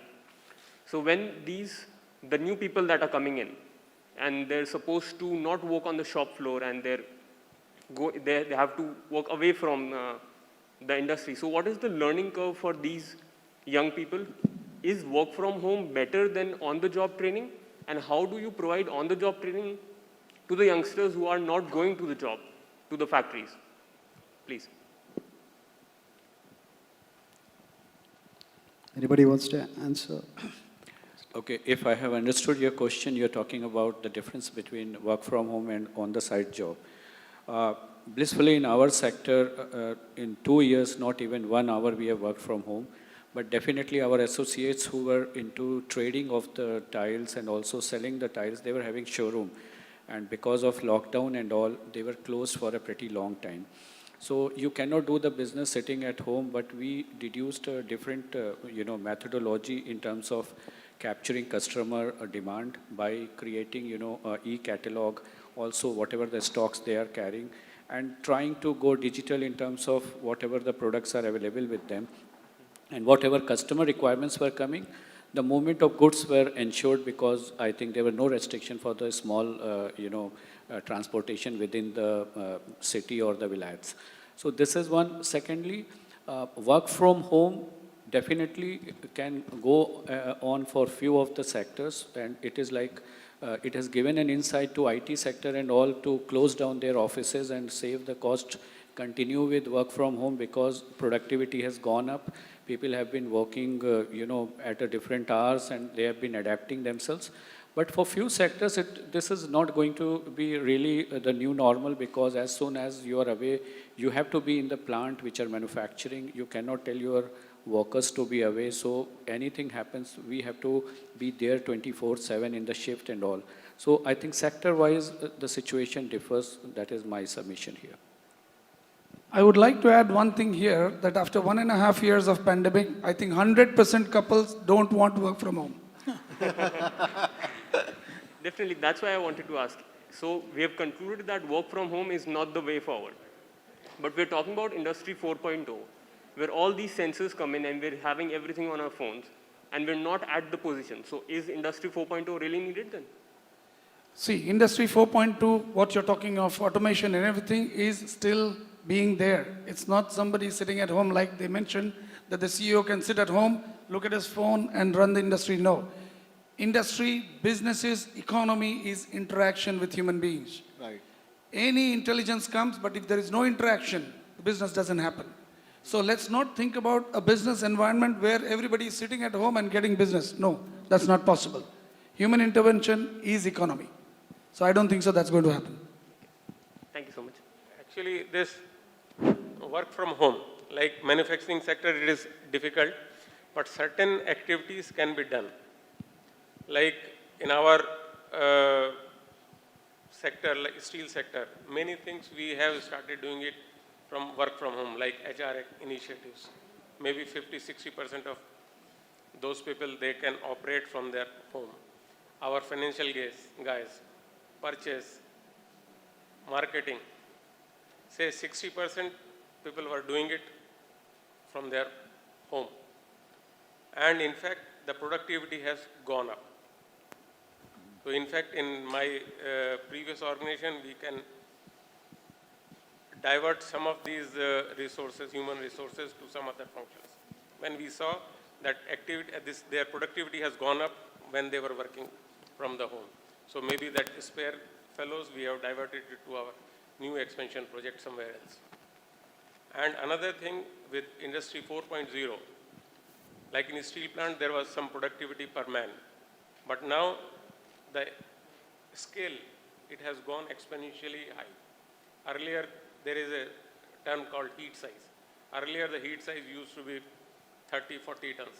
Now it is 150 tons in our case, but in our country, India, it has gone as high as 350 tons, maybe sometime even more. So productivity per man has gone up exponentially with all those innovations of 4.0 or maybe other things. So, I mean, with the passage of time, all those things are going fast and productivity is increasing. So adoption of hybrid model, that really helps actually, right? Like in one of our very old steel plant, Tata Steel was there. They were employing 77,000 people to produce 3 million ton of steel. But now they are 30,000 and producing 25 million ton. So all these things has helped. Another question? Hi. Anyone else? Hi, my name is Abdur Rahim. I just wanted to add a remark to the previous question. I was quite intrigued because, I'm someone who ardently follows Industry 4.0 topic. So the one thing that I want to say, one particular keyword that you can take away if you're talking about Industry 4.0 is hyperconnectivity. Because we have been talking to about Industry 4.0 to different stakeholders, and each of them has their own understanding. But the one thing that we all need to understand is Industry 4.0 is about hyperconnectivity, where there is a seamless flow of information across the product life cycle to different stakeholders. It doesn't necessarily only mean automation or only digitization of certain processes, but it's about how well information is passed on within the entire organization and how it enhances productivity, it encourages flexibility within the organization, and also maybe hyper-personalization, for example, in e-commerce, where you can order the specific style of iframe that you want. So these kind of things. So maybe I just wanted to add this remark. I think the panelists would agree on this. Mr. Ramesh, you want to Thank respond? No doubt. The kind of these sensors have started generating a data, they need excellent bandwidth. Okay, so with the 2G, 3G, whatever it was there, or 4G was there, it was able to manage it. But as the number of devices are going to grow up, the bandwidth, definitely it is going to be needed more bandwidth. So 5G coming in, robust network, backbone is really required, and that's where a lot of organizations are working towards that. And with government's initiatives, they want to make sure that there is a proper infrastructure developed. It doesn't matter in which country it is, here or in other countries. Everyone is really looking for robust infrastructure in the back end so that they can start leveraging these, whatever the new technologies are coming in, and connect those, whatever the machines they have, generate a data, and then develop better profits for the organizations. A lot of efforts are going on, and then definitely 5G coming in, we will see a huge change in the entire industry. Yeah. I think we'll have to conclude now. In closing, just each of you, all the panelists, each one of you, can you just tell us 2 or 3 suggestions that is essential to fast track the growth of the manufacturing sector in Oman? We'll start off from Ramesh, from the technology point of view, you can say, and the rest. Yesterday I was reading the OER's October 2021 edition, that magazine which is there outside. I saw that Manufacturing Vision 2040. Okay, great vision, no doubt. But for that, you need to execute properly. That's why excellent partnership is required from a government as well as from private members. And then leverage that, whatever strengths they have, and then start showing those technologies, using it in a smaller way, show the success, and create a value, and then transform it. And that is how it is going to help. And I have no doubt that my Manufacturing Vision 2040, Oman will be able to achieve it with the excellent partnership from government, partner, and the private, and as well as with the leveraging technologies. Mr. Said, I wish I was that confident like him. No, I think seems to be promising, and I really, with the COVID going off, and with the oil price increase, Oman will definitely see a more prosperous time. Hopefully, inshallah, it will be, and with the interest from the government side to support the sector, we will definitely see some improvement.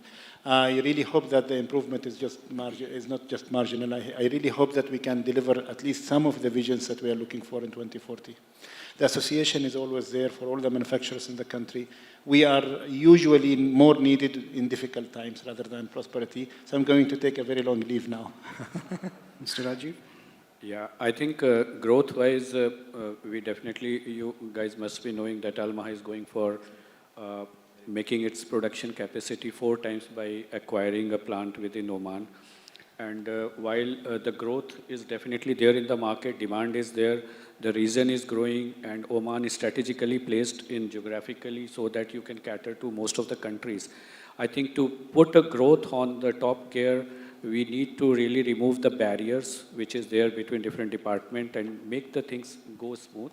Second thing, I think the ministry and the department has to move from more on imposing fine to incentivizing people who are doing good, achieving Omanization, giving good, contribution to the economy.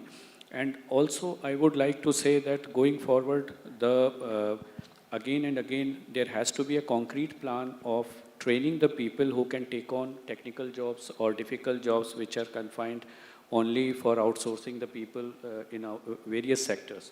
So these are few things and which needs to speeden up, and I think barriers have to go. That's my only crux, what I would like to make out here. Thank you, Mr. Atul. We had a very good experience of MISCO, and based on this experience, our company is embarking on a very big project in near future. I think a lot of spade work has been already done. So only thing is, which I am requesting, is that the natural resources which are abundantly available here should be allocated to the industries and little bit speed up of the execution part. I think we have great future here, and I may expect it, but I'm feeling very much at home, and They are very nice people, cooperative. Little bit of speed is required from the government. Mr. Pradeep? Well, I would say that during this pandemic, I think His Majesty's government has done everything which nobody could have even imagined. So he has given penalty free, he's instructed the bank, His Majesty has instructed the banks to not pressurize the companies, take care of the companies. So all the measures have been taken which are really helpful, and that is how we have all sailed through. But I would like to put it this way, that 90% of the COVID was in your brains, it was not in your body. And 90% of the post-COVID pandemic is still in your brains. So first thing what we all have to do is remove it out of our brains and the system. It's not there. There are no COVID after effects, there's nothing. Believe in yourself, the economy is going to go up. It's again, we have to go back to the work, maybe work a little bit more harder because everybody has lost. And then that's how the humanity revives. So instead of seeking something as incentives or support, why don't we all work together in a positive and believe in your own self that we can do it? So that is my way of thinking, and the industry is going to move forward. Thank you, gentlemen. Great ideas. That brings us to the end of the panel session. Can we have a huge round of applause for everyone in the panel? Thank you.